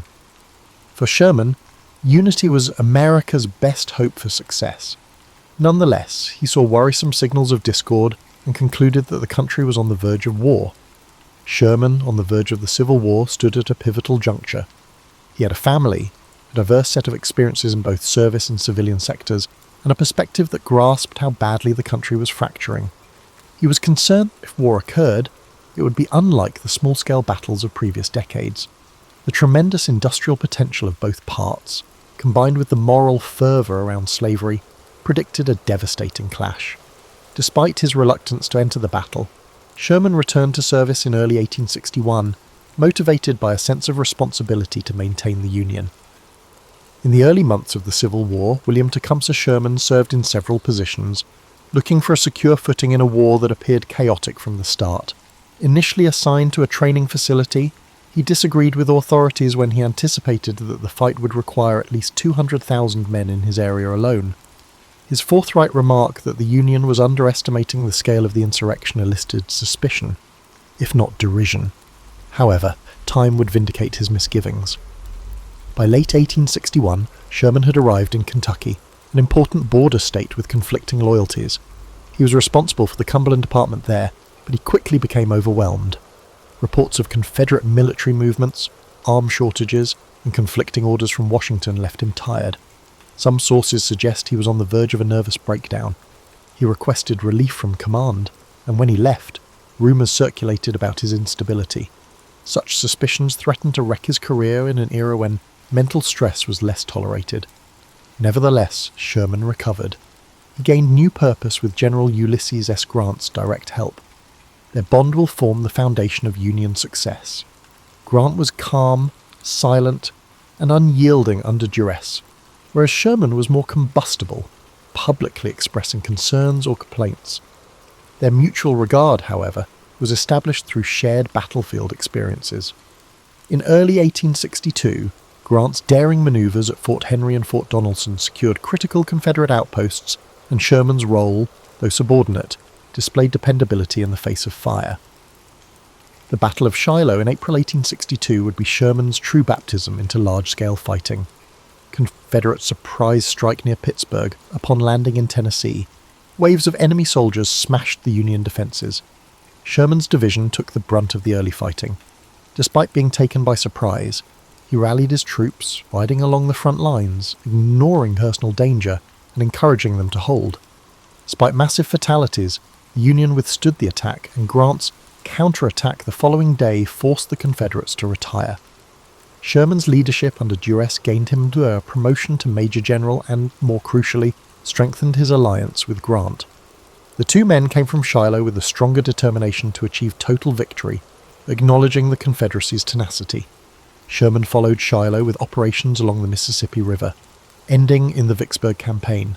Vicksburg, a fortress stronghold, was essential to Confederate control of the Mississippi River. Union soldiers anticipated that seizing it would split the Confederacy in two, isolating the states west of the river. Grant's siege was long, with supply lines strained and morale shaky. Sherman's involvement included skirmishes, feints, and ensuring that Confederate reinforcements could not break through the siege. Vicksburg finally fell on July 4th, 1863, marking a watershed moment in the Western theatre. Sherman's fame soared, although he frequently downplayed personal responsibility, publicly praising Grant's strategic vision. Sherman did not take command of Union forces in the West until 1864, when Grant was ordered to the Eastern Theatre to confront Robert E. Lee. His primary aim is Atlanta. The city was a Confederate hub for railroads, manufacturing and supply. Taking it could jeopardize the Southern battle effort. Sherman launched the Atlanta campaign in May 1864, moving across northeastern Georgia. Confederate General Joseph E. Johnston utilized an effective defensive plan, but Sherman's numerical superiority and willingness to engage in flanking actions gradually pushed Johnston back. Johnston's replacement by the more aggressive John Bell Hood increased Confederate casualties. By September, Sherman's army had conquered Atlanta, dealing a strategic and psychological blow to the South. The city's fall echoed throughout the North, helping President Lincoln's re-election chances. Sherman believed that simply occupying Atlanta would be insufficient. He wanted to cripple the Confederate capacity for future resistance. After ordering civilian evacuations, he permitted elements of the city's infrastructure to be destroyed, fueling suspicions that he was carrying out a destruction campaign. Sherman then focused on a bold and controversial strategy, the march to the sea. The plan was to cut lines of communication, damage resources critical to the Southern war machine, and show that Confederate authorities could no longer safeguard their heart. In mid-November 1864, he led 60,000 men from Atlanta to Savannah, cutting a path across Georgia. Unlike traditional movements tethered by supply lines, Sherman's columns would live off the land, foraging freely, demolishing railroads and targeting factories. This bold tactic, at the time, attempted to break the South's resolve to continue fighting. During these campaigns, Sherman's views on war solidified. He believed that the faster and harder the conflict was pursued, the sooner it would be resolved. In his letters to subordinates, he emphasized a harsh logic. If Southern people felt the effects of the war, the Confederacy's morale would plummet. While many Union leaders sought victory through pitched battles alone, Sherman embraced total war, leaving a reputation that would eclipse his other accomplishments and define his place in American military history. The march to the sea started on November 15th, 1864, as Union troops departed from the charred remains of Atlanta. The trip to Savannah covered about 300 miles, calculating about 483 kilometers, and lasted almost a month. Contrary to popular belief, Sherman didn't order his soldiers to burn every home or farm they encountered. However, the foraging became so widespread, occasionally turning into looting, that local populations remembered the campaign with lasting bitterness. Union soldiers destroyed rail lines, twisting them into what was mockingly called Sherman's neckties. Warehouses and factories burned, cotton gins destroyed, and livestock taken. Many Southern civilians fled before the advancing columns, while others remained, witnessing gardens, barns, and personal property consumed by Union torches or opportunistic soldiers. Sherman's official position was that his troops should only target items with military or logistical significance. But in practice, those boundaries quickly became unclear. Years later, the question lingered: were these acts justified militarily or simply a vengeful rampage? Sherman's supporters claimed that the Confederacy's capacity to fight relied on its agricultural and industrial resources, rendering such destruction a regrettable necessity. Critics argued that the campaign violated moral boundaries by punishing innocent civilians. Sherman believed that only by breaking the South's ability and determination to fight could the war's violence be decisively ended. Sherman's forces entered Savannah on December 21st, 1864, facing minimal resistance. He sent a telegram to President Lincoln, proposing the city of Savannah as a Christmas gift. The capture of the nearly intact port offered a strategic base on the Atlantic coast, enabling Union forces to advance into the Carolinas. Northern newspapers celebrated the success, lauding Sherman as a master strategist. Southern newspapers erupted in anger, portraying him as a ruthless destroyer. Confederate civilians criticized the perceived barbarism in diaries and letters, while some Northern voices also voiced discomfort at the campaign's brutality. The Union war machine continued, and Sherman's prominence grew. In early 1865, Sherman turned north to unite with Grant. The Carolinas campaign sought to pressure Confederate resources from a new angle, potentially trapping Robert E. Lee's army between two formidable Union forces. As his men moved through South Carolina, the birthplace of secession, Sherman's tactics became even harsher. In February 1865, Columbia burned, with ongoing debate over whether Union or Confederate forces started the fire. Sherman denied starting the fire, but suspicion remains, woven into local tales that the Union intentionally set ablaze the birthplace of rebellion. Sherman advanced into North Carolina with a slightly softer approach, recognizing that the state had not been as eager to secede as South Carolina. The operational logic persisted: weaken Confederate capabilities, disrupt railroads, and harass the demoralized Southern forces. In April, it was reported that Lee's Army of Northern Virginia surrendered to Grant at Appomattox. Sherman's men sensed the war was nearing its conclusion. Hopes rose that they could finish the campaign without more major clashes. An unforeseen twist occurred when John Wilkes Booth assassinated President Lincoln on April 14, 1865, shocking the entire Union High Command. Grief and anger surged through Sherman's ranks. After Lincoln's death, talks with Confederate General Joseph E. Johnston in North Carolina became increasingly strained. Sherman, aiming for a quick reconciliation, proposed terms that many in Washington viewed as excessively generous, including political concessions that exceeded his authority. The War Department, shaken by Lincoln's assassination and favouring tougher actions, rejected Sherman's agreement. Reports suggested that Sherman was either naive or overreaching. The fiasco briefly damaged his reputation. A revised negotiation resulted in Johnston's surrender on April 26, effectively ending the war in the Carolinas. Sherman's desire to heal wounds quickly conflicted with the mood in Washington, creating misunderstandings that would persist for years. Despite the friction points, the North celebrated Sherman as a hero. His soldiers admired him, referring to him as Uncle Billy, impressed by his relentless energy and talent for boosting morale. Southerners condemned him as the cause of devastation. He rarely attempted to soften that image, stating that war was cruelty and efforts to refine it were pointless. That straightforward view shaped his strategic approach. Sherman believed that war should be pursued with full commitment, or not at all. After the war, Sherman oversaw military districts in the South, attempting to maintain order during Reconstruction's tumult. He found the political squabbling exhausting, favouring direct military leadership over the complexities of civil policy. Sherman's legacy was solidified by his wartime campaigns, despite the post-war complexities that overshadowed it.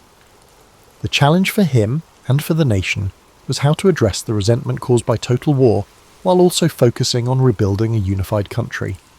After hostilities concluded, William Tecumseh Sherman expected the clear structure of wartime command to translate into a simple post-war position. However, the aftermath of conflict rarely produces smooth transitions. In 1865, he was appointed commander of the military division of the Mississippi, covering most of the devastated South. During Reconstruction, conflicts arose between President Andrew Johnson's conciliatory approach and the severe demands of radical Republicans in Congress. Sherman proceeded gingerly in this climate, avoiding political disputes. He constantly differed with civil officials and politicians about how to best manage the emancipated African American population, former Confederates, and the region's destroyed infrastructure. Sherman believed the Army's job was to maintain order, not to influence the inevitable social upheaval. He questioned whether Union troops should remain in the South indefinitely, citing the lack of a quick way to heal grave wounds. His reluctance to fully embrace Reconstruction ideas frustrated radical reformers who wanted strong federal enforcement of civil rights. White Southerners, apprehensive of the Northern presence, frequently opposed even basic Army commands. Understanding that he was in a precarious situation, Sherman sought solace in his family life. In 1866, he relocated to St. Louis, Missouri, to oversee the military division of Missouri. The territory stretched from the Mississippi River to the Rockies. Conflict spread westward as American expansion collided with numerous indigenous groups. Sherman's orders required him to protect settlers and railroads, which frequently resulted in battles with tribes that opposed the invasion of their areas. This period of Sherman's career is not as well known as his Civil War achievements. Native people, beset with violated treaties and forced relocations, met Sherman, a military figure who advocated employing superior force to achieve federal objectives. Sherman's perspective on the Indian Wars mirrored his entire war philosophy: decisively smash resistance to minimize prolonged carnage. He ordered campaigns that destroyed communities, decimated buffalo herds, and pushed people onto reserves. Historians decried his measures, likening them to his previous scorched earth policies. Sherman's strategy was straightforward: smash any opposition as quickly and decisively as possible. He perceived no ethical dilemma in forcefully displacing indigenous peoples in pursuit of the nation's ultimate goal. This unwavering stance cemented his reputation as a source of strong answers. Changes in Washington impacted Sherman's career path. Ulysses S. Grant became president in 1869, and Sherman was appointed commanding general of the United States Army. His new position allowed wide oversight of military operations, but disagreements with the War Department arose fast. Sherman believed that the line of command was harmed by civilian authorities' desire for greater control over Army matters. The tension rose under Secretary of War William W. Belknap, who resigned under scandal.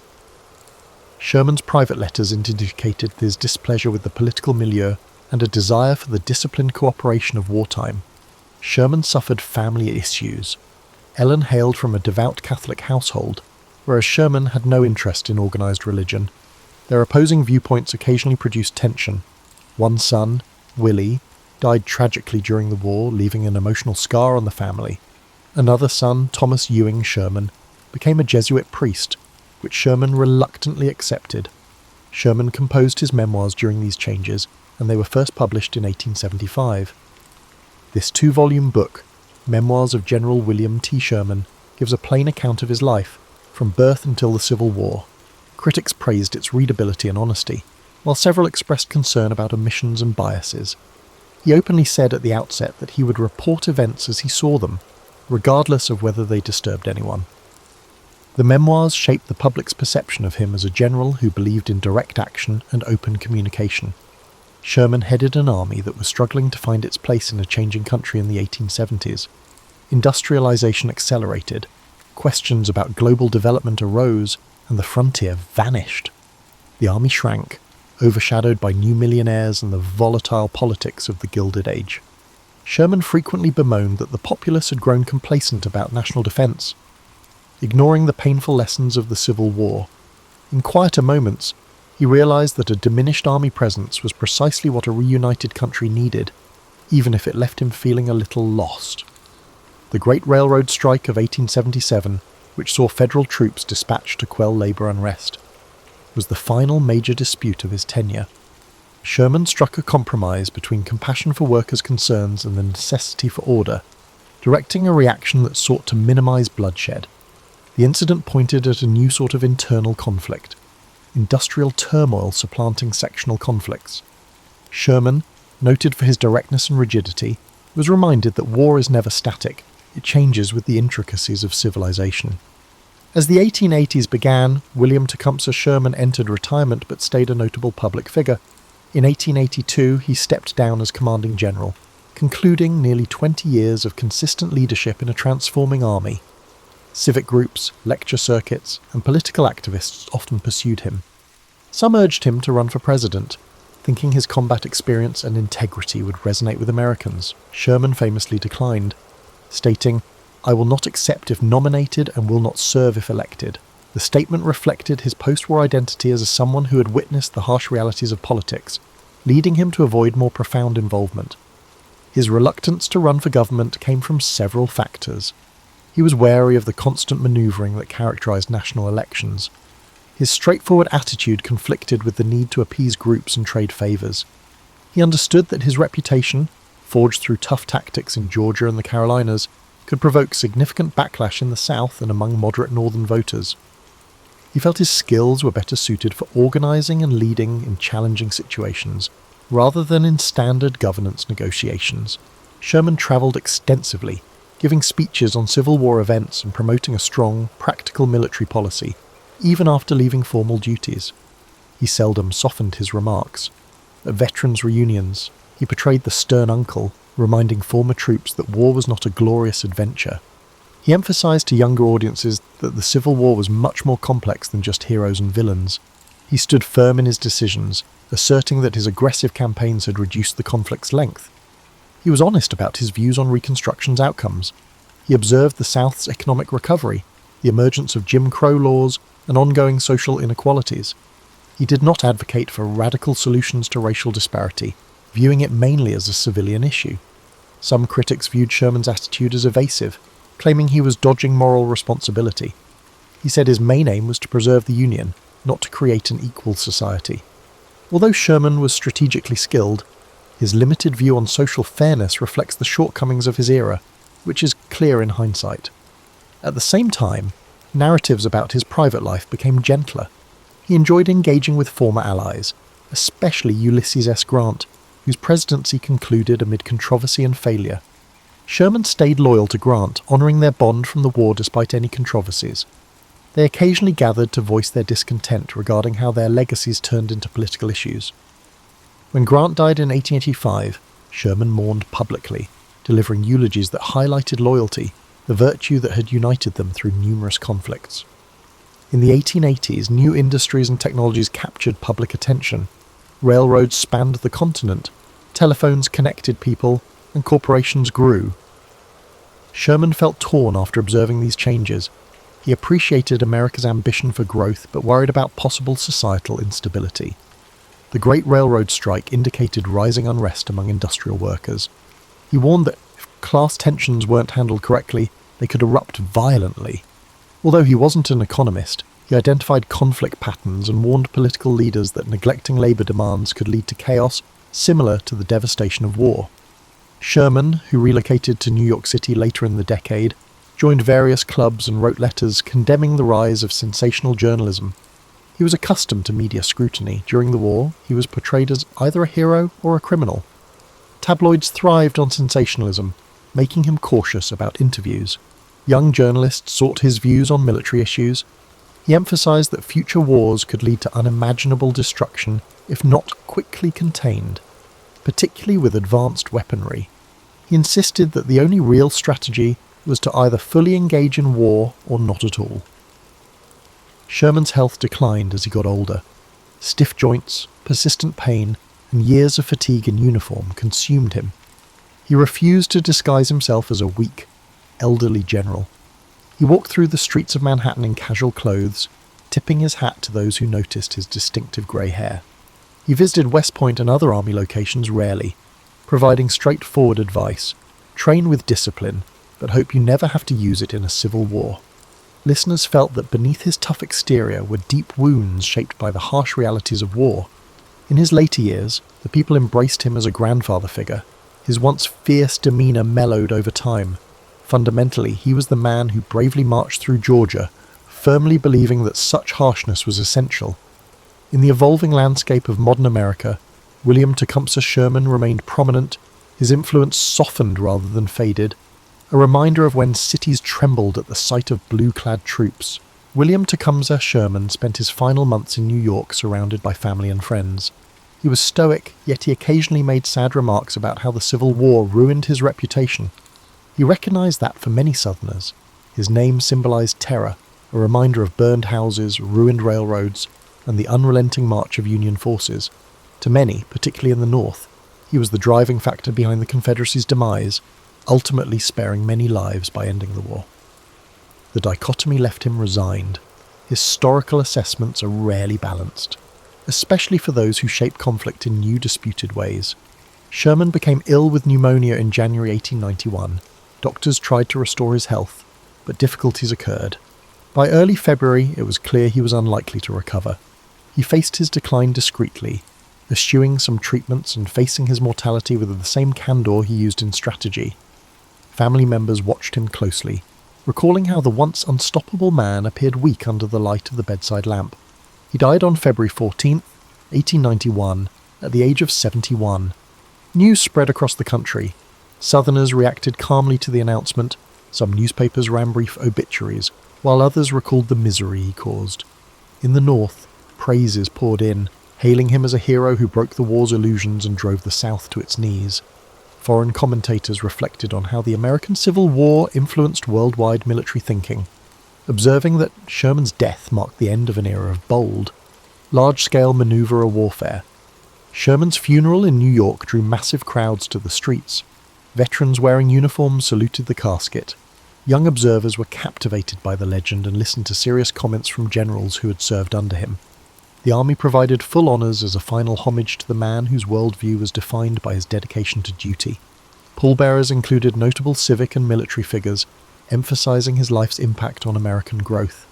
They brought his remains to St. Louis with quiet solemnity, where he was buried alongside his wife, Ellen, who had died a few years before. Afterward, newspapers and magazines began to look back. Writers debated morality and necessity. Did Sherman's campaigns enhance combat or spark new conflicts? Some editorialists credited him with inventing the concept of modern total war, emphasising how entire communities, not just soldiers, become involved in massive warfare. Some voiced worry about the impact on civilian life and property, claiming that his approach called into question the ethics of war. Military academies around the world evaluated his manoeuvres, adopting or criticising his ideas. Before World War I, German officers thoroughly researched the March to the Sea to establish their philosophy. Sherman's notion that war should be conducted decisively, eliminating illusions and safe havens, has far-reaching consequences beyond American borders. Many nations' romanticised notions of combat would conflict with the brutal realities he highlighted. Decades later, European nations would participate in even more devastating wars, prompting the question, was Sherman a visionary, a prophet of mechanised destruction? Personal stories about Uncle Billy were well known among ageing Union veterans. Anecdotes show him pausing to speak with a terrified child or having a humble lunch with a rural household. These pieces attempted to portray the man, who was frequently despised by many Southerners. Historians who read his letters discovered that he had a comic side, frequently calming tense situations with dry humour.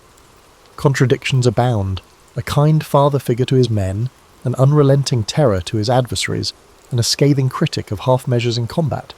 Sherman, along with Grant, Lee, and Jackson, was recognised as pivotal figures in the Civil War over time. Statues appeared, some in the North, depicting him on horseback with a determined expression, and fewer in the South, where he was frequently overshadowed by local heroes. The older generation that lived through the conflict has died away, leaving a legacy characterised by textbooks, speeches, and battlefield tours. Sherman's historical significance was substantial but challenging for a nascent nation. Historians developed fresh perspectives over time. Some have investigated the psychological impact of the Florida wetlands on the young lieutenant. Some have suggested that his family's links to Thomas Ewing had an important impact on his early success. Many questioned his performance during the Indian Wars. questioning how a commander known for defending the Union could advocate harsh measures against indigenous tribes. These layers underscored the complexities of his life. He was neither a simple hero nor a villain, but rather a figure of a changing America, managing crises, technological developments, and expanding frontiers. Sherman's name conjures up pictures of relentless columns, flaming depots, and a war that changed the face of conflict. William Tecumseh Sherman is still regarded as a key character in the Civil War pantheon, yet views of his actions continue to shift. Over 130 years after his death, historians, military scholars, and interested amateurs revisit his wars in search of nuanced insights. Many people are talking about his hard war theory, which holds that to terminate a struggle, a nation must attack the opponent's ability to sustain itself rather than simply defeating forces in open battle. His effectiveness in this area is widely attributed to hastening the Confederacy's demise. Sherman's techniques are sometimes compared to those used in 20th century total conflicts, in which entire economies and civilian populations are targeted. Critics question if the practice establishes a troubling precedent that moral barriers can be crossed for the sake of expediency. Others argue that Sherman's tough attitude undoubtedly shortened the war's duration, preventing thousands of further battlefield casualties. When military doctrines develop beyond frontline engagements, the tension between practicality and morality becomes increasingly essential. In the South, memories of Sherman are still shaped by generational stories. Families carry down stories about ancestors who lost houses, animals, or enterprises along his path. Museums in Georgia, South Carolina, and other states periodically display exhibitions about the march to the sea's local influence. Some historians work to differentiate myth from reality. Not every fire was started by a Union soldier, nor was every structure torched. However, the psychological toll of an unstoppable army marching across the countryside was evident. Meanwhile, northern cities that formally supported him attempt to analyse his full legacy. War memorials in areas like New York and Ohio depict him as a pivotal figure in the Union's deliverance. School textbooks stress his devotion to Grant, his operational genius, and the conclusion he helped bring to a war that threatened to fracture the country irrevocably. A few paragraphs might describe how he disliked political power and preferred clear command. Younger generations perceive a nearly cinematic figure, brazen, unstoppable, a contradiction of savagery and compassion, who altered Americans' perceptions of battle. Sherman's personal documents, which are preserved in libraries, illustrate the intricacies of his relationships. Letters to his wife Ellen express love and parental care, particularly when they lost their son Willie in Memphis. Correspondence with fellow officers illustrates the stress that weighed on him, particularly in the dark nights preceding important operations. There's a fleeting impression that, beneath the stern general's public face, a man struggled with the internal reservations about the unstoppable machine he'd set in motion. In scholarly areas, studies of Reconstruction address his post-war deeds. Some argue that, despite his ability to effect Southern reintegration, he mostly deferred to civil authorities and focused on limited army duties. Did he demonstrate smart statesmanship, or did he allow systemic injustices to continue? The discussion continues. According to the record, Sherman considered himself first and foremost a soldier, and he rarely saw the army as an instrument for sweeping social engineering. This perspective, aligning with his pragmatic approach, significantly shaped the course of Reconstruction, both positively and negatively. Sherman's image appears in novels, documentaries, and historical dramas that aim to capture the passion of the Civil War. Filmmakers show him poised on horseback, watching a horizon tinged orange by fires, or in frenetic staff meetings with maps strewn out over rickety tables. These portrayals frequently exaggerate for dramatic effect, but they reflect a long-standing fascination with the man who accepted the brutal facts of war and forced the South to taste the bitter fruit of defeat. The conflict between actuality and myth is rarely fully resolved, expressing the essence of a character who thrived on contradiction. Finally, Sherman's story is a microcosm of American history in the mid-19th century, a country stumbling from compromise to confrontation, debating whether to remain a single political unit or split irreparably. Sherman's life followed that trajectory, from frontier boyhood to the pinnacle of military leadership, from the sorrow of personal loss to the moulding of an unwavering approach in the crucible of battle. His traces are still visible not only on Georgian territory, but also in how America deals with the duties and costs of military conflict. For those looking for simple labels, hero or villain, visionary or brute, Sherman defies them all, reminding us that history is woven from the threads of both success and the tragedy, sculpted by the steely will of individuals who once marched across the stage of an evolving national drama.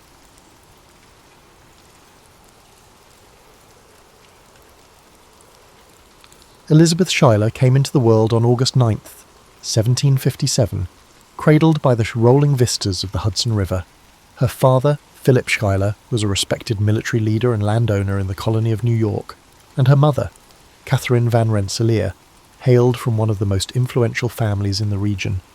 Growing up amid such privilege might have nurtured a sense of arrogance in some, but Eliza, as she was often called, had a natural warmth that set her apart from many of her peers. Nestled in the Schuyler mansion in Albany, Eliza spent her earliest years as part of a large clan that valued public service, hospitality, and the quiet force of tradition. The estate hummed with activity. Soldiers sometimes shared camp stories by the hearth. Travelling merchants arrived to do business, and politicians stopped by on their way to legislative sessions. In this swirl of visitors, Eliza learned to mingle with all sorts: haughty aristocrats, weary militia officers, and even the occasional foreign envoy. Yet her home life had its share of complexities. The Schuyler family, though wealthy, carried the anxieties of living in a colony hovering on the brink of conflict. The tensions between Britain and its American subjects simmered. As a child, Eliza observed how her father weighed the possibility of war. General Philip Schuyler eventually became a key figure in the Continental Army, and dinner-table conversations often circled back to strategy, logistics, and the moral burden of rebellion. These discussions shaped Eliza's understanding of politics as something more than an abstract game. It was about forging a future from uncertain times. Despite such concerns, her childhood retained a sense of magic. She roamed the gardens overlooking the Hudson, daydreaming about distant places she only knew from travellers' tales. She and her sisters, Angelica and Peggy, shared a bond forged by laughter and mischief, pranks on unsuspecting cousins, midnight raids on the kitchen to pilfer sugar biscuits. Eliza was neither the bookish child Angelica was, nor as vivacious as Peggy, but she combined a quiet determination with a thoughtful curiosity. As she approached her teenage years, Eliza's mother introduced her to the more formal aspects of womanhood. Sewing circles, polite dances, and lessons in hospitality were considered essential to any young lady's future. For some, these rituals were rote, but Eliza took to them with a sense of genuine kindness. She discovered she could put people at ease, a smile here, a well-timed joke there. It was less about social climbing and more about forging a real connection. Sometime around her adolescence, the American Revolution moved from hushed speculation to living reality. Soldiers set up camp on the Schuyler grounds, forged alliances in the drawing room, and apprehension about the future permeated daily life. Eliza's father was dispatched on missions across the region, leaving her mother to manage the estate's day-to-day operations. In this environment, Eliza developed resourcefulness, noticing how the women of her family stepped up when men were off waging war. Her father's increased involvement in the war in 1777 marked a significant shift in the situation. That year, British forces threatened the Hudson Corridor, and Albany itself seemed vulnerable. While many families fled south for safety, the Schuylers remained steadfast, trusting in Philip's strategic mind. Eliza watched as her once calm household transformed into a nerve centre of patriot supporters. Maps on tables, correspondences carried in and out by exhausted couriers, and the muffled clang of armaments stacked in the yard. Amid this upheaval, Eliza grew keenly aware of her position in the swirling drama of a young nation's birth. With Angelica off forging social alliances in other colonies and Peggy bouncing between acquaintances, Eliza found herself called upon to maintain a semblance of normalcy. She visited the wounded in makeshift infirmaries and prepared care packages for soldiers. Though still unmarried, she was no longer a mere child listening in on adult conversations. She was a participant, embracing the cause of liberty her father championed. As the war raged, each new day seemed to bring a surprise. Shifting alliances, uncertain supplies, and heartbreak over lost battles. In that cauldron of revolution, fate was about to introduce her to a fiery young officer of illegitimate birth and boundless ambition. Elizabeth Schuyler was about to meet Alexander Hamilton, and her life would never be the same. She first encountered Alexander Hamilton in 1779, but their paths had nearly crossed earlier. He served as an aide-de-camp to General George Washington and was known among the Continental Army's inner circle for his articulate letters and keen strategic mind. Hamilton's origins, born out of wedlock in the West Indies, could have made him an outsider, but his intellect and fervour for the patriot cause earned him respect. Though not from an elite lineage like Eliza's, Hamilton possessed a magnetic quality that defied social conventions.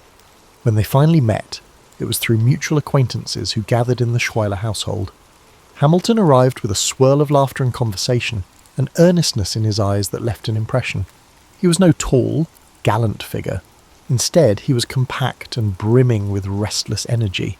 Rumour had it he could dictate multiple letters simultaneously to different aides, his mind racing faster than his quill could keep up. Eliza, conversely, was known for her measured confidence, quiet but unwavering. Their conversations at first centred on practicalities, the direction of the war, rumours of British troop movements, and the hardships faced by soldiers. But beneath these tactical topics, a personal connection sparked. Eliza found Hamilton's ambition refreshing rather than boastful. He, in turn, appreciated her sincerity and the intelligence she did not flaunt. They spent evenings strolling through the garden, forging a bond grounded in shared hope for America's future and a mutual sense of responsibility to their respective families. Still, Eliza harboured doubts. Courtships in wartime carried uncertainty.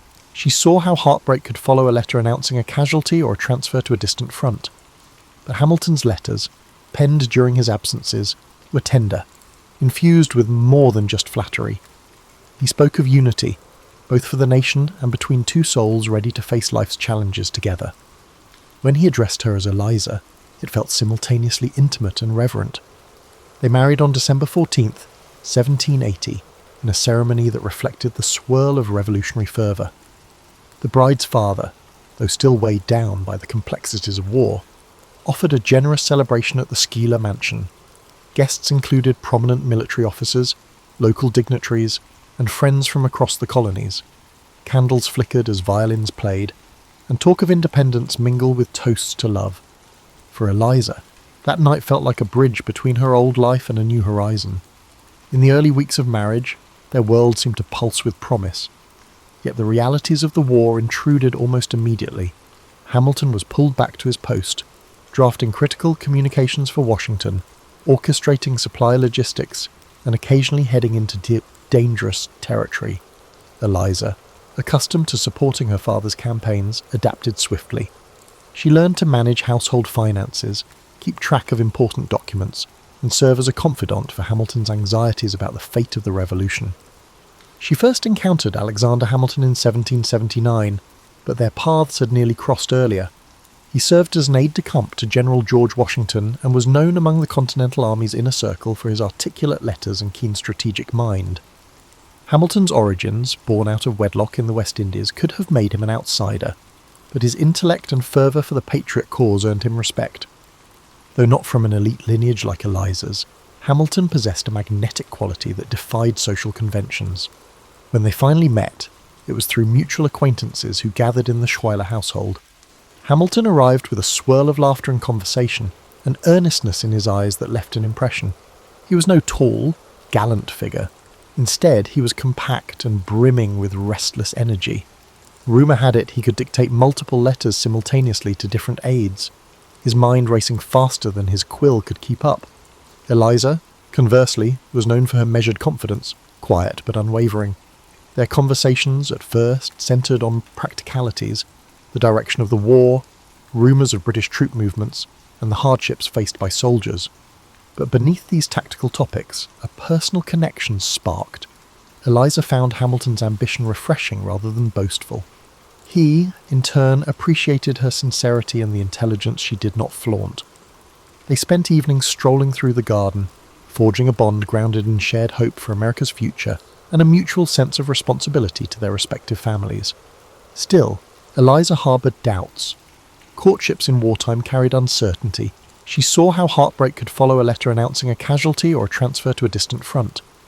But Hamilton's letters, penned during his absences, were tender, infused with more than just flattery.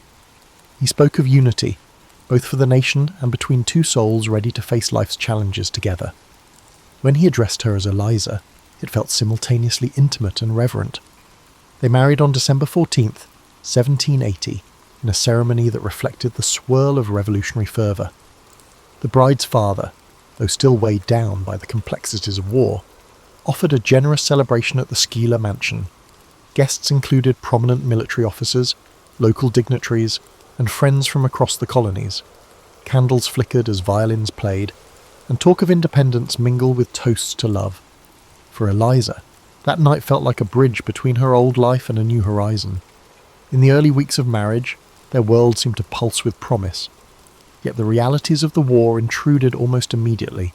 Hamilton was pulled back to his post, drafting critical communications for Washington, orchestrating supply logistics, and occasionally heading into dangerous territory. Eliza, accustomed to supporting her father's campaigns, adapted swiftly.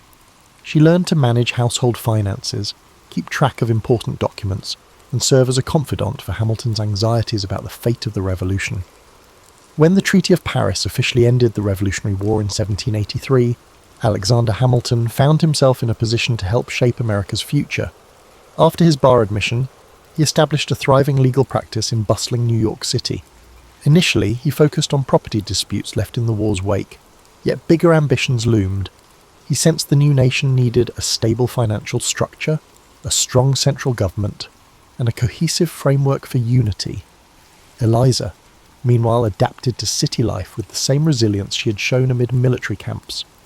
The Hamiltons' household was never quiet for long. Their circle of acquaintances ballooned, including statesmen, merchants, and military comrades turned politicians. The Hamilton home became a hub of spirited discourse. Eliza served as both hostess and participant. Her hallmark was a welcoming presence, ensuring everyone felt at ease, from the most polished senator to the rough-hewn frontier representative. Despite sometimes intimidating conversation about economics or legislation, she never shied away from asking pointed questions. Alexander's participation in the Constitutional Convention in 1787 represented a progressive moment. While he was away in Philadelphia, Eliza managed affairs in New York, maintaining correspondence with him. She offered moral support, reading newspapers to gauge public sentiment and relaying her observations. Though not formally educated in political theory, she grasped the importance of a balanced government. She often wrote that the promise of liberty would flounder without practical safeguards. When Hamilton returned with the proposed constitution, debates raged. Federalists championed a robust central government, while anti-federalists feared tyranny. Hamilton, a leading Federalist, penned the majority of the Federalist Papers, explaining the Constitution's merits. Late nights of writing blurred until dawn. Eliza recognized his fervour, doing what she could to ease his workload. She edited drafts lightly, made sure he ate, and even coordinated with his co-authors, John Jay and James Madison. Although her name never appeared on the pamphlets, her unseen labour and emotional support proved invaluable.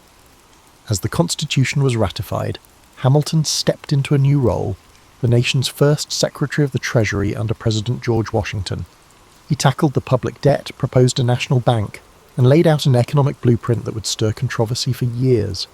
Throughout this whirlwind, Eliza managed a rapidly expanding family. More children arrived, each named with care. She also tended to her father's affairs, as Philip Schuyler had joined the new US Senate. Eliza adeptly juggled her responsibilities, balancing the realms of motherhood, social diplomacy, and philanthropic engagements. One of her quieter achievements involved the creation of an orphanage. In the aftermath of war, many children roamed the streets bereft of parents. Eliza's heart went out to them. She tapped into her connections, rallying other women from prominent families to organise resources. Though Hamilton's name was more associated with financial policy, it was Eliza who championed charitable efforts, seeing in them a reflection of the new republic's moral obligations. She believed social welfare was not a luxury, but a fundamental sign of civilized values. Meanwhile, the couple's personal life was a tapestry of devotion, intense arguments, and fleeting reconciliations. Hamilton's political enemies targeted him relentlessly. He was accused of favouritism, monarchy-leaning sympathies, and financial improprieties, Eliza stood by him, convinced of his integrity. Yet stress loomed. Long hours at the Treasury, combined with the scorn of detractors, sometimes left Hamilton edgy. Family dinners occasionally turned into strategy sessions, with Eliza offering a calm perspective. At other times, he withdrew into brooding ruminations. Then came scandal. In 1791, Hamilton embarked on a disastrous affair with Maria Reynolds, eventually revealed in 1797. Eliza learned of it in disjointed pieces, the betrayal hitting hard. The affair was no trifling rumour. It was a reality that threatened to unmoor her marriage. And yet, in her heartbreak, she chose not to abandon him. Some historians interpret her reaction as moral fortitude. She believed in redemption, especially for the father of her children. Others see it as a pragmatic move, given her limited options in that era. Regardless, her decision underscored a resolve forged by adversity. She insisted that Hamilton come clean publicly, which he did through the infamous Reynolds pamphlet, revealing private matters in humiliating detail. The scandal tarnished Hamilton's reputation, but Eliza never wavered in supporting him. Their union, tested by the court of public opinion, emerged battered yet intact. She retreated from society's glare, focusing on her children and philanthropic ventures. In private, she and Hamilton worked toward mending the trust between them. Her stance was rooted in a belief that individuals and the young nation could be redeemed from failings, provided they confronted their missteps openly. By the end of the 1790s, Hamilton had resigned from the Treasury. Political battles consumed him. Federalists and Democratic Republicans fought bitterly. Eliza, quietly reflective, saw the shape of things to come. A new century beckoned, but personal storms had left scars. Still, she pressed on with her philanthropic dreams and unwavering commitment to her family, convinced that the American experiment and her marriage both warranted every ounce of perseverance she could muster. As the 1800s dawned, Alexander Hamilton's political career entered a contentious phase. He engaged in newspaper feuds, criticised John Adams' presidency, and tried to sway elections behind the scenes. Eliza watched, worried that his relentless ambition might alienate even his allies. She urged moderation, but Hamilton's temperament demanded he push forward, certain that his vision for the nation outweighed short-term unity. Meanwhile, Eliza deepened her involvement in New York's charitable circles. She helped organize relief for impoverished families, often visiting tenements with a small retinue to distribute necessities. Her presence in these rough neighborhoods surprised many. Dressed modestly but unmistakably from a higher social sphere, she approached each household with empathy, inquiring about their hardships and connecting them with local artisans or job possibilities. In her mind, the spirit of the revolution hinged on ensuring that liberty was not purely for the privileged. At home, life was busy. The Hamilton children, by now a lively brood, required guidance and moral grounding. Eliza's father had retired from the Senate, and her sisters were scattered among marriages and estates. Letters flew back and forth among the Schuyler siblings, exchanging gossip and confidence. Angelica, living abroad, lamented the distance, while Peggy struggled with health issues. In these letters, Eliza was a pillar, pragmatic, affectionate, and ever eager to uphold family bonds despite the swirling chaos of politics. Hamilton's disputes escalated. He penned damning critiques of Aaron Burr, once a political ally but now a rival. Burr, equally ambitious, felt slighted by Hamilton's influence and remarks. In 1804, Burr, on the verge of losing New York's governorship, intensified tensions by accusing Hamilton of undermining his campaign. As accusations swirled, Burr issued a challenge, a dawn duel to settle their honour. Eliza, upon learning of the challenge, pleaded for Hamilton to find another resolution. She implored him to consider their children, to think of the scandal that had already tested their marriage, to weigh the heartbreak that another public confrontation would unleash. Hamilton assured her the affair was a matter of principle. He confessed personal reservations about duelling. It contradicted his moral convictions and religious beliefs. Yet the unwritten rules of honour among gentlemen at the time left little room for retreat without being branded a coward. Torn between personal ethics and societal codes, Hamilton resolved to meet Burr across the Hudson River in Weehawken, New Jersey. The night before the duel, Hamilton wrote letters to friends and family. Eliza found him in a sombre mood, his usual fiery determination replaced by introspective melancholy. He gave her instructions about the children's education, finances, and even personal regrets. She tried desperately to dissuade him, offering every argument from his political future to their family's stability. But the machinery of the duel was set in motion. In a final gesture of love, they prayed together, tears unspoken but understood. On the morning of July 11th, 1804, Hamilton and Burr faced each other at Weehawken. Eliza waited anxiously at home, racked by dread. The details of the duel remained debated, but the outcome was tragically clear. Hamilton was mortally wounded, shot in the lower abdomen, and transported across the river. Eliza rushed to his side, finding him in a friend's house, drifting in and out of consciousness. He lingered for more than 24 hours, enough time for them to exchange final words. He expressed regret for the turmoil he'd caused, and she, through tears, assured him of her unconditional love. Hamilton died on July 12th, leaving Eliza a widow at age 47, with 7 surviving children and another extended family to support. The entire city of New York was shocked. A funeral procession took place, overshadowed by the scandalous nature of the duel. Burr fled, publicly vilified. Eliza's grief was immense, a mixture of sorrow and anger at a code of honour that demanded lethal resolution, at the political climate that spurred such violence, and at the cosmic cruelty of losing her husband just as the nation was stabilising. In her anguish, she sought solace in faith and family. The immediate aftermath required practical decisions. Hamilton's debts loomed large, some due to his lavish lifestyle and unprofitable investments. Eliza, reluctant though she was, tackled the financial intricacies head-on. Rather than retreat into mourning, she found a clarity of purpose. She would safeguard her husband's legacy, provide for their children, and carry on with the charitable missions that held a special place in her heart. If Alexander Hamilton died ensuring his place in history, Eliza would live on to shape how that history remembered him. In the weeks following Alexander Hamilton's funeral, Eliza confronted a daunting to-do list. She sorted through unpaid bills, discovered unfinished essays and treatises in his study, and faced the prospect of raising her children in a social climate that still buzzed with rumours about the fatal duel. The Schuyler family offered emotional and financial support, but Eliza felt compelled to manage her affairs independently. She liquidated some assets, negotiated with creditors, and carefully planned a modest lifestyle that would preserve dignity yet remain financially feasible. One of her first initiatives was to gather Hamilton's letters and writings. She sensed that his political enemies might attempt to distort his legacy. Determined to present an accurate account of his contributions, she approached friends and colleagues for additional correspondence, anything that could shed light on Hamilton's thought process and character. These efforts planted the seeds of what would eventually become a significant archival trove. Though she had no formal training in historical preservation, all she knew was that the story of his role in founding the new nation needed to be told honestly, free from the rancour that surrounded his final years. Her philanthropic spirit surged as well. She returned to the Orphan Asylum Society of New York, later known as Graham Windham, dedicating more hours to its expansion. The orphanage had grown since its inception, and children of various ages depended on stable funds and guidance.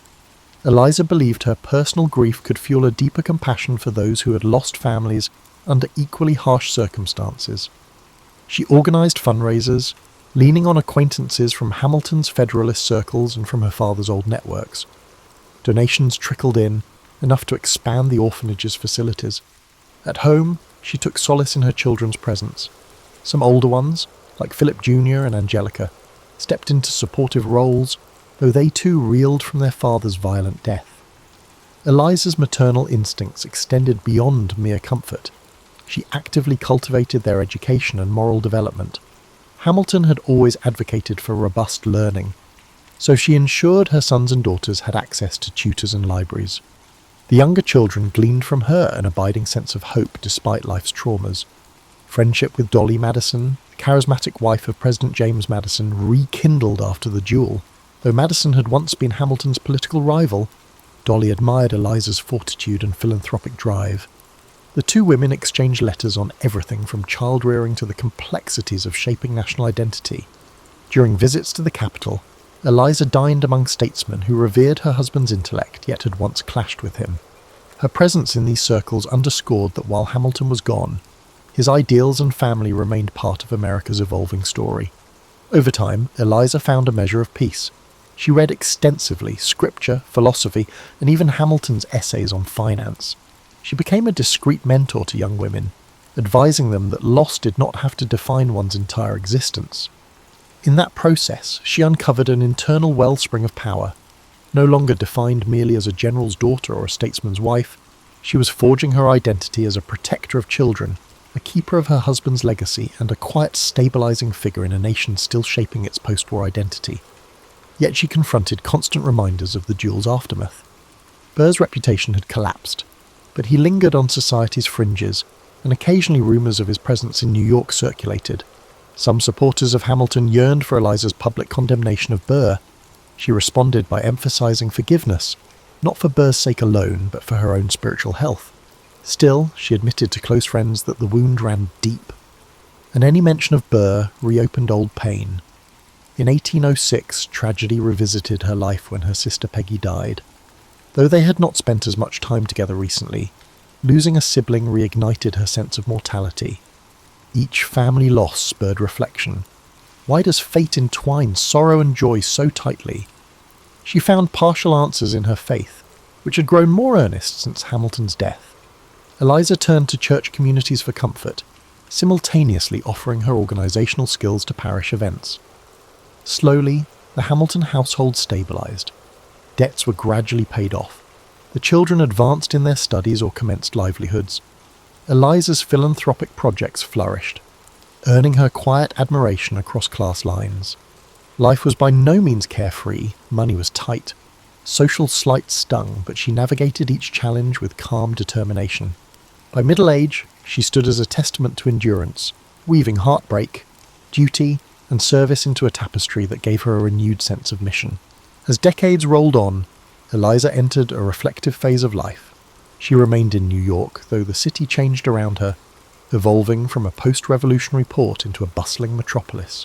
She occasionally visited her beloved Schuyler mansion in Albany, now quieter and steeped in nostalgia. Each time she walked the garden paths where she once courted Alexander, reminded of both the innocence of youth and the seismic shifts that had sculpted her fate. During the War of 1812, when the US again clashed with Britain, Eliza worried for her sons, some of whom served in the conflict. Memories of the revolution merged with fresh anxieties. She found the national mood reminiscent of her childhood: uncertainty, pride, and the determination to defend independence. Though she was no longer at the forefront of patriotic fervour, she contributed by donating to relief efforts for soldiers' families. The Orphan Asylum Society also expanded its reach, taking in children orphaned by this new war. Family events punctuated her life with both grief and celebration. Her father, Philip Schuyler, passed away in 1804, mere months after Hamilton's death. Her mother, Catherine, died in 1803, so Eliza found herself increasingly the matriarch of a sprawling clan. Grandchildren eventually came into the picture. She watched them with pride, telling stories of their heroic grandfather. These tales often alluded to Hamilton's intellectual prowess, omitting the specifics of his downfall. Eliza believed that preserving his better qualities would inspire younger generations. A notable shift occurred in the 1820s when John Church Hamilton, one of her sons, began collecting material for a biography of his father. Eliza became an essential collaborator, providing letters, anecdotes, and clarifications. Her memory was sharp despite advancing age. She recalled specific conversations, recounted legislative battles, and recalled the exact inflection in Hamilton's voice when he debated a point of law. Many historians would later marvel at her recollections, which filled gaps in the archival record. It was as if she carried a living library of Hamilton's life in her heart. Yet that collaboration was not free of emotional toll. Revisiting the events leading up to the duel forced her to confront old wounds. Tears occasionally halted her storytelling, especially when she recounted the final hours of Hamilton's life. John Church pressed gently, wanting to capture every detail for posterity. Eliza, sensing the greater purpose, persevered. She recognised that telling Hamilton's story might help the nation appreciate the foundations he helped lay, structures like the Treasury Department, the National Bank, and the concept of federal credit. In 1828, she travelled briefly to Washington, D.C., invited by friends who remembered her philanthropic achievements. The capital had grown since her earlier visits. Monuments dotted the landscape, celebrating founding fathers. She experienced a bittersweet pride passing tributes to men Hamilton had worked alongside: George Washington, Thomas Jefferson, and James Madison. Some pointed out the conspicuous absence of Hamilton's own monument. She shrugged it off, insisting that the measure of a person's influence lay not in stone effigies, but in living institutions. With the passage of time, she also became more candid about the Reynolds scandal, though still discreet. In private conversations, she admitted the pain had never vanished, but she framed it as a testament to the flawed humanity even brilliant people carry. Her capacity to forgive reflected a deep spirituality. She attended church regularly, praying for unity in a country that seemed perpetually on the brink of new conflicts, nullification crises, debates over slavery, and the push westward. Living well into her golden years, she gathered a tight circle of confidants. Often, they found her mending clothing for orphan children or proofreading a letter for John Church's next manuscript draft. She rarely sought acclaim for her charitable work.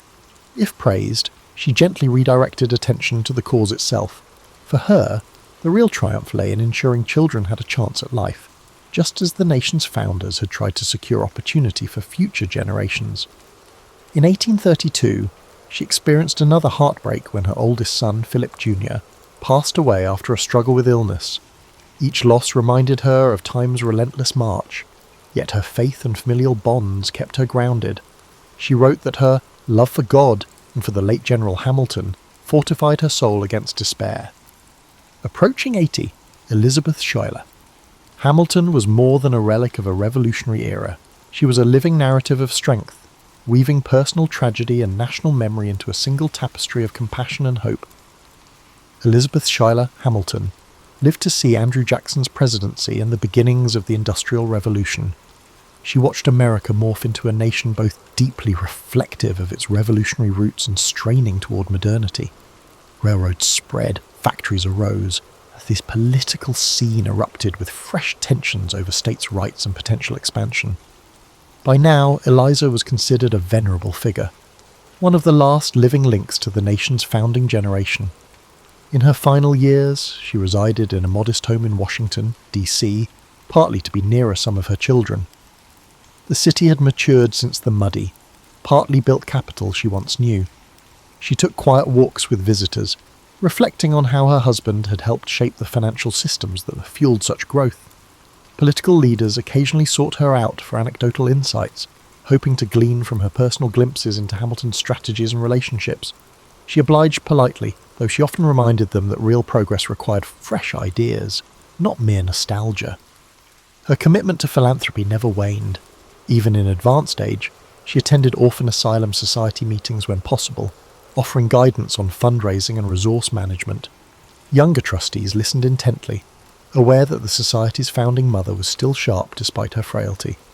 In many ways, the orphanage had become a symbol of her life's work, caring for the vulnerable, preserving hope amidst adversity. Ensuring the completeness of John Church Hamilton's father's biography was one of her most cherished final projects. She reviewed the final drafts, contributing details she'd previously withheld or forgotten. She emphasized Hamilton's unwavering dedication to the Union, his progressive stances on federal power, and his unrelenting push for financial stability. Some editorial disagreements arose, particularly around the Reynolds affair, but Eliza insisted on honesty tempered by grace. The published volumes, though not immediate bestsellers, gradually shaped public understanding of Hamilton's legacy. As her health declined, her family closed ranks around her. Letters from grandchildren poured in, stories of their studies, their marriages, their small triumphs. Eliza's once robust figure had become frail, but her mind held firm. She reminisced about ballrooms in Albany, the swirling war councils at her childhood home, and the day she first locked eyes with a brash young officer in revolutionary garb. Occasional visitors found her reading the Federalist Papers by candlelight, as if reacquainting herself with Hamilton's voice. She also kept a well-worn Bible, reflecting a faith that had buoyed her through heartbreak after heartbreak. Prayer, to her, was less about ceremony and more about continuous conversation with a higher power, that had guided her from war to widowhood. In these final dialogues with God, she found peace, certain that her labours, both familial and charitable, held meaning beyond mortal life. Elizabeth Schuyler Hamilton died on November the 9th, 1854, at the age of 97. Her passing marked the end of an era. Obituaries praised her dedication to preserving Alexander Hamilton's legacy and championing charitable causes. Publications recounted her devotion to the Orphan Asylum Society and her unwavering presence during the tumultuous birth of the Republic. While she never held public office, her influence was palpable in the communities she served and in the narratives of America's founding. She was buried near her husband in the graveyard of Trinity Church in Manhattan, reuniting them in eternal rest beneath the city skyline he had once helped transform. For decades, the memory of her kindness lingered in the stories told by those who knew her, a woman who had endured scandal and duel-driven tragedy, only to emerge as a symbol of grace. In the decades following her death, interest in Hamilton's financial genius grew, spurred by economic expansions and civil conflict. Historians found in Eliza's carefully guarded letters a trove of insight into the man behind the policies. Her philanthropic legacy endured, with the orphanage continuing to serve children well into the modern age. Over time, as the nation wrestled with the complexities of its founding ideals, the figure of Eliza gained renewed appreciation. She was not merely the devoted wife of a founding father, but a quiet architect of social welfare and historical stewardship in her own right. To this day, visitors at Hamilton's gravesite often spare a moment for Elizabeth Schuyler Hamilton. Her story underscores how the quieter characters of history can profoundly shape a nation's ethos. Tonight, we explore the life and contributions of Rosalind Franklin, the brilliant scientist whose pioneering work in X-ray crystallography was instrumental in the discovery of the DNA double helix. Her dedication to science and her role in one of the most significant breakthroughs of the 20th century continue to inspire generations of researchers today. So before you relax, as always, take a moment to like the video and subscribe to the channel if our content helps you. Also, let us know where you're watching from and what time it is for you. We're always open to requests for stories boring and interesting. If you guys ever have any in mind, let us know. Now get rid of those bright lights, turn on your fan if you have one, and let's begin. Rosalind Franklin's name often appears as a footnote in the story of DNA, overshadowed by the fame of James Watson and Francis Crick. Yet her life was neither trivial nor easily summarised.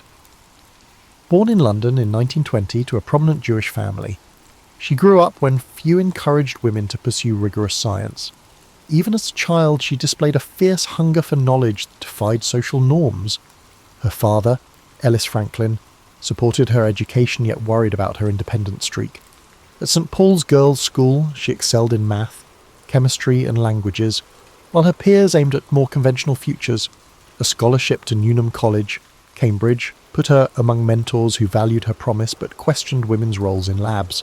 Undeterred, she poured energy into research, proving her place through diligent work. When World War II broke out, Britain needed scientists.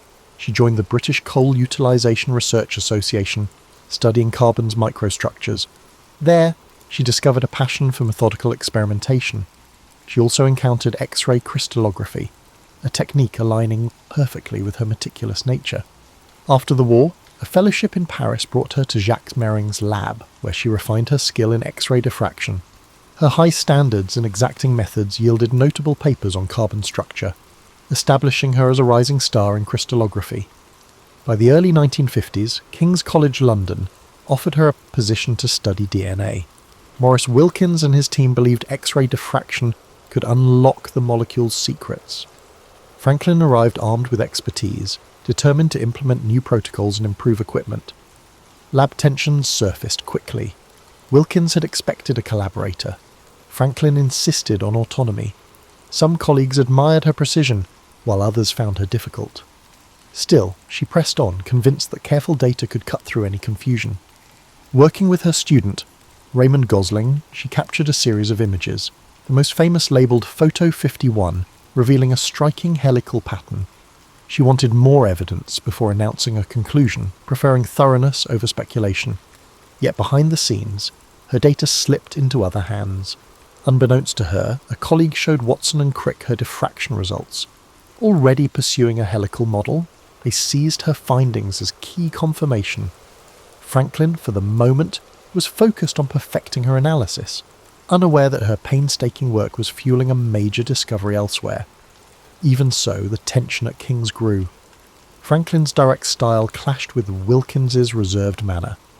She believed in complete control over her research methods, irritating those accustomed to a more hierarchical lab, but she remained steadfast, adjusting humidity levels and rechecking angles to sharpen her images. Each improvement hinted she was on the brink of a monumental revelation. That revelation, however, would not bear her name alone. While Franklin refined her data, Watson and Crick raced forward, preparing to unveil their model of D. She had no inkling of the behind-the-scenes drama. In the darkroom, her camera captured crystal patterns that would change biology. She trusted her data to speak for itself, unaware that the world soon would hail Watson and Crick as the architects of DNA's double helix. At this stage, Franklin's story was poised between breakthrough and overshadowing. Her rigorous approach had delivered vital clues to life's molecular code, yet social dynamics and academic politics threatened to rob her of due credit. In the realm of science, data does not always guarantee recognition for the one who gathers it. Rosalind Franklin had produced a priceless glimpse into DNA's form, setting the stage for history to unfold in ways she could not have predicted. She was born into a family of philanthropic tradition, with her uncle serving as the first Jewish mayor of London. From a young age, she was taught the importance of service and intellectual rigour, a combination that would shape her character. In her teenage years, she gained a reputation for sharp wit and an unwavering focus on academic goals. These traits did not always endear her to peers who expected more demure behaviour, but she was undeterred. She had glimpsed a future in which women could stand at the frontier of discovery, and she was determined to claim it. In her journals, she expressed a love for puzzles and a fascination with structure. Whether examining minerals or deciphering abstract problems, she found solace in unravelling complexities. This mindset translated seamlessly into her later work, where precision became both her shield and her compass. It also fueled her tenacity, driving her to pursue every question until she reached its hidden core. Rosalind Franklin's arrival at King's College London came with grand hopes, but the lab's culture soon tested her resolve. She joined Maurice Wilkins, who believed they would share DNA research duties. Franklin's forthright style, however, clashed with Wilkins' quieter approach. Worse, the leadership chain for the DNA project remained vague, fostering confusion about who was truly in charge. Despite these challenges, Franklin pressed on, exploring how DNA fibers changed under varying humidity. She distinguished between A and B forms of the molecule, and her fastidious X-ray diffraction work produced the famed Photo 51, which showed an unmistakable helical pattern. Franklin acknowledged the significance of the image, yet she refrained from making hasty assumptions. She spent hours perfecting exposures, checking angles, and analysing the precise details etched onto photographic plates. Meanwhile, across town at the Cavendish Laboratory in Cambridge, James Watson and Francis Crick took a contrasting approach. Model builders at heart, they chased the DNA structure by trial and error, fueled by snippets of data gleaned from various sources. When Wilkins revealed Photo 51 to Watson, unbeknownst to Franklin, the evidence dovetailed perfectly with their double helix hunch. By early 1953, Watson and Crick completed a model that would make scientific history. Their publication in Nature was concise yet transformative, announcing a double helical structure that explained DNA's replication mechanism. Wilkins and Franklin each contributed supportive papers, but the spotlight fell squarely on Watson and Crick. Franklin's images and calculations, though pivotal, were presented as secondary confirmations rather than driving forces. She felt the sting of exclusion, yet pressed on, finalising her analyses of the molecule's geometry. This period at King's grew more strained. Franklin's rapport with Wilkins had cooled. She seemed unwilling to compromise on rigorous standards, and he resented her independence. The department itself provided limited support, content to bask in the sudden acclaim for the DNA breakthrough. Franklin, meanwhile, was left to grapple with how her painstaking data had been used without her direct consent. Recognising that her future lay elsewhere, she began seeking a new post where she could direct her research on her terms. opportunity arose at Birkbeck College, headed by crystallographer John Desmond Burnell. Though the facilities there were humbler, the atmosphere promised greater autonomy. Franklin decided to leave King's, taking with her a wealth of expertise and the resolve to avoid another scientific turf war. She briefly concluded her work by publishing her final observations on the structural nuances of DNA. While Watson, Crick, and Wilkins basked in growing accolades, Franklin exited quietly, determined to reorient her career. She did not wholly abandon DNA.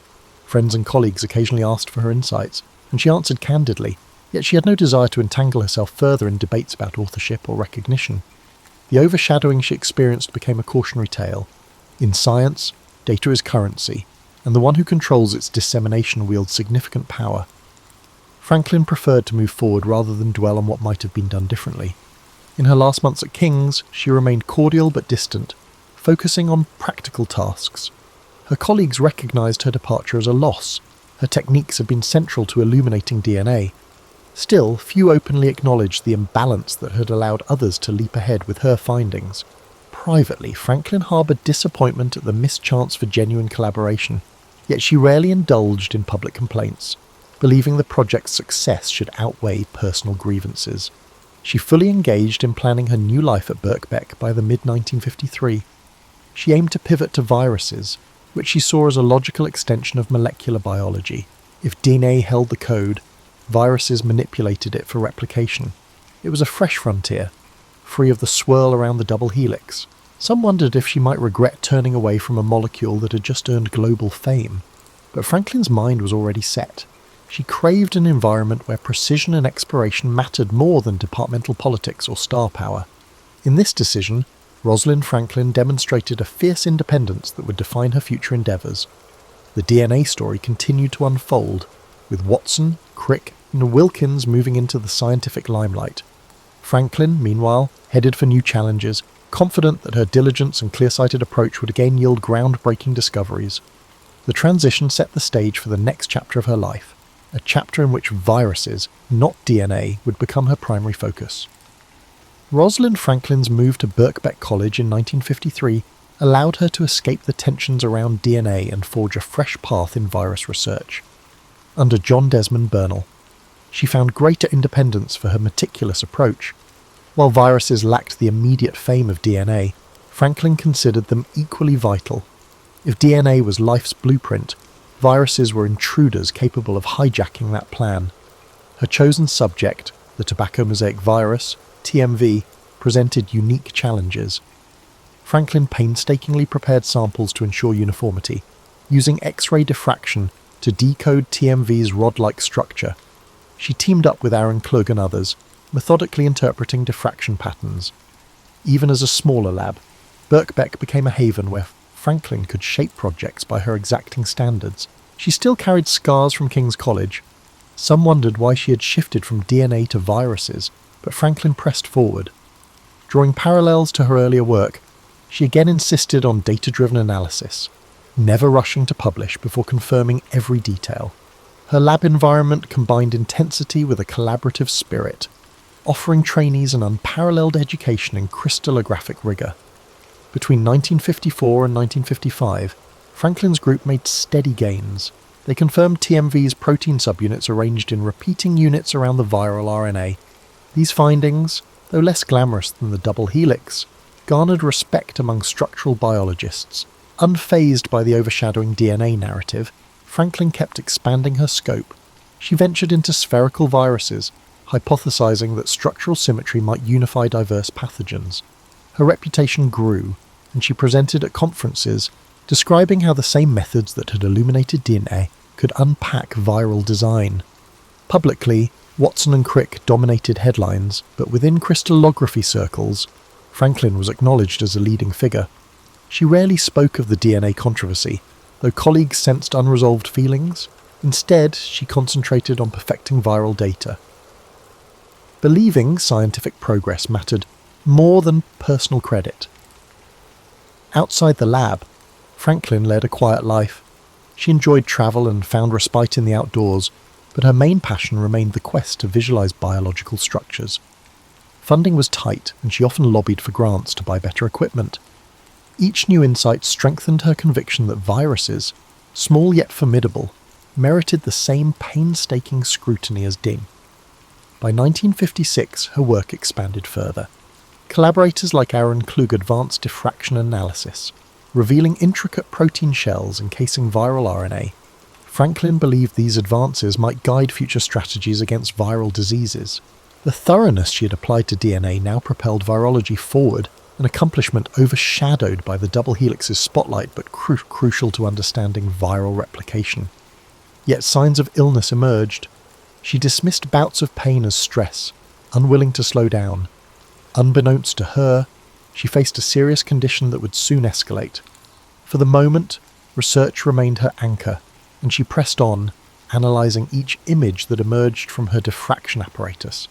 Her dedication ignited excitement at Birkbeck, motivating younger scientists to follow in her footsteps. Though Watson, Crick, and Wilkins gained prizes and public adoration for DNA, Franklin never openly displayed envy. Friends noted she remained courteous about the double helix, maintaining the stance that data, not politics, fueled real progress. In her lab, she was known for forging new ground in virus structure, determined that careful work would eventually earn its acknowledgement. Amid these virus studies, Franklin's commitment to excellence never wavered. She had departed King's to find a more supportive environment, and at Birkbeck, she discovered purpose in unravelling new puzzles. The breakthroughs she spearheaded may not have led to global headlines, but they contributed significantly to the emerging field of molecular virology. All the while, her health concerns simmered beneath the surface. She continued to travel and lecture, sharing insights and forging collaborations. Researchers worldwide adapted her techniques, marvelling at how the same X-ray approach used on DNA could dissect viral architecture. Each success confirmed her choice to abandon the fame of DNA and explore a less explored path.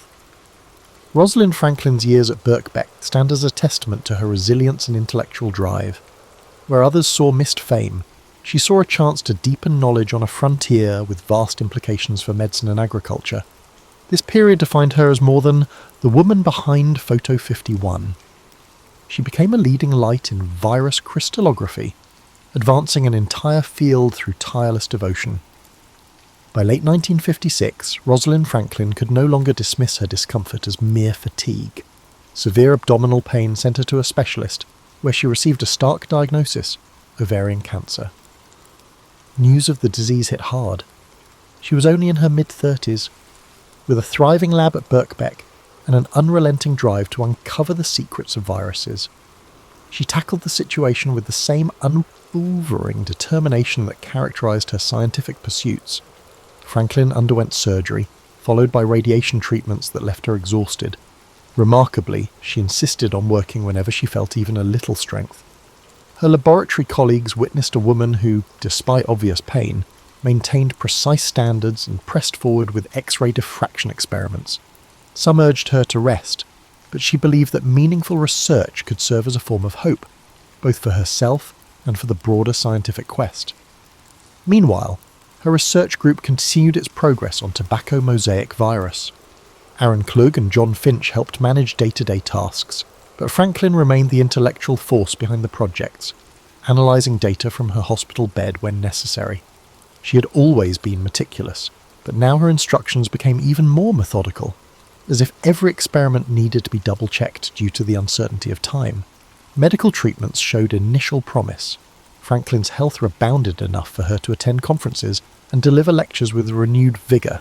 In early 1957, she travelled to the United States to discuss her virus findings. Colleagues there marvelled at her clarity of thought and appreciated her willingness to share data and techniques. She returned to London with fresh ideas for comparing the structures of different plant viruses, convinced that a unifying principle might exist across various shapes and sizes. Her perseverance garnered admiration from both peers and subordinates. Many had witnessed how overshadowed she'd been in the DNA story, yet here she was, forging new breakthroughs under the most challenging circumstances. In private, Franklin confessed occasional frustration about the slow recognition for her virus work, but she rarely let bitterness creep into daily lab interactions. Instead, she strove to uplift younger researchers, reminding them that quality data was the bedrock of scientific progress. That year, she initiated a project examining the poliovirus structure, though she knew it would be demanding.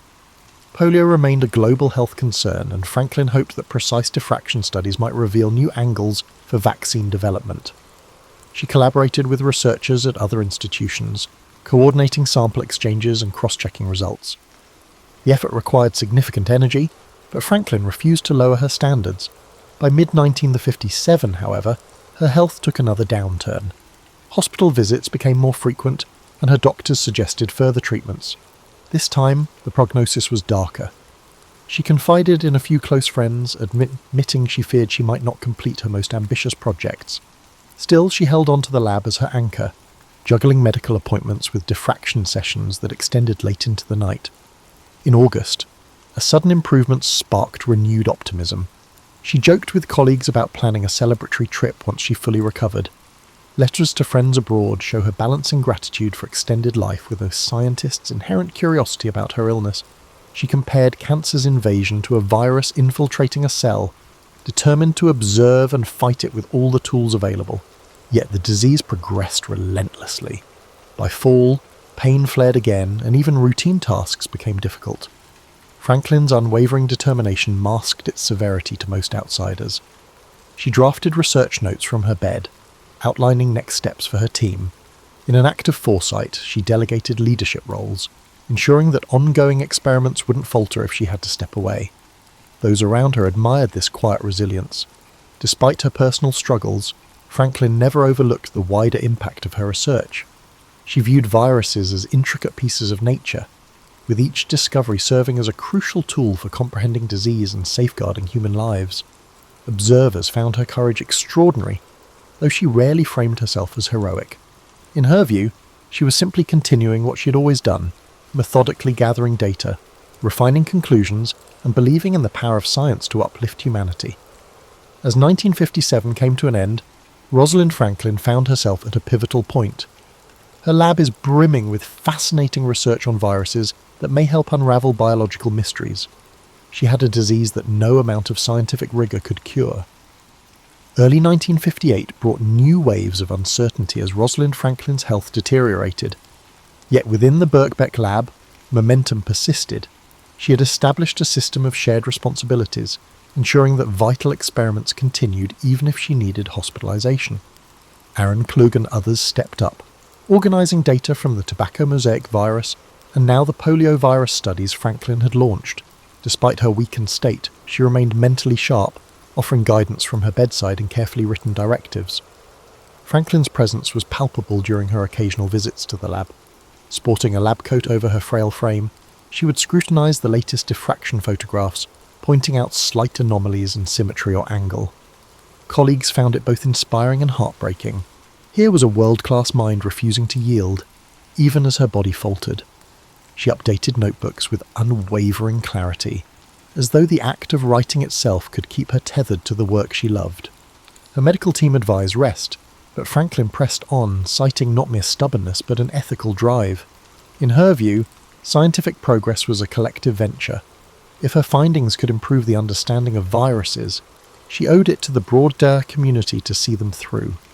When friends gently questioned whether it was wise to push so hard, she confessed that focusing on data helped stave off despair. The lab was her sanctuary, a place where logic and discovery overshadowed personal anxieties. One highlight came in February 1958. A journal accepted her team's detailed paper on TMV's structural transitions, lauding Franklin's rigorous methodology. She allowed herself a quiet moment of satisfaction, knowing such recognition was hard-won. A few days later, she penned letters to collaborators, proposing further investigations into spherical virus shells. Though physically diminished, her intellectual curiosity knew no bounds. Outside the lab, Franklin's close circle began preparing for the possibility of bad news. Her father, Ellis, had passed away years earlier, but extended family members rallied around her. She maintained stoicism, rarely discussing prognoses. Instead, she inquired about others' well-being, asked about the latest scientific gossip, and meticulously planned the next steps for her virus research. In quieter moments, she reflected on how a woman once overshadowed in the DNA saga had found renewed purpose. She never openly declared regret, though some friends perceived a lingering sadness that she might not see the end of certain viral inquiries. Rumours circulated about potential nominations for significant awards. Though Watson, Crick and Wilkins had gained global fame, a few scientific bodies recognised Franklin's independent contributions. Nothing concrete materialised, however, and she expressed little interest in accolades. She believed real achievement lay in the data itself, the patterns, the angles, the consistent results that built a foundation for future work. As spring approached, her symptoms worsened. Sharp pains returned, and another surgery was scheduled. This time, medical intervention offered diminishing returns. Franklin faced the prospect that her life might be cut short, yet she approached this possibility with the same methodical calm she brought to her experiments. She revised her will, setting aside funds for scientific causes and ensuring that certain personal items went to cherished friends. She also took steps to safeguard her research, instructing Klug and others on how to best archive her notebooks and X-ray films. On excellent days, she still made brief appearances at Birkbeck. One morning in April, she examined new images of the polio virus, noting symmetrical patterns that hinted at a uniform protein arrangement. The conversation that followed, held in hushed tones behind a cluttered desk, brimmed with excitement. She encouraged her colleagues to pursue further refining of these samples, convinced the results might be pivotal. Yet by mid-April, her hospital stays grew longer. In a final letter to a mentor in Paris, Franklin described a sense of urgency. She felt every hour counted. She signed off with a mixture of humour and resolve, quipping that illness might slow her body but never her mind. The note ended abruptly, suggesting that even writing had become laborious. Still, the spirit that had guided her from St. Paul's Girls' School through King's College and Birkbeck remained intact. She had consistently emphasised the importance of data over speculation. Now, as life's uncertainties narrowed, she held to that principle more fiercely than ever. Every experiment completed, every photograph taken, was a small triumph over the frailties of the human condition. In that sense, she transformed her final months into a testament to scientific dedication, a brief but shining era when personal adversity bowed before the truth. Rosalind Franklin passed away on April 16, 1958, at the age of 37. The immediate shock rippled through her colleagues at Birkbeck and beyond. Many had witnessed her stubborn fight against illness, but news of her death still felt sudden, as though a brilliant light had been snuffed out too soon. She had left behind half-finished projects on the structure of viruses, along with meticulously kept notebooks that offered clues for future breakthroughs. Tributes poured in from across the scientific community. John Desmond Bernal lauded her unwavering devotion to exacting research. Aaron Klug, who had worked closely with her, publicly credited Franklin's methods for pushing their studies of TMV and poliovirus forward. Even Maurice Wilkins, whose relationship with Franklin had been tense, expressed regret that they never truly reconciled. In hushed conversations, some recalled how her DNA data had been pivotal to Watson and Crick's success, lamenting that she never saw the global accolades that might have been hers under fairer circumstances. Outside these professional circles, however, the name Rosalind Franklin barely registered.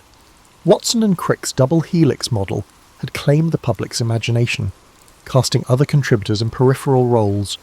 Newspapers printed short obituaries, focusing mainly on DNA pioneer dies young, but offered scant detail about her virus research. In one sense, Franklin's passing mirrored her life, vital work overshadowed by a louder narrative. Yet for those who understood her impact, the mourning came with resolve. Aaron Klug led efforts to preserve her virus samples and continue her research lines. He believed that Franklin's legacy deserved more than a fleeting eulogy. Scholars at Birkbeck and elsewhere vowed to finish the task she had begun, analysing the protein shells of various viruses and refining the diffraction methods she had pioneered. In their hands, her notebooks became living documents, guiding new experiments and interpretations.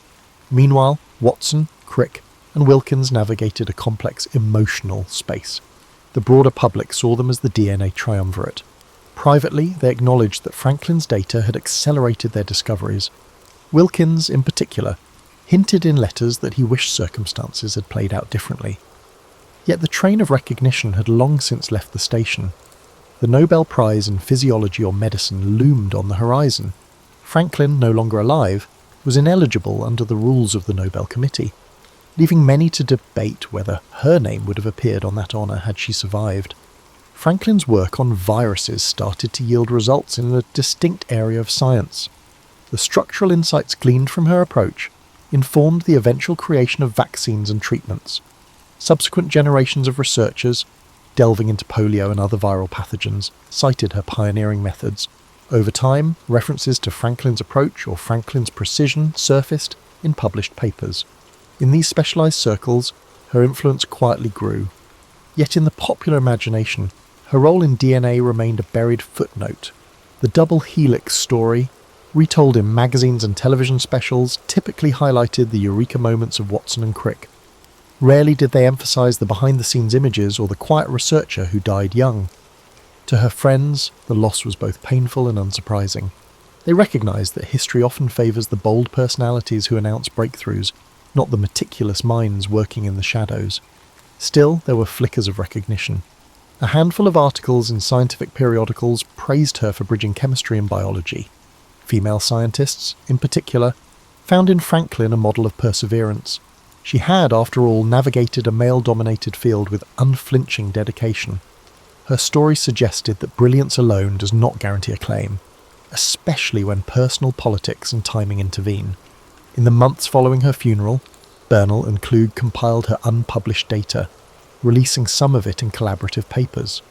These publications helped virology advance gradually, even though they didn't make the front page. Franklin's name appeared on the author lists, a silent reminder that her drive and insight continued to shape new discoveries, even beyond her death. Thus, Rosalind Franklin's physical presence vanished in the final tally of 1958, but her methods and findings endured. Scientists who encountered her meticulous records spoke of feeling her presence. Each measured angle, each note on humidity, each reference to precise conditions. In that precision lay her enduring signature, a blueprint for doing science with exactitude and grace. The world at large might have moved on, but in small labs scattered across the globe, Franklin's influence quietly persisted, seeding the breakthroughs of tomorrow. In the decades after Rosalind Franklin's death, her legacy evolved in slow, transformative ways. During the 1960s and 1970s, Watson, Crick, and Wilkins became household names, culminating in their shared Nobel Prize in 1962. Franklin, omitted from that honour by both death and circumstance, remained largely in the shadows of popular history. Yet among certain scientists, her reputation for precision and perseverance quietly grew. At Birkbeck College, younger researchers carried on the virus studies she had pioneered. Aaron Klug's eventual Nobel Prize in Chemistry recognised his work on protein nucleic acid complexes, a pursuit deeply rooted in Franklin's methodology. In interviews, he pointedly credited her meticulous techniques for guiding his path. References to Franklin's X-ray approach began appearing in virology circles, an acknowledgement that her role extended beyond DNA. Still, mainstream awareness lagged. School textbooks celebrated the double helix as Watson and Crick's triumph. Only a handful of paragraphs, if any, acknowledged Franklin's Photo 51 or the King's College drama. A shifting social climate, however, sparked renewed interest in lesser-known female scientists. Feminist scholars and historians began probing archival materials, determined to uncover the stories of women whose contributions had been eclipsed. By the 1980s, a wave of re-examinations cast a spotlight on Rosalind Franklin. Journalists and academics scrutinised correspondence, lab notes, and memoirs from her colleagues. They unearthed the reality that Franklin had not just assisted, but been instrumental in unravelling today's structure. The evidence showed that her data, shared without her full approval, had crystallised Watson and Crick's thinking. Popular media picked up on the controversy, framing Franklin as the wronged heroine of the DNA saga. While this characterisation sometimes veered into caricature, it revived her name. Simultaneously, interest in her virus research flourished among specialists. A new generation of molecular biologists rediscovered her Birkbeck work, amazed at how she had tackled the complexities of viruses with the same tenacity she brought to dinner. A series of papers analysing her notebooks revealed that her approaches to sample preparation and diffraction analysis were decades ahead of their time. Pharmaceutical researchers aiming to combat viral outbreaks drew inspiration from her methods. demonstrating that her impact reached far beyond a single molecule. By the 1990s, Rosalind Franklin became a symbol for women in STEM. Universities established fellowships and awards bearing her name, each designed to support female researchers in fields like chemistry, crystallography, and molecular biology. Statues and plaques appeared at King's College London and in her hometown, celebrating her achievements. Though many tributes still focused on DNA, the deeper picture of her broader scientific passion began to take shape. Documentaries and books offered more nuanced portraits. A brilliant scientist who navigated the prejudice of her time, worked herself to exhaustion, and died young, leaving a treasure trove of insights. Debates about ethics and credit allocation continued, with some championing Watson and Crick's accomplishments, while also acknowledging the injustice done to Franklin. The complexities of her relationships at King's, her shift to Birkbeck, and her brave fight against cancer found their way into mainstream awareness, painting a portrait of a woman whose intellect defied the era's constraints. Today, Rosalind Franklin stands as a beacon of unyielding dedication. Her story resonates with those who value precision, resilience, and collaborative respect. Museums showcase her notebooks, featuring the small details that once seemed inconsequential, meticulously labelled film plates, humidity logs, and carefully drawn diagrams. Each artifact testifies to her belief that every scrap of data mattered. In academic circles, Franklin's name now holds genuine weight. She is cited not as a footnote, but as a pioneer who bridged chemistry and biology, advanced crystallography, and helped birth modern virology research. Initiatives encourage young scientists, especially women, to follow her example, embodying curiosity, discipline, and the courage to question norms. The arc of Rosalind Franklin's reputation thus reveals a broader truth. Recognition in science can be capricious, delayed, or uneven. What was once overshadowed can, through persistent re-examination, rise to its rightful place. Franklin's data lit the path for one of the greatest discoveries in biology, and her virus research paved the way for critical future breakthroughs.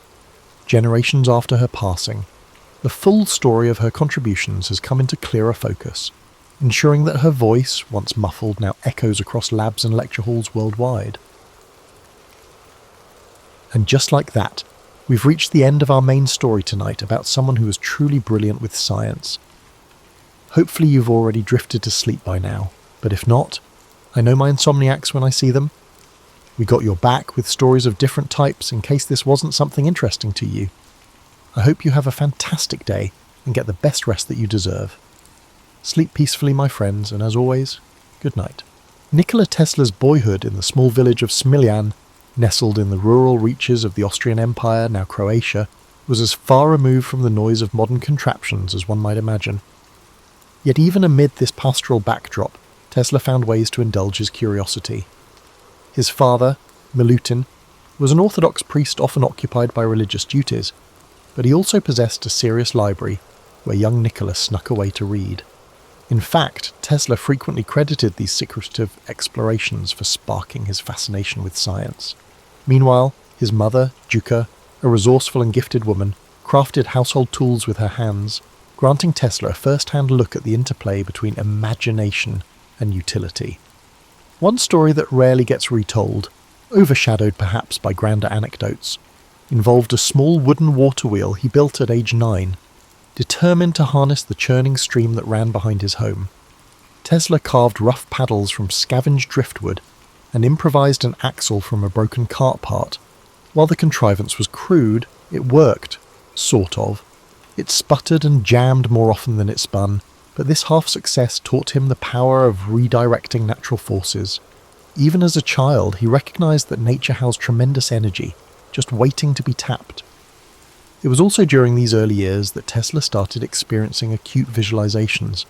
Later, he described how bright flashes before his eyes would conjure vivid images of objects he hadn't even witnessed before.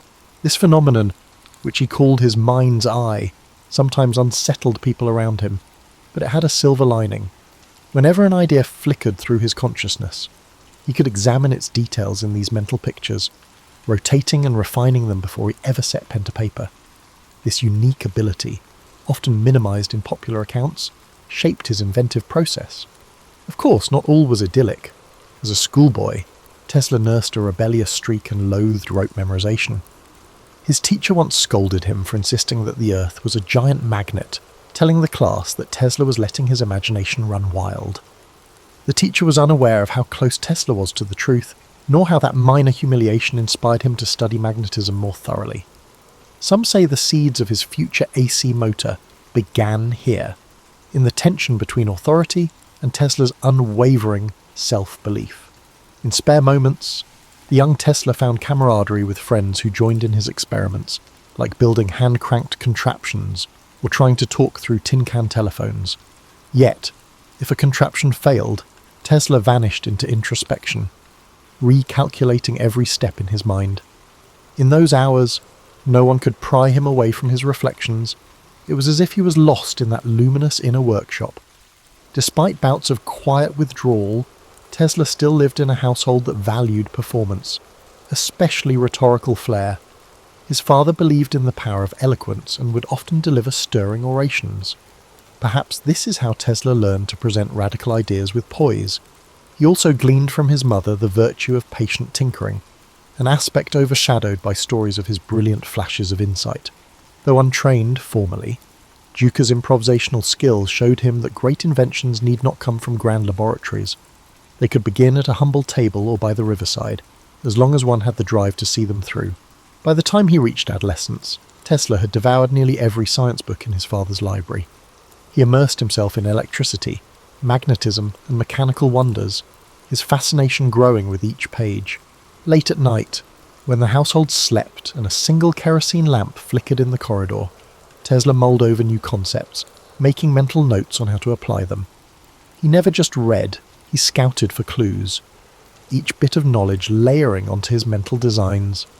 These experiences in Smiljan formed the bedrock of a lifetime of invention. While the world would one day witness Tesla's theatrical experiments and transformative discoveries, it all began beside a murmuring creek and within the hush of a modest library. There, free from urban clamour, Tesla learned the value of curiosity, observation, and sustained determination. It was in this unassuming domain, where wooden water wheels sputtered and a boy's imagination soared, that the seeds of an extraordinary destiny first took root. Perhaps most telling, these formative years cemented in Tesla a lifelong pattern of introspection and experimentation. The young inventor not only absorbed knowledge, he reinvented it in his imagination. For him, Smiljan was not a backwater. It was a secluded incubator for unexplored possibilities. Tesla's departure from home was spurred by academic pursuits that beckoned him to larger arenas, eventually landing him at the Austrian Polytechnic in Graz. The environment there demanded rigour, which suited Tesla's capacity for total immersion. He sank his teeth into mathematics, physics, and mechanics with a feverish intensity. Professors noted his uncanny ability to answer complex theoretical questions without referencing textbooks, a result of his extraordinary mental visualization. However, the spark that truly lit his imagination was the direct current, DC, electrical machinery in the school's labs. Conventional wisdom suggested DC was the future of power, but Tesla found its inefficiencies maddening. Observing how DC motors generated sparks and wasted energy, he questioned how nobody noticed a better pathway. When one professor pronounced that harnessing alternating current, AC, at scale, was an impossibility, Tesla resisted the urge to argue. Instead, he spent late nights in his boarding room, sketching out rotating magnetic fields in his head. If he dozed off at all, it was with diagrams dancing across his eyelids. Despite his academic prowess, Tesla's stint in Graz did not end smoothly. Exhaustion, and perhaps an underlying rebellious streak, contributed to friction with university administrators. He once rigged an experiment to demonstrate a refined method for measuring electric resistance. When the apparatus short-circuited, Tesla found himself facing the wrath of a professor outraged by unorthodox experimentation. Feeling unwelcome, Tesla walked out, leaving conventional academia behind. From Graz, Tesla moved to other opportunities, including a brief and often overlooked period in Marburg, now Maribor, Slovenia. There, a shadow seemed to fall over him. Separated from the camaraderie of classmates, he grappled with bouts of anxiety. Without structured lab access, Tesla turned to solitary experiments, tinkering with leftover scraps of metal and wire. Yet the gloom of isolation gnawed at him, and he eventually returned home for a spell. His confidence rattled, but not shattered. It was in Budapest, while working at the Budapest Telephone Exchange, that Tesla began to regain his footing. In that frenetic workspace, he was tasked with improving the nascent telephone system's design. One lesser circulated story details how Tesla once clambered onto a rooftop to adjust overhead lines, the lightning flashes giving him new ideas about high-frequency current. Colleagues regarded him as eccentric competent. Crucially, it was during a routine walk through Budapest's city park that the notion of the rotating magnetic field crystallized in his mind. Inspired by a poem he recited aloud, Tesla abruptly stopped, drew a stick from the ground, and began tracing swirling diagrams in the dirt. He explained to his companion how 2 or more alternating currents, out of phase, could induce a rotating field capable of spinning a motor. That eureka moment set the course for his next inventions. It was an unveiling of practical AC concepts in the most unassuming of settings, far from any official laboratory. Shortly after, Tesla found himself with an opportunity in Paris, working for the Continental Edison Company.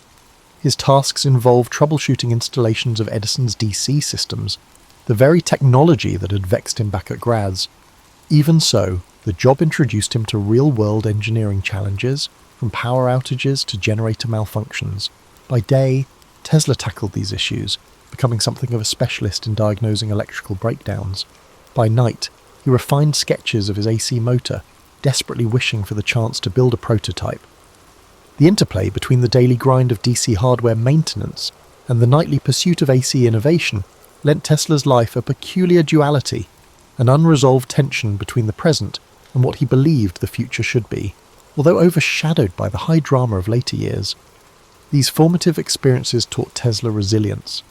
He learned how to negotiate limited resources, how to observe the smallest anomalies in mechanical performance, and how to coax visions from his mind into workable sketches. More importantly, his confidence in the feasibility of AC power solidified, even as he undertook the tedium of DC-based assignments. The world around him might have regarded AC as a flight of fancy, but in his eyes it was the rightful heir to the electrical throne, waiting for its moment to shine. Tesla's fateful journey to the United States in 1884 has often been romanticized, yet a host of lesser-known details enrich that narrative. He arrived in New York with next to nothing, carrying a letter of introduction to Thomas Edison from his former employer in Paris. The letter supposedly claimed Tesla was an exceptional engineer who would produce wonders. In popular retellings, this encounter frames Tesla and Edison as instant rivals. But in truth, their relationship began with cautious respect. Edison recognized Tesla's competence right away and put him to work on projects deemed too intricate or menial for others. There's a story, one not widely circulated, that Tesla fixed a defective shipboard lighting system, saving Edison's company from contract penalties. Tesla never used it as leverage. Still, Edison noticed. Intrigued by Tesla's meticulous approach, he assigned him to redesign DC generators. Tesla toiled day and night, confident his improvements would prove their worth. And they did, but when he sought remuneration, misunderstandings piled up. It wasn't a single dispute over a massive bonus, more a pattern of unkept promises and blurred expectations.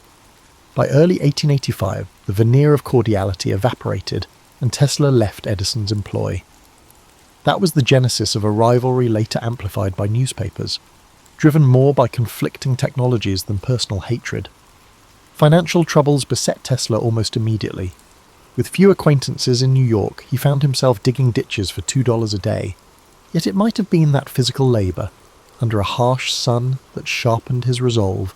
He told a friend that while his body dug ditches, his mind was far away, describing elliptical arcs of thought. Where some might have fallen into despair, Tesla saw an interval to refine his intended path. That path led to the formation of Tesla Electric Light and Manufacturing, his first entrepreneurial venture in America. He secured backers who, at first, promised to let him develop arc lighting systems and eventually his prized AC motors. However, once Tesla delivered an efficient arc lighting solution, those investors showed no interest in AC. Capital wanted quick returns, not imaginative leaps. Frustrated, Tesla found himself pushed out of the very company bearing his name. This episode left him wary of business partnerships and taught him that investors valued immediate profit over long-term vision. Undeterred, Tesla began to demonstrate his AC motor concept in small lecture halls around the city. One venue, the back room of a modest Manhattan building, had an audience of barely 20 people. But among them was Alfred S. Brown, the Western Union superintendent who recognized Tesla's potential. Another backer, Charles Peck, also attended. Together, they formed a partnership with Tesla, pledging to support his AC technology. These unglamorous sessions laid vital groundwork for Tesla's next breakthrough. Soon, with newfound supporters, Tesla established a laboratory at 89 Liberty Street, Manhattan. Amid coils of wire and improvised setups, he tinkered relentlessly. The space was cramped but offered freedom. He constructed prototypes of the polyphase AC motor, painstakingly refining them until they could run smoothly under load. Maintaining a consistent rotating magnetic field was one challenge. Ensuring it didn't damage the apparatus over time was another. Tesla tackled each obstacle systematically, relying on mental simulations before any real-world tests. One anecdote from this period recounts Tesla experimenting with high-speed turbines that let out unnerving whines. Passers-by grew wary, prompting multiple visits from the local fire brigade after neighbours complained of sparks. Tesla, oblivious to the fuss, would apologise earnestly, then resume his adjustments the moment they left. Such episodes highlight his tendency to live almost entirely in his realm of ideas, paying little heed to outside alarm. While public fascination with electricity was on the rise, spurred by the novelty of electric lights, most industrialists still viewed AC with caution. Tesla's goal was not simply to make AC motors feasible, but to persuade key players that this technology was reliable, safe, and profitable. Each small success in his lab bolstered his resolve, inching him closer to a grand future shaped by alternating current, truly unstoppable. By 1888, Tesla was ready to unveil his AC motor to the world, and the venue was the American Institute of Electrical Engineers. While typical accounts highlight the significance of this event, few explore the hushed excitement that filled that lecture hall. Attendees included professors, journalists, and industrial titans, all abuzz with talk of a new era in electrical distribution. Some were openly skeptical, others arrived hoping to witness the demise of what they considered an impossible dream. Tesla walked onto the stage with a calm demeanour, unveiling his motor and discussing its principles with methodical precision. Crucially in the audience sat George Westinghouse, who had embraced AC for power transmission. Impressed by Tesla's clarity and the elegant simplicity of his motor, Westinghouse quickly reached out. In negotiations, he purchased Tesla's patents for a substantial sum and promised royalties for every horsepower generated by his inventions. While mainstream retellings mention the deal, the nuance of their discussions, shaped by Tesla's vision for future expansions of AC, often remains overlooked. With Westinghouse's backing, Tesla moved into a well-resourced facility in Pittsburgh to refine his designs for commercial production. The cultural shift from his Liberty Street lab to an industrial setting was stark. Tesla sought perfect synergy of frequency and voltage, while corporate engineers focused on the standardized parts. Despite tension, seeing his motors mass-produced thrilled him. He was elated when AC systems lit parts of the 1893 World's Columbian Exposition in Chicago, showcasing a cityscape aglow with alternating current, courtesy of Westinghouse and Tesla. A lesser-known interlude occurred when Tesla visited Niagara Falls to survey the planned hydroelectric station. Standing at the brink of the thundering cascade, he reportedly mused that harnessing such power would reflect humanity's harmony with nature.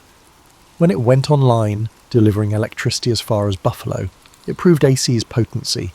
Yet the war of the currents, fueled by Edison's campaign labelling AC dangerous, cast shadows on these achievements. Edison's allies staged gruesome demonstrations, electrocuting animals to highlight AC's hazards. Tesla, though offended, avoided direct public attacks. Instead, he showcased AC's safety in flamboyant ways, passing high-frequency currents through himself to light lamps. Newspapers seized on these spectacles. Tesla disliked theatrics for mere hype, but saw them as necessary to shift perception. Tesla's finances briefly soared. His arrangement with Westinghouse promised substantial gains as AC spread. However, Westinghouse soon faced financial strain from the Niagara project and market fluctuations, When bankers threatened the Westinghouse Company, Tesla made a dramatic choice. He released Westinghouse from the heavy royalty agreement. Some see it as altruism. Others suspect that he believed broader AC adoption would bring even greater wealth down the line. Either way, this decision cost him millions. That shift altered Tesla's partnership with Westinghouse. Meanwhile, his growing celebrity pushed him to chase new ideas. Fascinated by high-frequency currents and wireless power, he found out that AC power distribution was only a starting point. His pivot from engineer to visionary signalled the dawn of a new phase. Yet the transition was uneasy. Industry leaders wanted market-ready products, not grand experiments. Tesla, ever the dreamer, yearned to break boundaries. This clash set the stage for his most audacious projects, some of which risked isolating him from commercial backers. Even so, as AC quietly became the worldwide standard, Tesla's decisive role could not be denied. He had toppled the seemingly immovable DC regime and paved the road for an era defined by alternating current, a feat that left him eager to explore even more uncharted terrain. These wins fueled Tesla's restless imagination, propelling further innovation. By the mid-1890s, Tesla had garnered a reputation as an inventor who might rewrite the laws of nature with each new contrivance. In truth, his methods combined meticulous trial and error with nights of solitary reflection. He fashioned advanced coils to produce high-voltage, high-frequency alternating currents, creating dramatic arcs of artificial lightning. While crowds flocked to watch his public lectures in Manhattan, Tesla was growing restless, longing for a place where he could attempt even bigger experiments unencumbered by city constraints. That desire took him to Colorado Springs in 1899. Perched at a higher altitude where thinner air helped facilitate certain high-voltage tests, the remote location was an ideal laboratory. He set up shop at the edge of town, building a structure equipped with a tall mast jutting above the roofline. Locals spoke in hushed tones about lightning machines and eerie after-dark glows. Some worried about potential catastrophe, while others were simply curious about the lanky figure who wandered fields at odd hours, studying the interplay of natural lightning. Inside that workshop, Tesla probed frontiers that mainstream scientists had scarcely imagined. He fixated on the resonance of Earth's ionosphere, believing signals could be beamed wirelessly across vast distances if properly tuned. According to diary entries, he meticulously recorded every spark, every flash, every ear-splitting crack of artificial thunder. On occasion, he produced such intense discharges that the crackle could be heard for miles. One account claims that he caused the local power station's generator to overheat, prompting a short-lived blackout. Ever the polite guest, Tesla apologized, then resumed tinkering. In Colorado, Tesla crystallized his grand vision, a system of global wireless communication and power distribution. The townspeople, hearing rumors of free electricity, speculated he might supply power at no cost. Tesla's goals, however, were subtler.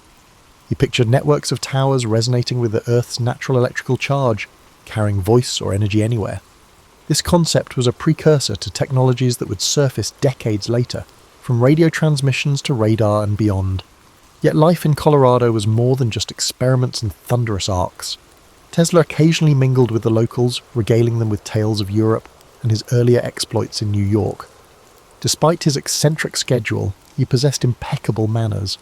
One story recounts how he gave a personal demo of wireless lamps to a bewildered blacksmith, who later insisted Tesla was pulling electricity from thin air.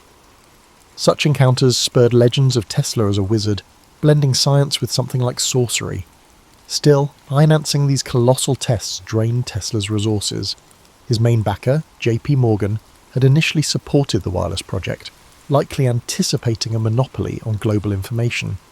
But once Morgan realized Tesla's schemes were far more ambitious and riskier than mere wireless telegraphy, his enthusiasm cooled. Tesla pressed on, convinced one decisive demonstration would open funding floodgates. That breakthrough, however, remained elusive. Newspapers amplified rumors about Tesla's activities, some claiming he was attempting to signal distant planets. Though Tesla did speculate about extraterrestrial intelligence, his real focus lay on terrestrial wireless. The lurid headlines, while fueling his legend, did little to alleviate his financial pressures. Eventually, funds ran low, forcing Tesla to close the Colorado lab in 1900. He left with crates of notes and undiminished zeal, convinced he could still bring wireless power to the masses. For townspeople left behind, the memory of glowing skies and roiling static lingered, a testament to the spectacular possibilities that science could conjure. For Tesla, thus, Colorado Springs became a pivotal chapter, a proving ground that fortified his belief in the limitless potential of electrical resonance. It was there he most clearly foresaw a connected world, bound less by wires than by the atmospheric and earth-circling energies he aimed to harness. In hindsight, Colorado was the overture to his next attempt at global electrification, an attempt that would manifest in the towering outline of Wardenclyffe on Long Island's shores.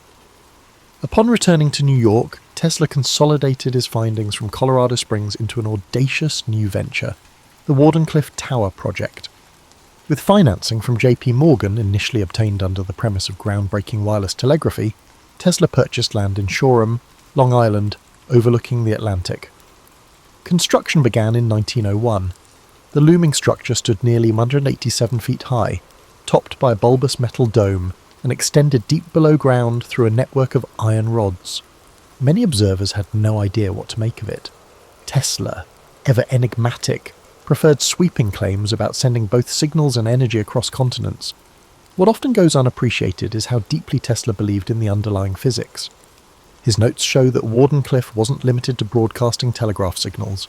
He intended it as the first of many transmitters, all resonating with Earth's natural electrical cavities to convey messages or even power to any matching receiver worldwide.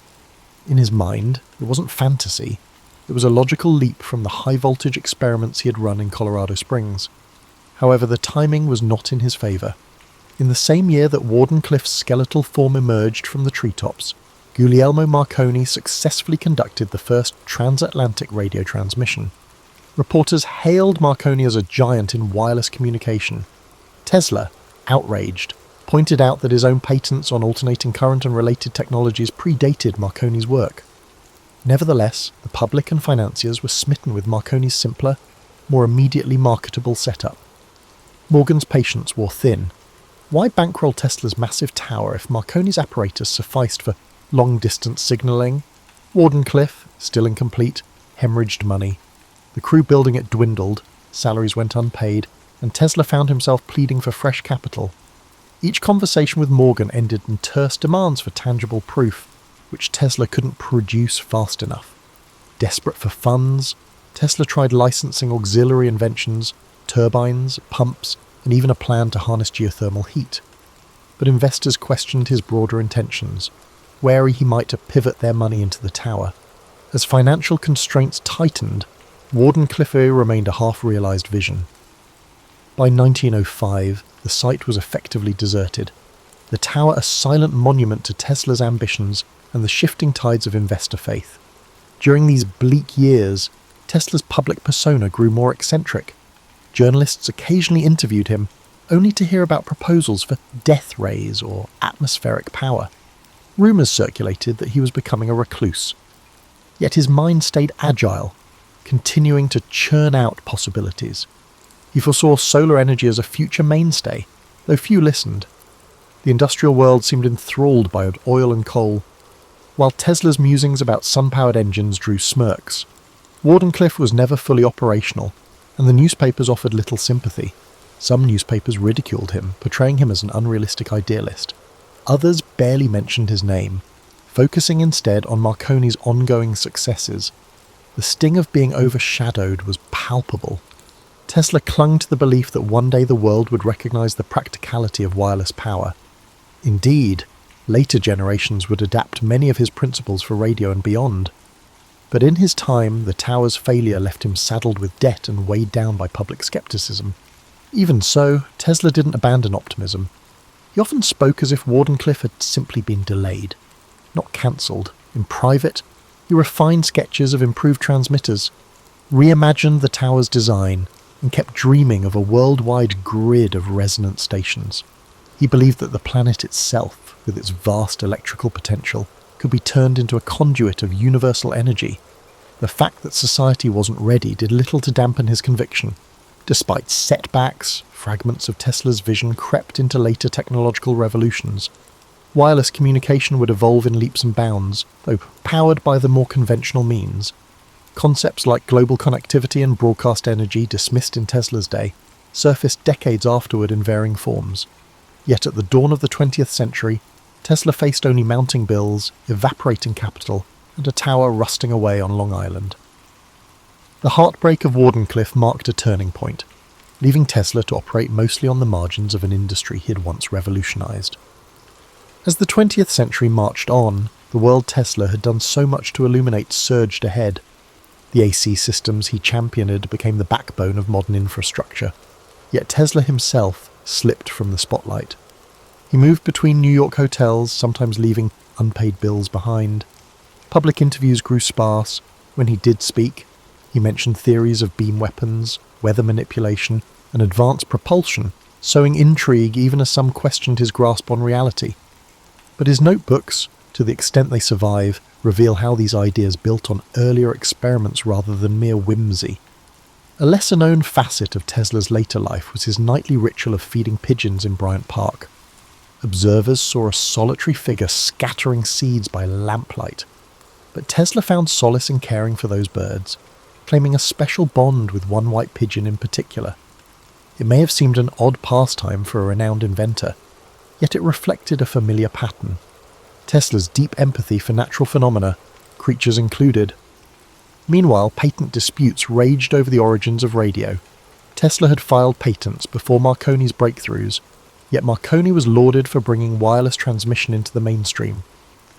The legal entanglements dragged on for years. In 1943, the US Supreme Court finally recognized Tesla's priority for certain critical radio patents, though this vindication arrived too late to alter his financial straits. He was never able to capitalize on the official ruling, nor did it quell the public's association of radio primarily with Marconi. Tesla spent his final stretch of life at the New Yorker hotel. Though short on funds, he still scrawled ideas on scraps of paper, proposing cosmic ray engines and new power methods. Visitors who managed to see him might find him animated and eloquent, speaking in polished tones about harnessing the energy of the sun or channeling power from the Earth's magnetic field. He believed that a teleforce beam could end war by making national borders impenetrable. To many, these notions sounded impossible, yet Tesla's track record left room to wonder.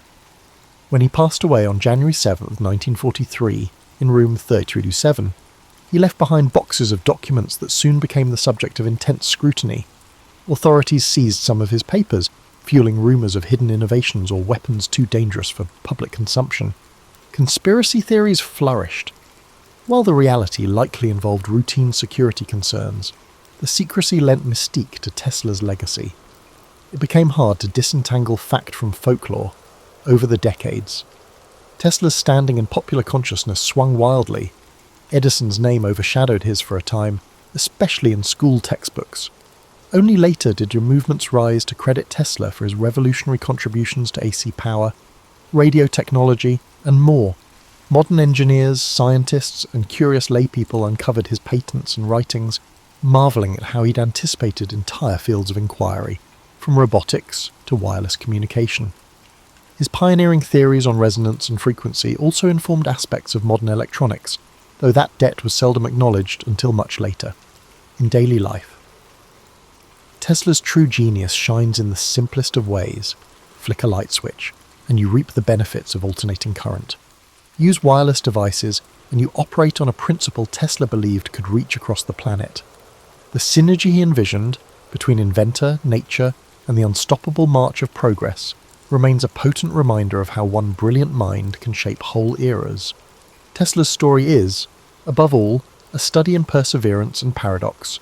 He shunned the pursuit of wealth yet needed capital to materialize his dreams.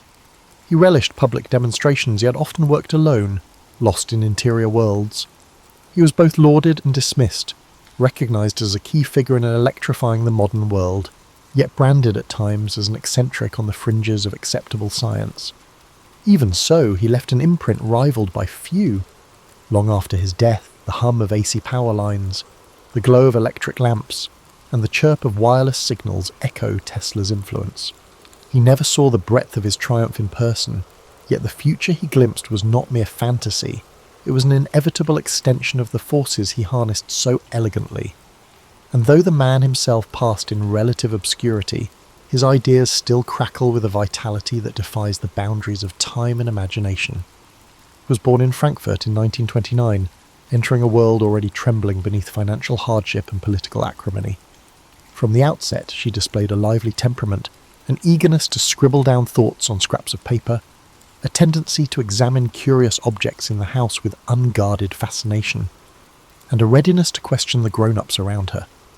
Yet before she truly got to know the city of her birth, before she could form a bond with the rhythms of German streets, her family decided to leave. A gathering storm which transformed from sporadic political slogans into a monstrous force dictating who deserved to exist freely and who did not, compelled them to leave. Her father, Otto Frank, was a thoughtful man, by turns reserved and quietly determined. He had no taste for radical politics. His mind was anchored to the practical. Otto recognised that Germany was changing. He had once pictured it as a place of vibrant culture, his homeland, a nation that championed arts, literature, and philosophy. But by the time Anne was 4, it had become a place that turned hateful eyes toward Jewish families like his.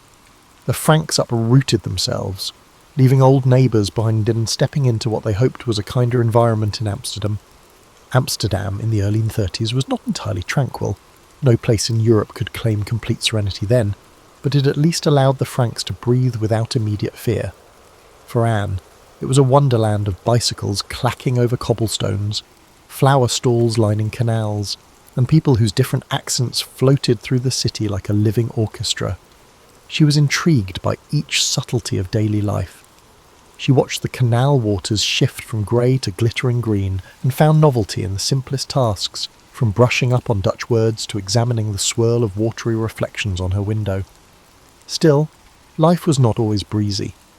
Otto took on various entrepreneurial ventures in Amsterdam, a spice business, then one dealing with pectin for jam making, attempts at building stability for his family in uncertain times. Yet, beyond the household table, talk about balancing budgets and maintaining a reputable standing among local merchants, Anne had her personal curiosities. She was the type of child to craft stories in her head while overhearing adult conversations, weaving little narratives about the passers-by she saw from her vantage point by the window. Outside her home, she was known to be friendly but occasionally moody, quick-witted in a way that others sometimes found surprising in someone so young. Certain teachers at her school found her liveliness endearing, others found it distracting, especially when she giggled during lessons or whispered jokes to her classmates during grammar drills. She had a capacity for charm, but she was equally able to slip into lonely daydreams if something, an unkind remark, an abrupt shift in a friend's demeanour, muddied her sense of belonging. By the age of 10, Anne's environment gave her ample room to explore. She visited street markets with her mother, Edith, noticing the layers of life in every merchant's stall, the haggling, the laughter, the day's frustrations. Margot, her older sister by 3 years, was softer spoken and more academically inclined.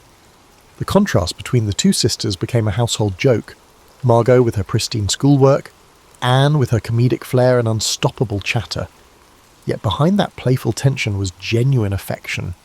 When nights were cold, Anne might slip into Margot's bed for warmth, and they would whisper about petty jealousies and fleeting hopes, simple concerns overshadowed by the swirling chaos in Europe. Though the Franks tried to keep talk of politics discreet, Anne absorbed more than she let on. She caught a glimpse of a neighbour reading a Dutch newspaper with bold headlines about persecution in Germany. Her father's whispers with friends, hushed but urgent, hinted that the calm in Amsterdam could fracture at any moment. Even so, Anne pressed on with childlike tenacity. She was growing, she wanted fresh notebooks and new friends. She wanted experiences beyond her parents' experiences, and if the world was threatening to shape her future in frightening ways, she was determined to keep her own sense of curiosity intact. A family friend would sometimes bring over pamphlets from Germany, detailing new anti-Jewish edicts. Otto read them in silence, his brow creased. Still, he managed to maintain a semblance of optimism.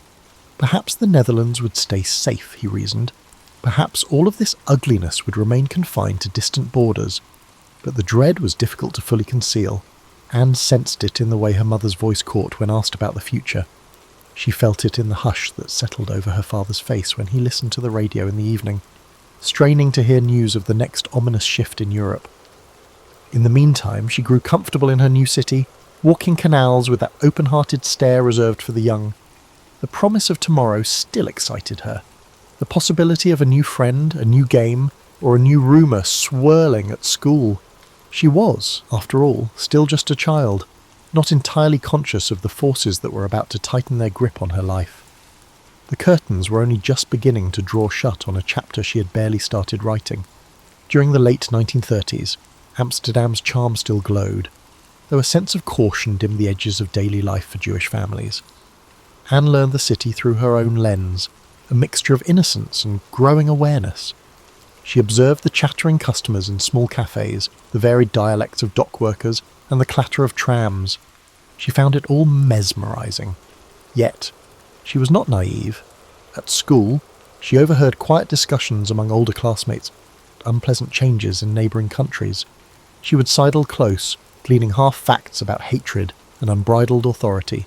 In many ways, her mother, Edith, served as a shield. Edith believed in preserving a sense of normalcy. She insisted on routines, Sunday lunches, bedtime reading, and making sure the girls wrote in neat cursive. Anne, perched beside her mother on the sofa, would sometimes stare at the ticking clock, listening to the seconds slip by as Edith talked about personal values, about compassion, and about keeping one's dignity. The words might have sounded old-fashioned to some, but Anne found comfort in them. She saw her mother as gentle yet quietly sturdy. Meanwhile, Margot was forging her path in academics. Teachers often praised her discipline and intelligence. Anne sometimes bristled at the comparisons. She recognised the familial pride. Margot was considered the reliable one, but she also wanted to make her own mark. So, while Margot was off reading textbooks, Anne would roam corners of Amsterdam with a friend, giggling about inconsequential details, the shape of a dog's ears, a funny hat worn by a passerby, or the new marquee outside the local cinema. Beneath the laughter, though, she felt the silent undercurrent of war creeping into everyday conversation. As the political climate worsened, the Franks took more precautions. They heard stories of relatives in Germany who had lost businesses, homes, or worse, vanished altogether. Although Otto and Edith tried to spare their daughters the details, Anne was discerning. She began to grasp that some people viewed families like hers with malice that defied logic. She noticed fewer carefree outings, fewer times her father returned from work wearing that small, confident smile. Even so, she clung to humour, scribbling short stories in notebooks. They were full of lively characters, sometimes overshadowed by moral dilemmas she overheard adults discussing. In her own fictionals, she rearranged reality to make sense of it. At school, Anne forged relationships that were both superficial and meaningful. Some classmates were simply partners for projects. Others were confidants who exchanged hushed confessions about shifting alliances in Europe. The teachers seemed increasingly tense. The slightest classroom disruption could ignite frustrations. Sometimes talk of censorship or newly imposed rules floated around the corridors. When a classmate whispered that their family was planning to flee to Britain, Anne's heart pounded in fear and envy. Fear, because it confirmed that danger was near, envy because that option might not be open to her. The sense of uncertainty pressed on her chest at night. In those months, she developed a small yet persistent habit of journaling, practiced daily self-reflection as a child before she gained notoriety for her diaries and wrote about food shortages, about a favourite candy no longer in stock, about the annoyance of wearing an armband with a Star of David if it ever came to that in the Netherlands, about the disapproval she sensed when walking around certain parts of the city. She wrote about hoping to see a film star in the streets, about admiring the carefree swirl of a dancer's skirt she once glimpsed. She wrote because it let her feelings breathe beyond the hush of fear. Tension turned to reality when German forces invaded the Netherlands in May 1940. The swiftness of that invasion left the Dutch reeling. For Anne, the city she had come to love was transformed overnight. Buildings still stood, shops were still open, but there was an unshakable sense of foreboding. Soldiers marched along roads she used to find friendly. The radio blared unfamiliar proclamations. Suddenly, daily freedoms were chipped away. Jewish children like Anne were restricted from certain playgrounds, certain schools. The weight of each new rule encroached on her sense of self, as if invisible hands were reconfiguring her place in the world. Still, the Franks tried to maintain a semblance of ordinariness. They participated in subdued gatherings with other Jewish families, exchanging nervous jokes to lighten the mood. Anne noticed the flickers of worry in adult conversations. How does one navigate forced restrictions? Could one travel safely? The men discussed forging connections to get visas or find safe houses, while the women lamented about rationing or the difficulty of obtaining essential supplies. For Anne, these evenings often ended with her retreating to her bedroom, mind swarming with 1,000 questions. She tried to keep her voice steady, telling Margot ridiculous jokes to break the tension. The jokes often fell flat, but they were attempts to cling to normalcy. Increasingly, day-to-day activities felt like illusions. An insurmountable occupying force muffled the city's vibrant pulse. Anne would watch from her window as uniformed men passed by, hearing the slow crunch of boots on cobblestone. A sense of dread would seep into the depths of her stomach. She yearned for the old city, the one still alive in her memories, a place of swirling canal reflections and laughter among street vendors. She missed the version of life where she could imagine any future she wanted, without the weight of a designated identity forced upon her by prejudice. And yet, even in these shadows, she held on to a spark of hope, perhaps borrowed from her father's quiet optimism, that a better day would come if they could only outlast the madness. The year 1942 arrived with a more oppressive atmosphere. Anne could feel it in the stiffening posture of her teachers and the solemn hush that fell whenever an official notice was posted in the neighbourhood. She turned 13 that June, though the celebrations were muted. Her family still managed a birthday cake, scrounging for ingredients wherever they could, and it was in that flickering moment of normality that Anne received a checkered diary. She had always enjoyed writing, but this diary felt different. It had a lock, symbolic in ways she did not yet understand. It promised a private domain for her expanding thoughts. Shortly after, life changed abruptly. Orders circulated that Jewish families might be relocated, or worse, taken away. When Margot received a summons to a labour camp in Germany, Otto recognised the writing on the wall. He had already prepared a secret hiding place, a concealed section of the office building where he ran his business. The plan had been set for some time, but the final push to execute it came with terrifying immediacy. The family packed their things hurriedly, leaving behind large pieces of furniture, personal belongings, and cherished objects that would have signalled a life in progress. Anne's head spun that day. She tucked her new diary under her arm, while her mother insisted on bringing a few personal mementos. The ordinarily chatty Anne found herself tongue-tied as they walked through the dim streets early in the morning, wearing several layers of clothing to avoid carrying suitcases. She was scared to look at anyone's face. She feared the disapproval or suspicion that might lurk in a passerby's eyes. When they finally reached the annex, slipping into its hidden corridors, she felt an odd mixture of relief and dread. She felt a mixture of relief at having found a temporary shelter and dread at what isolation would do to them all. The secret annex was cramped, made up of several small rooms behind a movable bookcase. The Franks were joined by another family, the Van Pels, whom Anne would later label Van Daen in her diary, and a dentist named Fritz Pfeffer, Albert Dussel. The arrangement was necessary for survival, but hardly conducive to comfort. Thin walls meant little privacy. Often, someone would be in the makeshift kitchen at odd hours, rustling through meagre supplies. The single bathroom demanded coordination and patience, especially in the mornings when personal space was at its premium. At 13, Anne chafed under these conditions. She missed the outdoors, the swirl of city life, and her friends.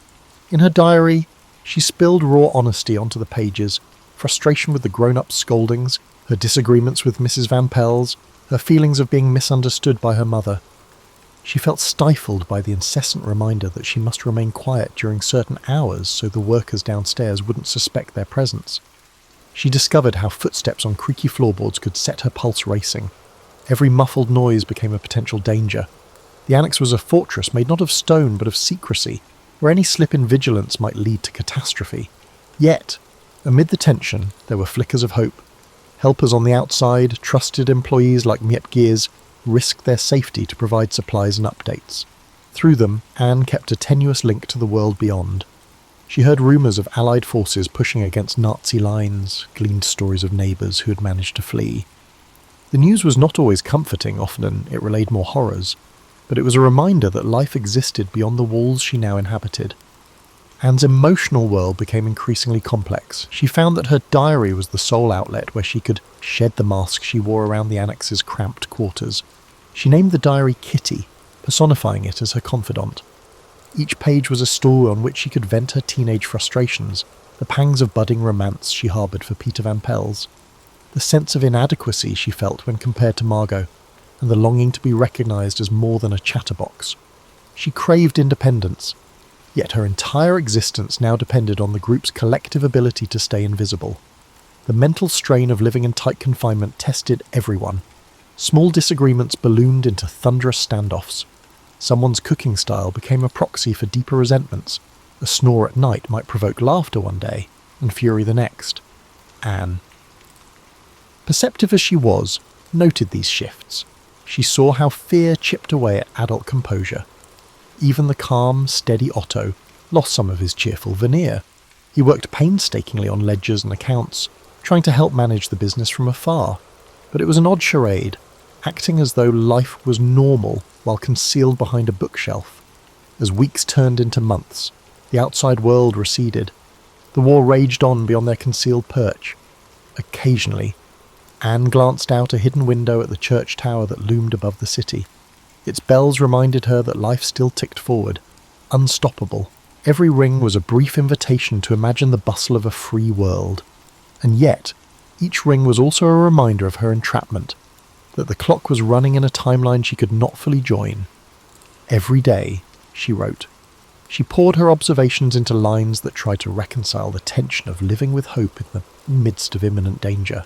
The confines pressed in on her, forging a young mind's determination to remain spirited even when shadows lengthened.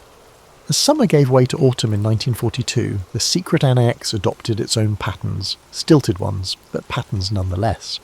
Office workers rustled in the building below, hushed in the mornings. The inhabitants tiptoed through daily chores, mindful that a dropped spoon or a raised voice might shatter the fragile illusion of an empty space overhead. Afternoons brought slight relief. The offices would close, allowing more freedom of movement and the chance to whisper with fewer constraints. Anne's self-awareness deepened in this seclusion. She dissected every glance, every offhand remark exchanged among the annex residents. She noticed subtle changes in her mother's eyes, sadness marinated with resignation. She saw new lines etched across Otto's forehead, reflecting the weight of shepherding them all through this ordeal. And she recognised reflections of her own changing emotions mirrored in Peter Van Pels, who retreated into corners of the annex to escape the watchful gaze of adults. Peter fascinated her. He was different from the boys she used to know of at school, who laughed loudly and chased one another through the streets. He was awkward, uncertain, often caught in the crossfire of his parents' arguments. In that environment, Anne began seeing him as more than a housemate. There were fleeting moments in the attic space, rummaging for a jar of beans or a quiet place to think, when their eyes met. It was a wordless connection, the electric hum of adolescence overshadowed by the hum of approaching warplanes. She continued filling her diary, now with an emphasis on self-examination. She asked why she often argued with her mother, why she felt overshadowed by Margot, and how she could nurture a sense of individual identity in a place that demanded conformity for survival. At times, she was startled by her introspections. She was discovering corners of her mind she never would have explored in a free-flowing world. The enforced stillness gave her time to question everything. This internal blossoming did not come without friction. Anne's spirited nature grated on others. Mrs. Van Pels found her chatter too bold, her opinions too insistent. Fritz Pfeffer, a meticulous man accustomed to his own routines, complained that Anne's nighttime writing disturbed his need for rest. Yet, the more they tried to rein her in, the stronger her resolve grew. She believed that if external freedoms were stripped away, her internal world was the one realm she could still shape. She would not allow that final sanctuary to be censored.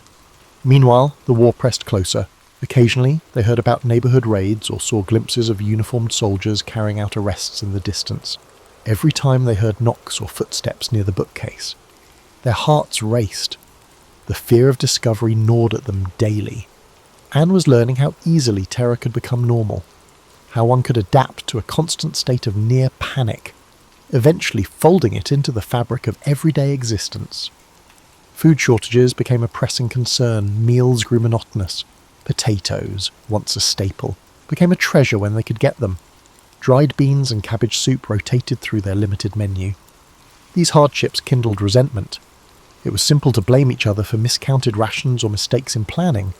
In public, Families might declare unity. In reality, stuck in tight quarters, small tensions could erupt into lasting grudges. Anne documented this. She wrote about overhearing whispered accusations, about the tension swirling in the cramped kitchen when an extra morsel of bread was unaccounted for. Yet even in these fractious moments, an undercurrent of mutual dependence bound them. They knew they either survived together or fell together. Anne's diary entries also captured flickers of humour that glimmered amid the gloom. Once, Mr. Van Pels tried to fix a faulty lampshade using a contraption of wire and tape. It collapsed spectacularly, prompting exasperated shouts that devolved into communal laughter. Another time, Anne found an old board game that had lost half its pieces and improvised rules for a clumsy new version. They played, and for an hour, life felt almost ordinary, a tiny triumph in a sea of anxiety. Week by week, Anne underwent a quiet evolution. She was still a teenager, prone to exasperation and mood swings, yet her words, penned by candlelight, revealed a maturity shaped by adversity. She reflected on the nature of good and evil, on the question of whether people were basically kind or fundamentally cruel. She tried to make sense of the paradox, how she could still believe in the potential for goodness while the world outside raged with violence and persecution. In those fleeting moments before sleep, when she heard others breathing softly in the next room, she yearned for a future full of colour and open skies. She wondered if she'd ever again ride a bicycle along Amsterdam's canals, feel the wind against her cheeks, and choose her path without fear. That longing for normal life coexisted with a newfound realization. She was growing into a person who did not just see but felt profoundly. She was forging a philosophy, an unspoken pact with herself to cling to hope and introspection, no matter how ominous the nights became. In the interplay between her hidden existence and her unquenchable curiosity, Anne was crafting a voice that would, in time, resonate far beyond the confines of a secret annex. Winter blanketed Amsterdam in a drab light, the city's chill seeping into the annex. Darkness fell earlier, which meant longer hours of hushed existence.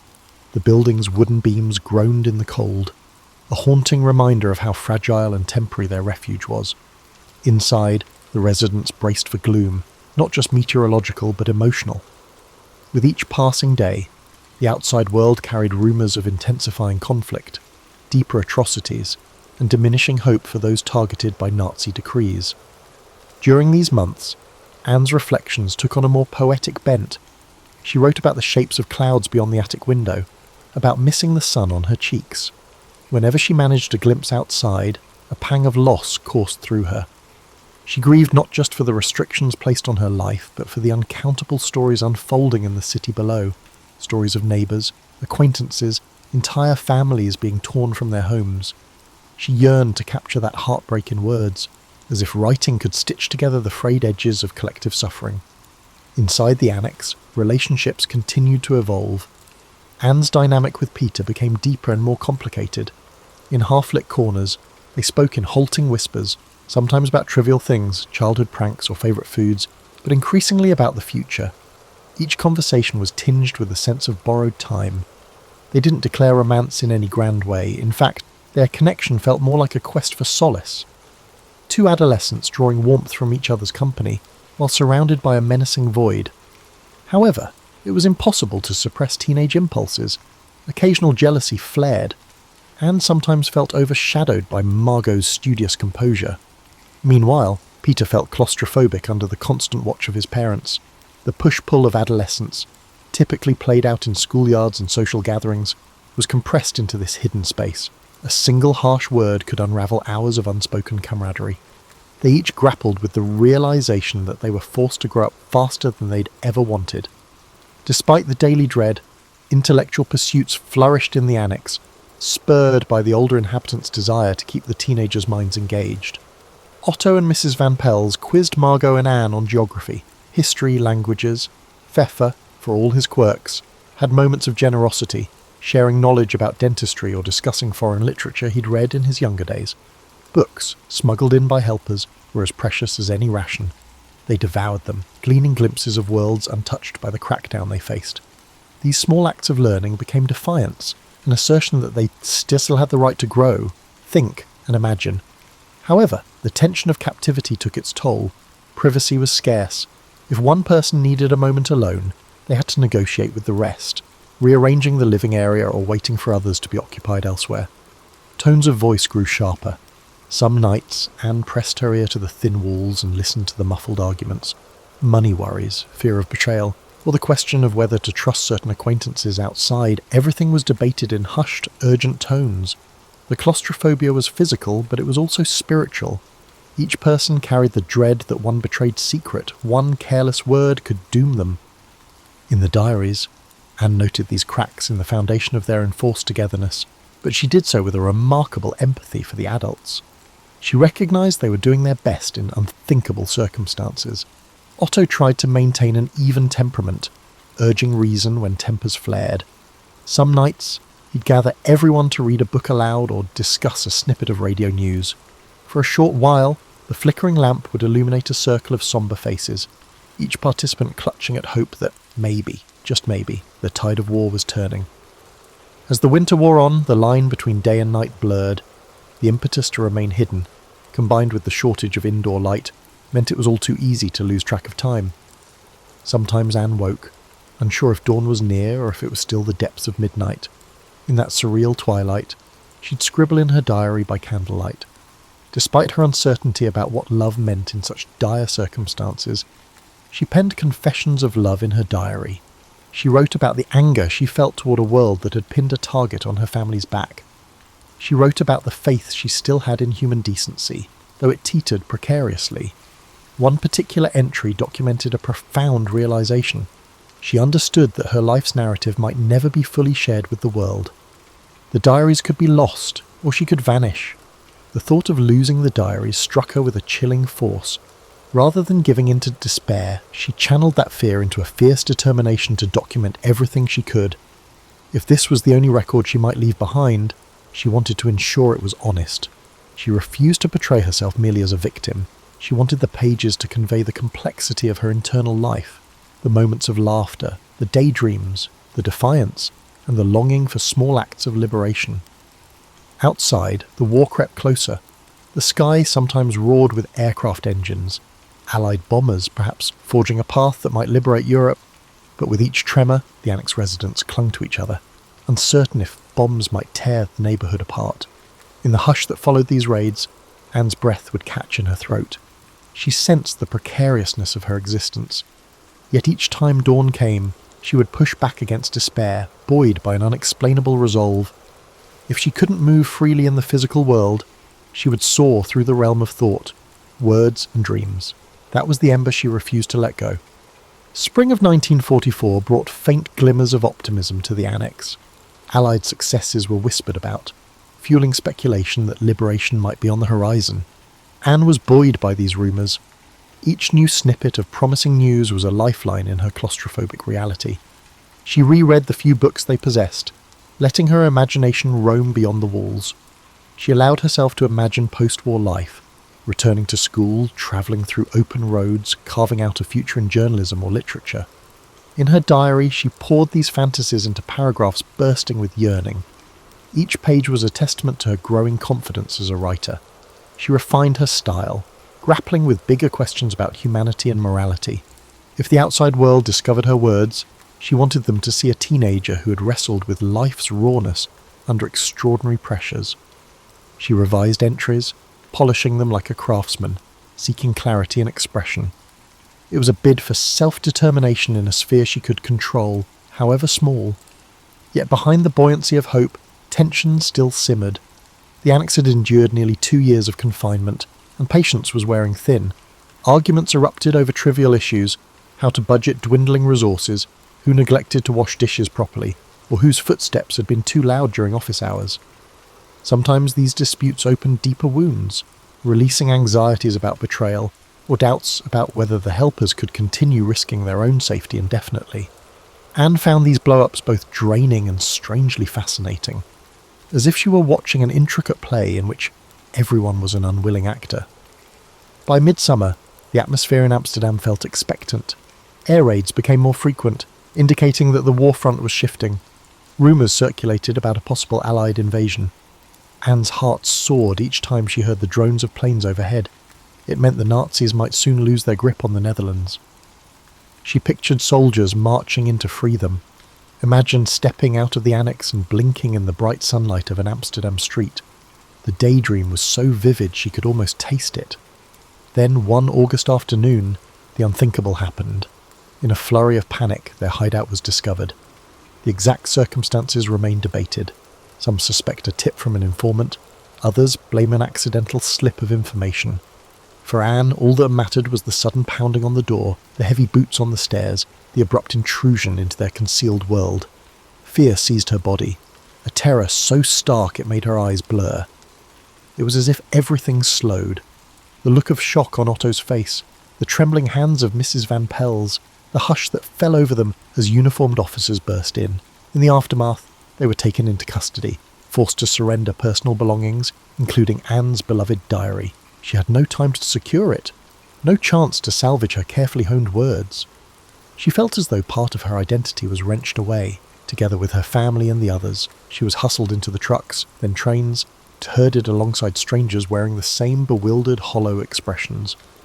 The transit led to the Westerbork transit camp first, a grim holding station for those awaiting transport to concentration camps deeper in Nazi-occupied territory. There, Anne confronted the mass scale of the persecution she had only heard about in bits and pieces. Sleep was fitful, marred by the wails of children separated from parents, by the unrelenting stench of overcrowded barracks. She clung to her family, though even that solace felt tenuous in the face of so many horrors. From Westerbork, they were crammed into freight cars bound for Auschwitz. It was a journey of unimaginable discomfort, with little food or water, suffocating air, and a brutal sense of finality. In the corners of the car, she glimpsed people too weak to stand, while others, gripped by despair, rocked back and forth silently. Anne's mind reeled with her questions. How could humanity reach such cruelty? Where was the justice for all these souls packed like cargo? She tried to recall lines from her diary, from the future she had once envisioned. She thought of passing them on by word of mouth if she couldn't write them anymore. But words no longer felt adequate. Auschwitz was a kaleidoscope of fear. Barking guards, snaking barbed wire, towering chimneys. Family members were separated upon arrival. Otto was taken away from the women. Anne, Margot, and Edith stayed together initially, although conditions were beyond dreadful. Stripped of personal belongings, forced to endure roll calls in the cold, they found themselves in a world that tested every last shred of hope. Still, Anne clutched the memory of her father's reassuring voice and the faint possibility that they might all survive. Before long, she and Margot were transferred to Bergen-Belsen, a camp in northern Germany. There, disease and starvation raged. As the winter of 1944 to 1945 bore down, the camp devolved into an even harsher nightmare. Food was scarce, sanitation non-existent, and each day more prisoners vanished from the makeshift huts, succumbing to typhus and other illnesses. Amid this grim reality, Anne's own strength ebbed. She coughed through the nights, feverish, her body worn thin, yet to her last conscious moments, she reportedly still clung to the slender thread of hope that she might one day see a world free of these torments. The flame in her eyes flickered, but it never entirely died. She had believed in something better. The weeks leading to Anne's death in early 1945 at Bergen-Belsen remained partially shrouded in uncertainty. Accounts from survivors mentioned that she was frail, afflicted by the rampant disease that haunted the camp. Margot was similarly weakened. Both sisters, once so distinct, Margot the studious one, Anne the outspoken dreamer, were reduced to gaunt silhouettes in the chaos of camp life. Starvation, exhaustion, and illness conspired to steal away their final reserves of energy. Their mother, Edith, had died in Auschwitz months earlier, and the separation from their father was complete. Neither sister knew that Otto Frank was still alive. Otto would be the only member of the immediate Frank family to survive the Holocaust. Liberated by the Soviet forces at Auschwitz, he began the agonizing search for his wife and daughters once the war ended. Hopes were cruelly dashed as he confirmed, step by step, that Edith had not made it, and that Anne and Margot had perished in Bergen-Belsen just weeks before British troops arrived to free the camp. In that painful discovery, Otto lost more than his family. He lost the future he'd fought so hard to protect during their years in hiding. Amid the staggering grief, a slender thread of continuity emerged. Anne's writings, Miep Gies, one of the faithful helpers who had risked her own life to hide the Franks, had discovered Anne's diary left behind in the annex. She protected it, unaware of its full significance, hoping one day to return it to Anne herself. When Otto came back, broken and haunted, Miep handed him the papers, the notebooks, and the loose pages. In those delicate stacks lay Anne's words, raw, insightful, and at times painfully honest. Reading them was an ordeal for Otto. Each sentence bore the imprint of a daughter who no longer existed. Yet, as he ventured further, he recognised that Anne had transcended the limitations of her dire situation. Her diary was not just a record of fear, but also a testament to a young soul's will to dream and make sense of a senseless world. Otto saw that this wasn't a private chronicle of self-pity. Instead, it was a clarion call from a teenage girl who kept her mind vibrant under unimaginable constraints. She had turned introspection into a shield, and her pen had become a voice that soared beyond the annex walls. Gradually, Otto decided to share Anne's writings with a wider audience. He believed the world needed to hear her story, not to sensationalize tragedy, but to bear witness to the quiet heroism in a teenager's reflections. Initially, publishers hesitated. War memoirs were abundant, and some feared there was no appetite for yet another. Yet once the diary was finally printed in 1947, under the title Het Achterhuis, The Secret Annex, its resonance was immediate. Readers recognised Anne's vivid humanity. Her teenage worries, yearnings, and insight struck a chord that transcended the specifics of time and place. Her words made the Holocaust personal, one voice speaking for millions who could no longer speak. Over the subsequent decades, Anne Frank's diary was translated into dozens of languages, staged as plays, adapted into films, and included in curricula around the globe. Some commentators questioned the sanctification of a single story when so many lives had been lost. Others worried that her universal appeal risked diluting the brutal realities of the Holocaust. Yet few disputed the authenticity and power of her diary, which offered a profound glimpse into how hatred warps society and how an individual spirit can remain defiant. The annex itself became a museum, a tangible space where visitors could experience the cramped rooms and steep staircases that shaped Anne's daily existence. People from every corner of the world filed through, imagining the silent dread that once enveloped that hidden sanctuary. In those quiet rooms, Anne's voice still seemed to hover, urging reflection, on the precarious balance between survival and betrayal, on the nature of hope amid despair, on the vulnerability that defines our shared humanity. For readers in the 21st century, indeed for any era, Anne's writing remains startling in its intimacy and relevance. She documented her teenage angst with a frankness that resonates with William Shakespeare was born in the spring of 1564 in the small town of Stratford-upon-Avon, England. Though the exact date of his birth is not known, tradition holds it to be April 23rd.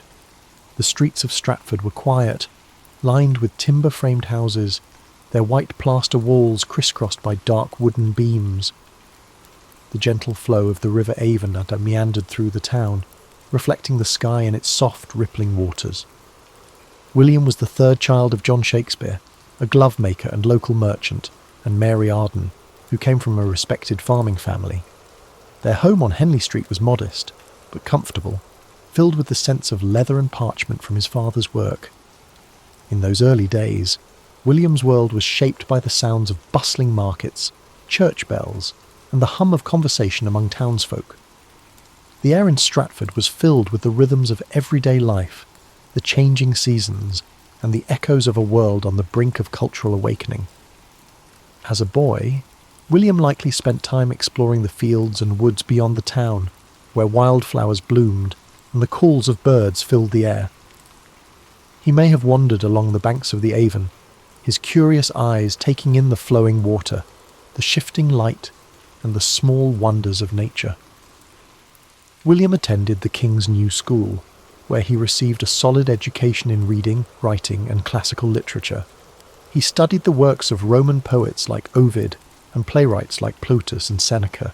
These ancient stories of gods, heroes, and tragic fates ignited his imagination, giving him a foundation that would later blossom into his own masterpieces. The days at school were long, filled with the scratch of quills on parchment, the low hum of Latin recitations, and the occasional creak of wooden benches. William learned not only the rules of language, but also the power of storytelling, the ability to capture the human experience in words. When William was 18, he married Anne Hathaway, a farmer's daughter who lived in a small cottage outside of Stratford. Their marriage was a quiet affair, held in the local church, surrounded by family and friends. A year later, they welcomed their first child, Susanna, followed by twins, Hamnet and Judith. The small house they shared was filled with the sounds of children's laughter and the simple comforts of family life. Yet, even as a young man with a family, William's mind seemed to yearn for something more. Somewhere within him, the seeds of creativity were beginning to sprout. By the late 1580s or early 1590s, Shakespeare left Stratford and made his way to London, a city alive with energy, opportunity, and artistic expression. London in the 1590s was a place of contrasts, cobblestone streets filled with carriages, merchants selling their wares, and the hustle and bustle of a growing metropolis. It was a city where theatres were becoming centres of cultural life, drawing people from all walks of society. Amidst this vibrant chaos, William Shakespeare found his place in the world of theatre. He began his career as an actor and playwright, with a company called the Lord Chamberlain's Men. His early plays were performed in small theatres, where audiences gathered in the dim light, eager to be transported by stories of love, betrayal, and adventure. The scent of burning tallow candles filled the air, mingling with the excited whispers of the crowd. Shakespeare's talent quickly became evident, and his works began to captivate London's theatre-goers. His early successes included plays like Henry VI and Titus Andronicus, stories of war, revenge, and political intrigue. Each line he wrote seemed to pulse with life, filled with the richness of human emotion and the beauty of language. By the late 1590s, Shakespeare had become a respected figure in the theatre world. He purchased shares in the newly built Globe Theatre, a wooden structure that would become the heart of his creative endeavours. The Globe stood on the southern bank of the River Thames, its thatched roof and open-air stage welcoming thousands of eager spectators. It was here that some of his greatest plays came to life: Romeo and Juliet, A Midsummer Night's Dream, and The Merchant of Venice. These stories of a young love, magical realms, and complex human relationships resonated with audiences, who laughed, wept, and marvelled at the tales unfolding before them. As his reputation grew, so did the depth of his work. In the early 1600s, Shakespeare wrote some of his most profound and powerful tragedies: Hamlet, Othello, King Lear, and Macbeth. These plays explored the darker corners of the human soul, delving into themes of ambition, jealousy, madness, and fate. Imagine the dimly lit stage, the flicker of candlelight, the hushed anticipation of the crowd as the curtain rose. The words of Shakespeare filled the air, weaving a tapestry of emotion, drama, and insight that would echo through the centuries. Even as he found success in London, Shakespeare never lost his connection to Stratford-upon-Avon. He returned frequently to his hometown, where he purchased New Place, one of the largest houses in the town. It was a place of peace and reflection, a retreat from the bustling world of the theatre. As he entered the later years of his life, his writing took on a gentler tone. Plays like The Tempest and The Winter's Tale spoke of forgiveness, redemption, and the passage of time. These final works reflected a man who had seen much of life's beauty and sorrow, and who sought peace and understanding. On April 23, 1616, at the age of 52, William Shakespeare passed away in his hometown of Stratford-upon-Avon. His life had been a journey of words, stories, and imagination, a journey that left an indelible mark on the world. He was buried in the chancel of Holy Trinity Church, and where his gravestone still rests today. As you breathe deeply now, let the story of William Shakespeare settle gently into your mind.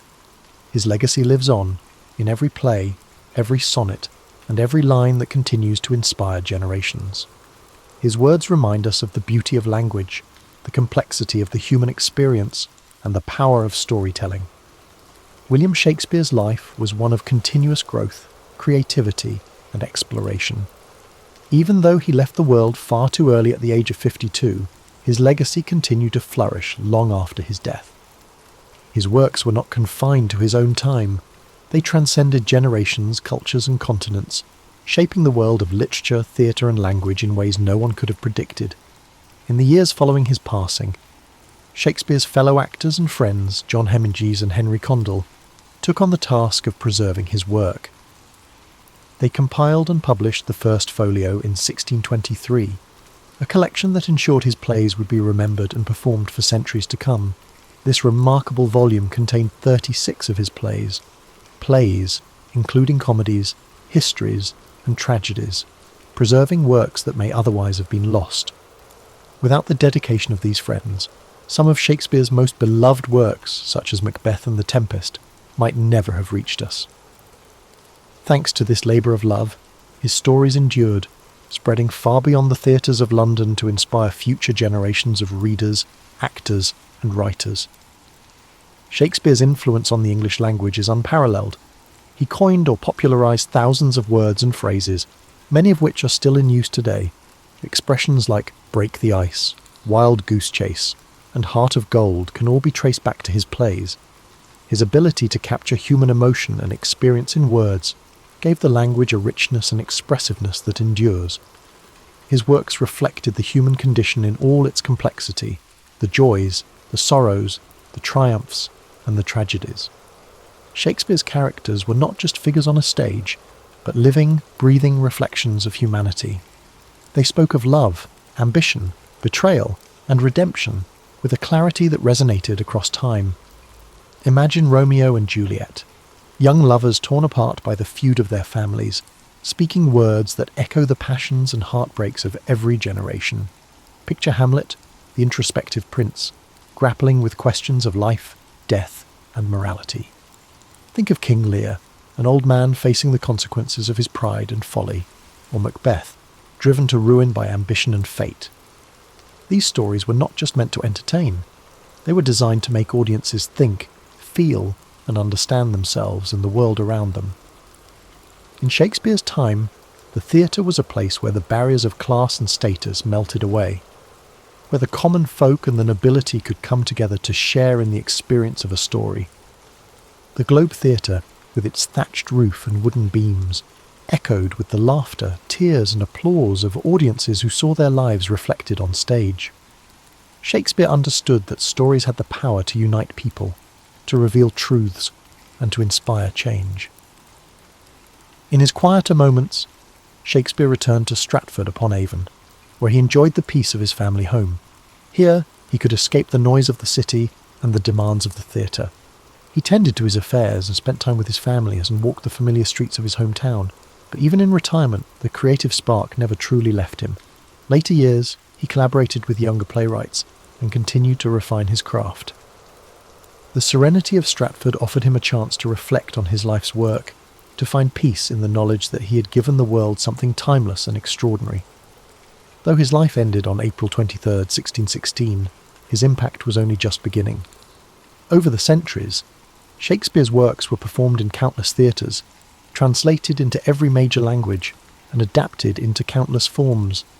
His stories found new life in operas, films, novels, and modern reinterpretations that brought his characters into new settings and contexts. Generations of actors, from humble players to celebrated stars, found their voices through Shakespeare's words. Directors reimagined his plays in endless ways, setting them in modern cities, distant futures, and war-torn landscapes.